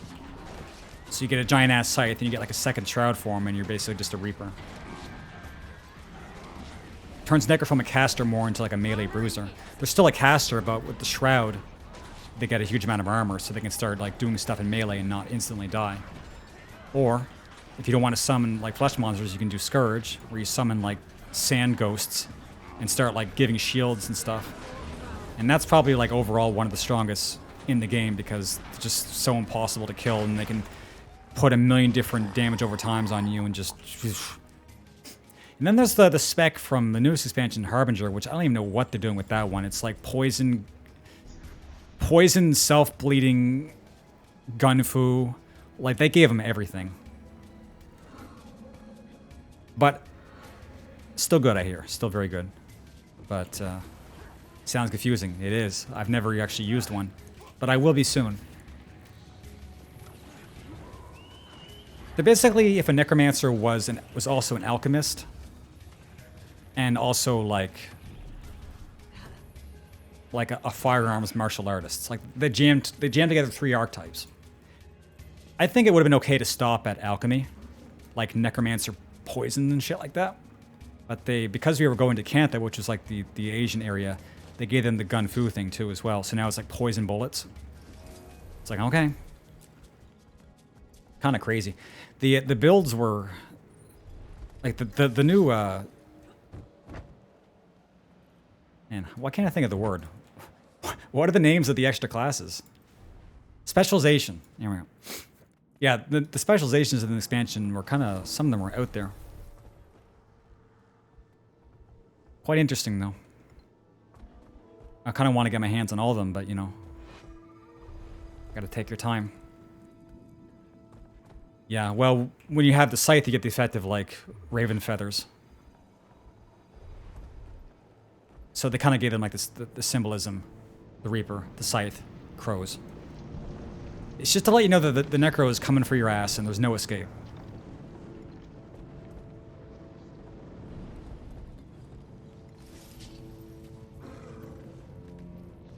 Like, this is the basic Necro Shroud form. You know, it's whatever. You stop taking damage to your health pool and start taking damage to your life force. So it makes you a bit more survivable. But with Reaper, it's a little bit different. Bit of an upgrade.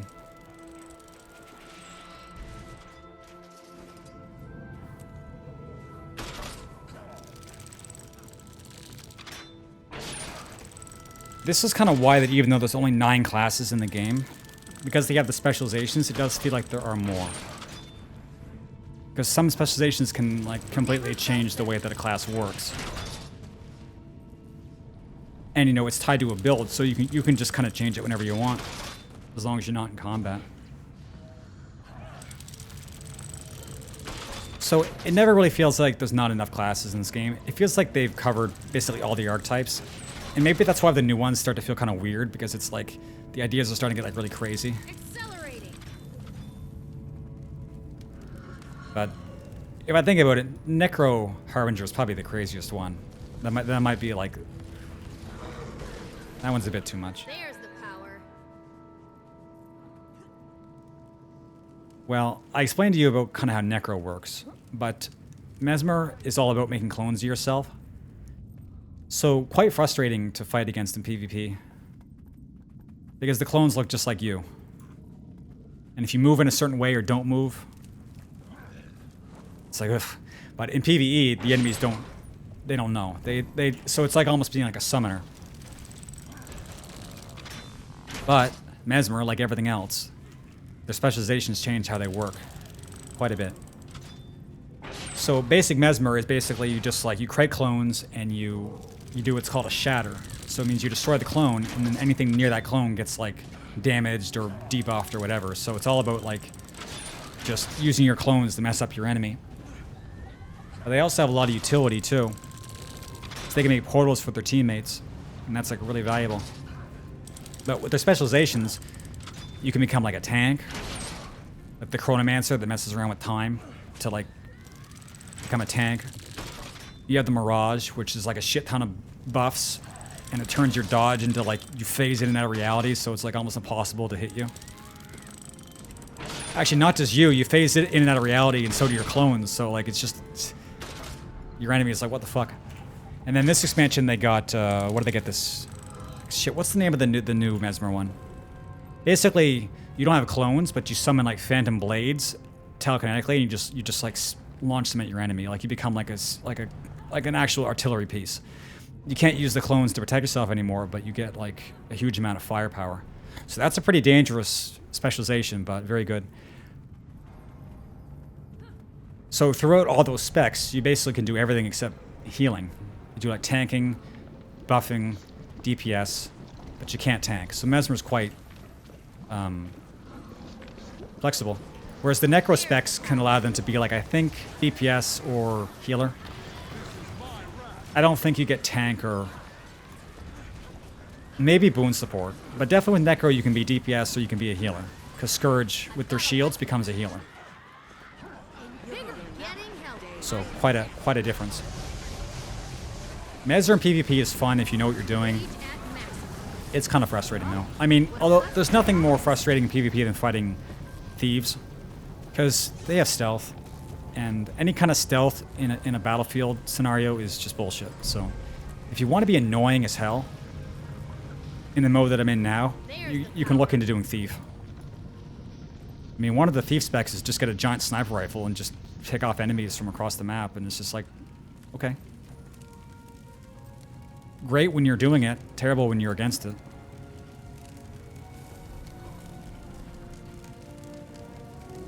Thief actually has a really unique spec, Spectre, which is essentially a combination of a thief and a healer. That's an amazing idea.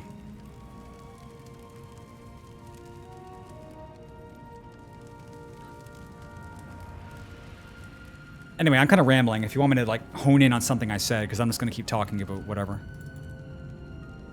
But yeah, Mesmer and Necro are both mage classes, so they do have some similarities.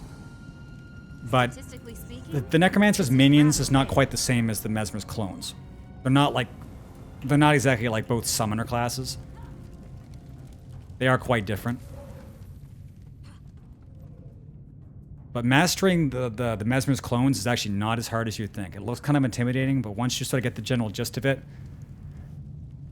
not too bad at all. Reflecting shots, I think you can do that in this game. I mean, you can definitely reflect projectiles. I just don't know if you can reflect them back to the person and damage them. I actually don't remember if I've ever seen that.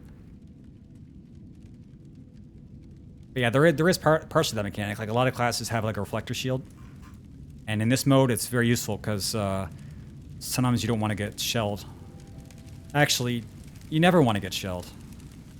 So, okay. Well, I fell behind. Where's my supply? 14. I'll just go try to catch up with the tag. Yeah, the Chronomancer is really good. Like, even Chronomancer in this mode is ridiculous because it just gives infinite buffs to allies and it's pretty hard to kill, so... But I think it's actually kind of hard to play. Like, Core Mesmer and Mirage are pretty easy. But Virtuoso is the one with all the blades. And Chronomancer, I think they're a bit tougher.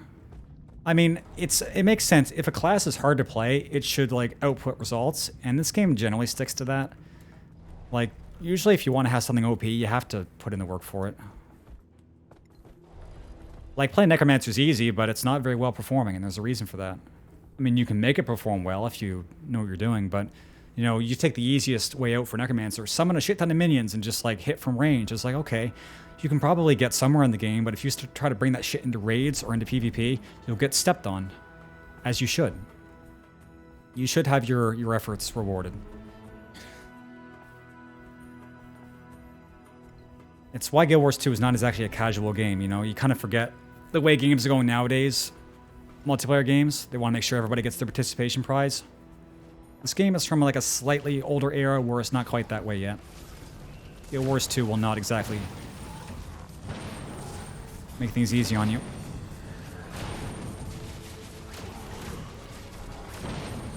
Grinding legendary items? Yeah. And gold. I'm trying to get my first set of legendary armor.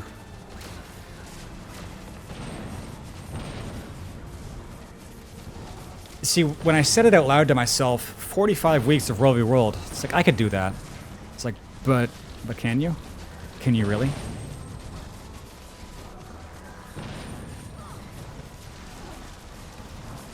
But I guess it's kind of also helping me get a Celestial set, which I can use on some other characters. So there are going to be things that I'm picking up along the way that are worth it. It's not just like, do all this work for just that one set of armor. And I guess by the time I'm done this, I'm going to have quite a bit of rank in World v. World, so it'll make doing this mode easier. Because I'm also going to have to buy the precursors for the legendary back piece, which take claim tickets. So once I'm done the legendary armor, I'll need to start saving tickets for the back piece. Which is going to be fun, fun, fun. But, gotta do it. I don't know, Pocket. I'm just like... I think dumb is kind of a state of mind. Wait. Never mind. I was going to say, like, it depends on who you ask, but... I'm pretty good at some stuff, and I'm just dog shit at other things. I know I'm not very good at Guild Wars, but it doesn't really matter. Armor enhanced. I'm still here putting in the time.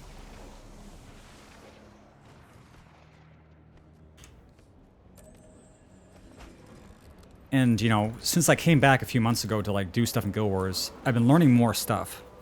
It's just like in 14. Like, there was one time where I didn't know anything about 14. You wake up one day and you realize you know a lot more than you did before.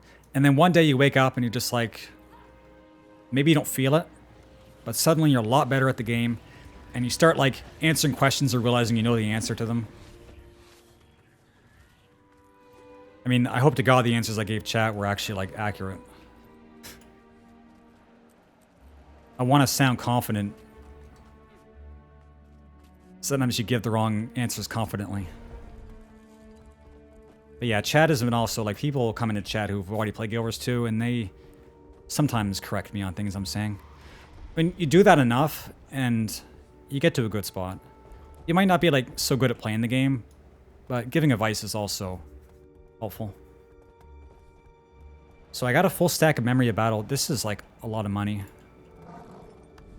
Each one of these, 18 silver, so I have a stack of 250 of those. I wish I could sell them, but unfortunately you need a 250 to buy each individual Celestial piece, so I need to save those for the actual project.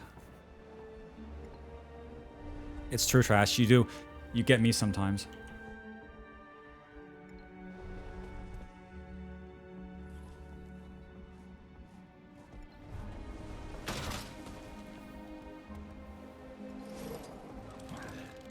See, I thought you were bullshitting about playing Neural Cloud until you actually showed me your profile, and it's like, oh, you were playing that game. Just in time for all of us to quit. I felt kind of bad, but I also kind of didn't, because I told everybody that I'd be playing this as long as it was relevant. So then Glue played it, and Ski played it, and you played it, and then one day I just said, like, hey guys, it's been fun, but I'm quitting this game forever now, and they're just like, okay.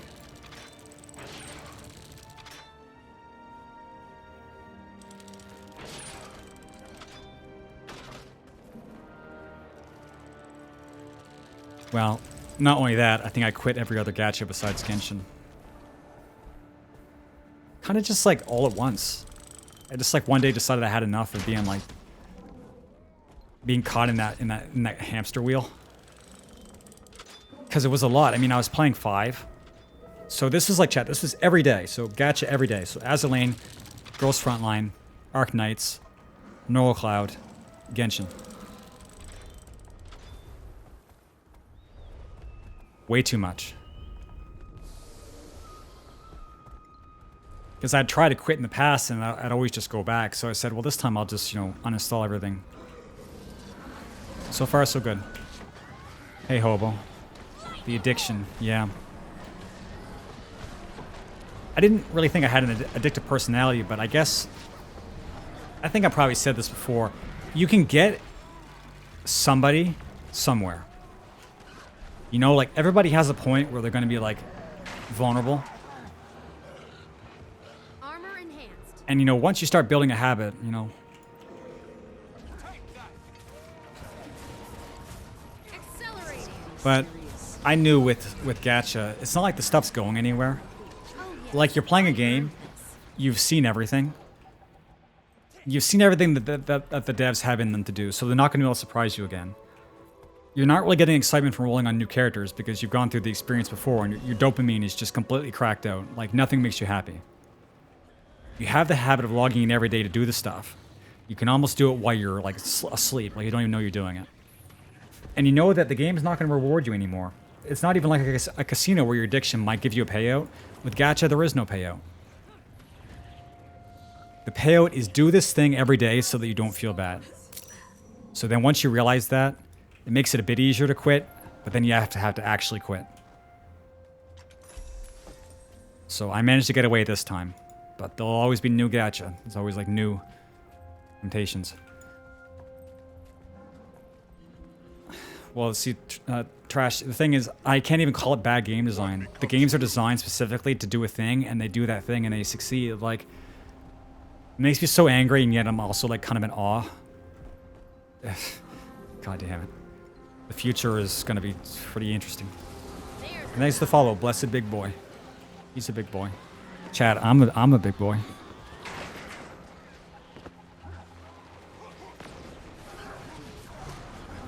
I did Duolingo for a while. I just don't...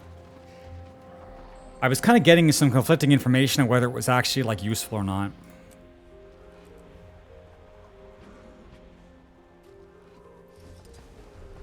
I think if you want to learn a language, you probably should just take an actual class or like get airdropped into the country and just like fend for yourself. These programs, I've heard mixed things. It seems like the consensus is that they might get you started, but they're not going to make you actually fluent.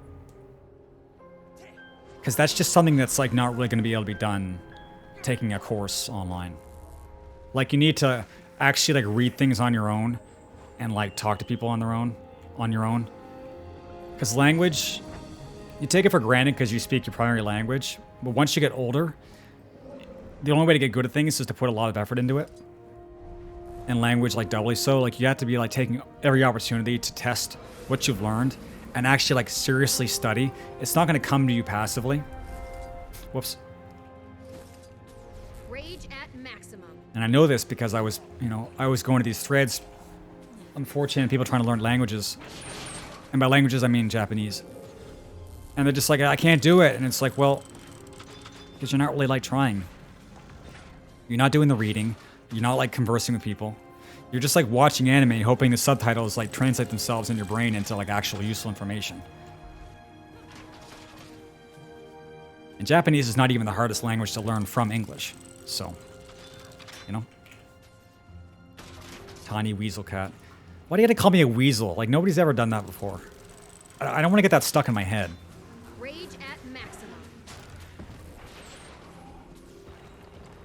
Yeah, the airdrop into country is the best, but also the most terrifying.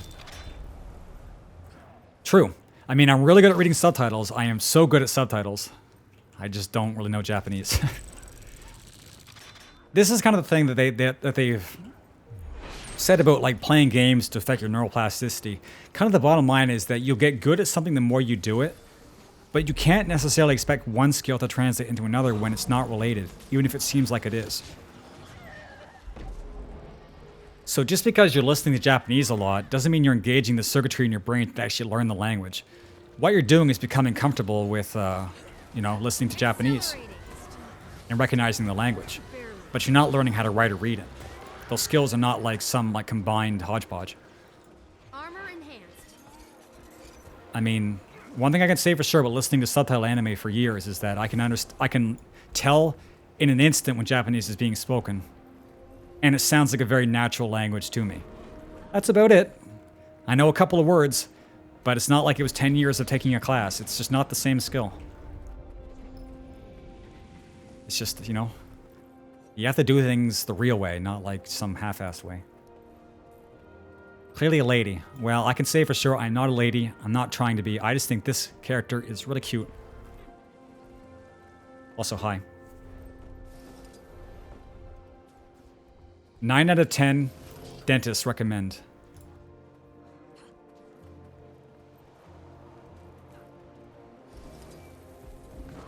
You ever try to zoom through your character's head and see like their teeth? Don't do it. It's not a good idea.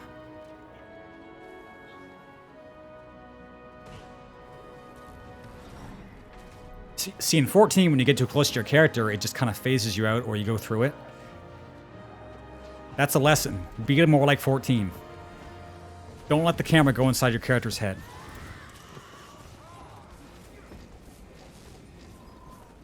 Yeah. That's definitely something weeps do, for sure. I myself have found myself walking around in my room just saying things in Japanese. I think it happens to the best of us.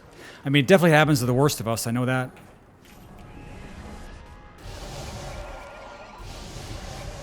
See, that's the kind of thing I want to do in VR, but would never have the balls to do, because I just still, for some reason, after this much time, I still have a shred of self-respect. I don't know how or why, but I do.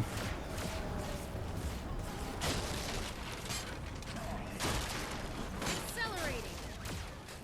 You don't say, you just think of it. No, I say it. Getting healthy. There are just things in Japanese that just sound really cool. You know? You can't help it.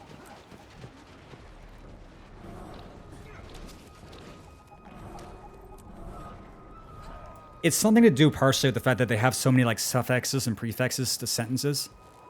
Like in anime, it's very obvious because characters have like verbal tics where they say things like desu. But like they have a lot of that stuff, and it just gives like a lot of variety to saying things, and for some reason they just make it sound so cool.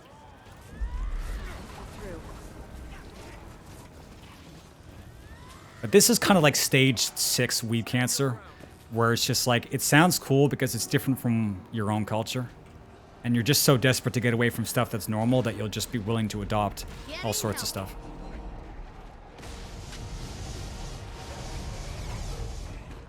Okay. Well, we had a pretty good run chat, but now we're about to lose another team fight. Because I won't stop streaming and giving away my location to everybody. Alright, see ya! Wouldn't want to be ya. The thing is, Trash, do not try to gaslight me. I know you don't think.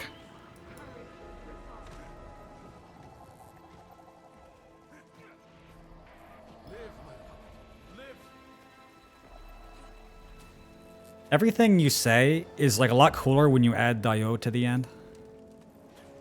I mean, it just is. God, something I saw a while ago. It made me just fucking burst out laughing. I was in a thread somewhere on 4chan. Which is a terrible place to be, but... It was something like, they're talking about like what was it? It was a gacha... Might have been the Arknights adaptation. And there was somebody who was like, well, as an Arknights player, or as a gacha player, I think, and then the next post cuts them off. It's like, no, as a gacha player, you don't think.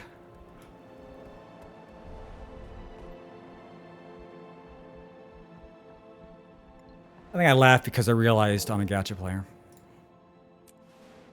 It's like, cut you right off. It's like, no, fucker, you don't think. If you thought, you wouldn't be playing this bullshit.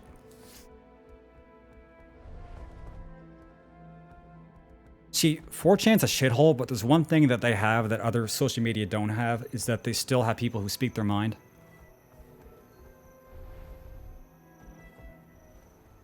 I mean, as the norm.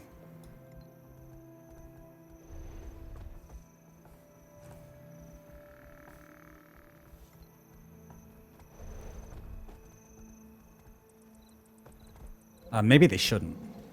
Maybe that's not a really good thing. But I also heard something else interesting, is that since we're kind of like in the cult of E-celebs now, people want to post things on social media that gets them the most recognition, whether it's just like actual like clout or progress in their careers or just like getting social justice points by virtue signaling. And so it's very rare for somebody to say something when there isn't something in it for them. Or in this specific case, it was making original content like infograms and memes and things like that. Whereas back in the day, when social media wasn't about that, because in 4chan it's anonymous, you're not getting credit for anything, people were still making all the memes and all the infograms and all the things, and they weren't doing it because of personal clout. They were making it because they thought it was funny or interesting. And it just got me thinking, it's like, yeah, things have sort of moved towards the idea that people are only doing things now on social media because they can get like an immediate benefit for them. There's not as much doing stuff just because it was fun and for the fuck of it. And that's kind of sad. I mean, it makes sense.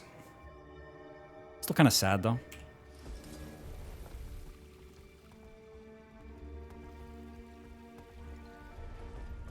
If I don't do it, who will? Yeah. Yeah.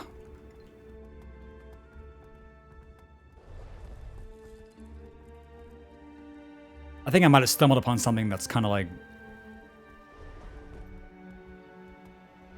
we moved. We moved. Chat, it's been 5 hours. Are you feeling it yet?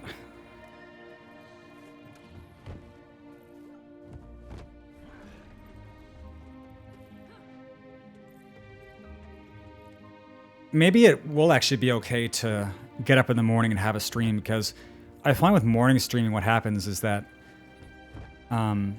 I start off being a piece of shit because I just woke up, but like a couple hours in, you really start to hit the stride, and then you can have like an amazing stream.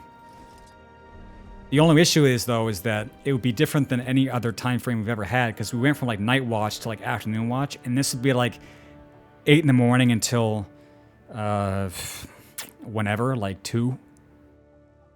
So for California time, that would be like 4 in the morning until, you know, 10 in the morning. And that's going to absolutely drive some people in my community up the wall.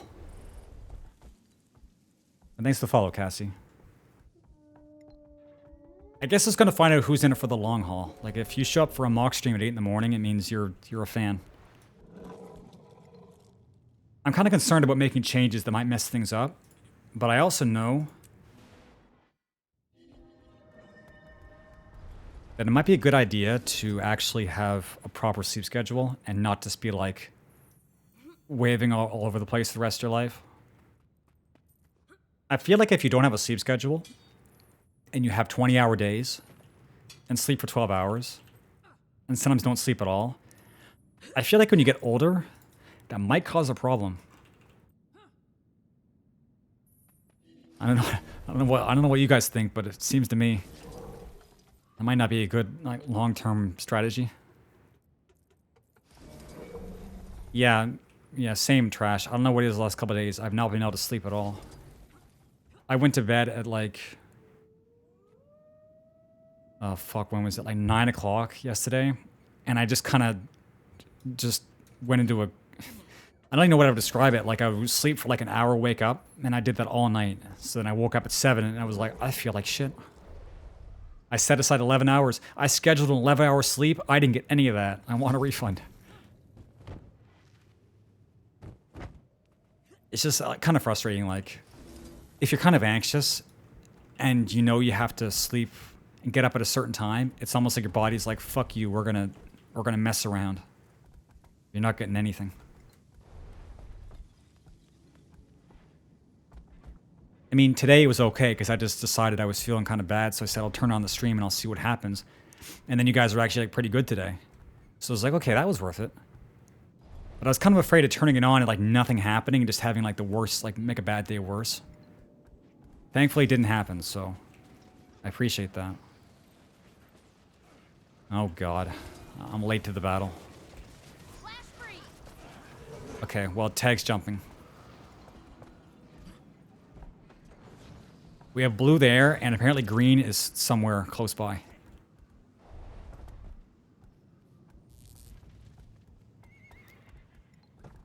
I don't know what it is about sleep. It just seems like you had the best sleep of your life when you know that nothing's going on the next day and you don't have to get up at any particular time.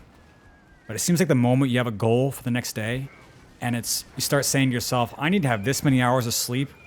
I need to have X, Y, Z hours of sleep because I know I'll feel like shit if I have this much, and I won't feel that great if I have this much, and I'll feel amazing if I have this much. And you're just like, okay, let's turn out the lights and see what happens. And then in the morning, it's like, fuck. You know? I don't know how many people can relate, but that stuff drives me up the wall. Sometimes you just wish you have a button that just knocks you out.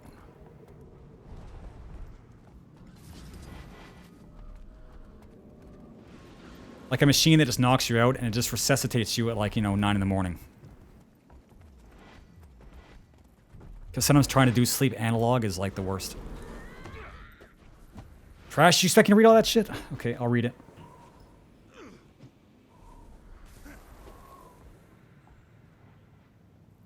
Well, there might be something to the whole fact of like, something has to go on, so your mind is just like constantly... It's almost like you're in fight or flight and you can't get out of it. So the body just keeps...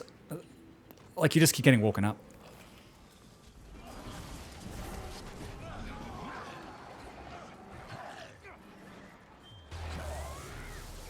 Yeah, I don't want to get into sleep meds, though, because that's the whole thing.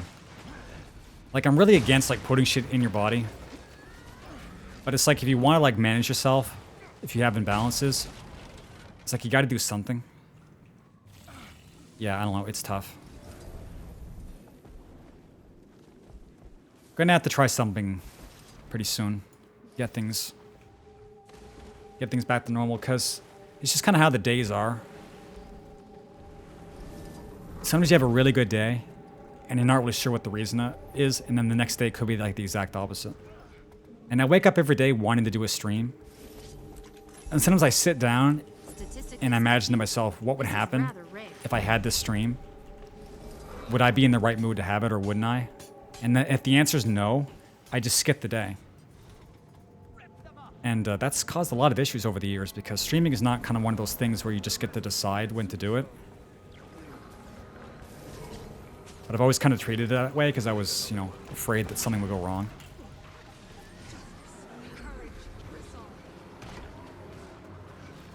Yeah, but I'll have to try some stuff out. Maybe the answer is just like, wake up and eat and just roll the dice and just stream. I used to do that, and I had some really bad streams, but the thing is, I kept having them. I didn't give up.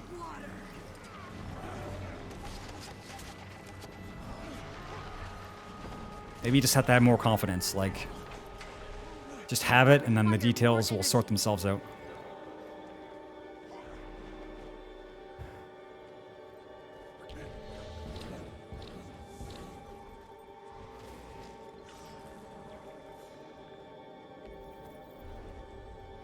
Well, speaking of that, chat, I know it may be kind of an anticlimax, but I think I'm going to call it for today.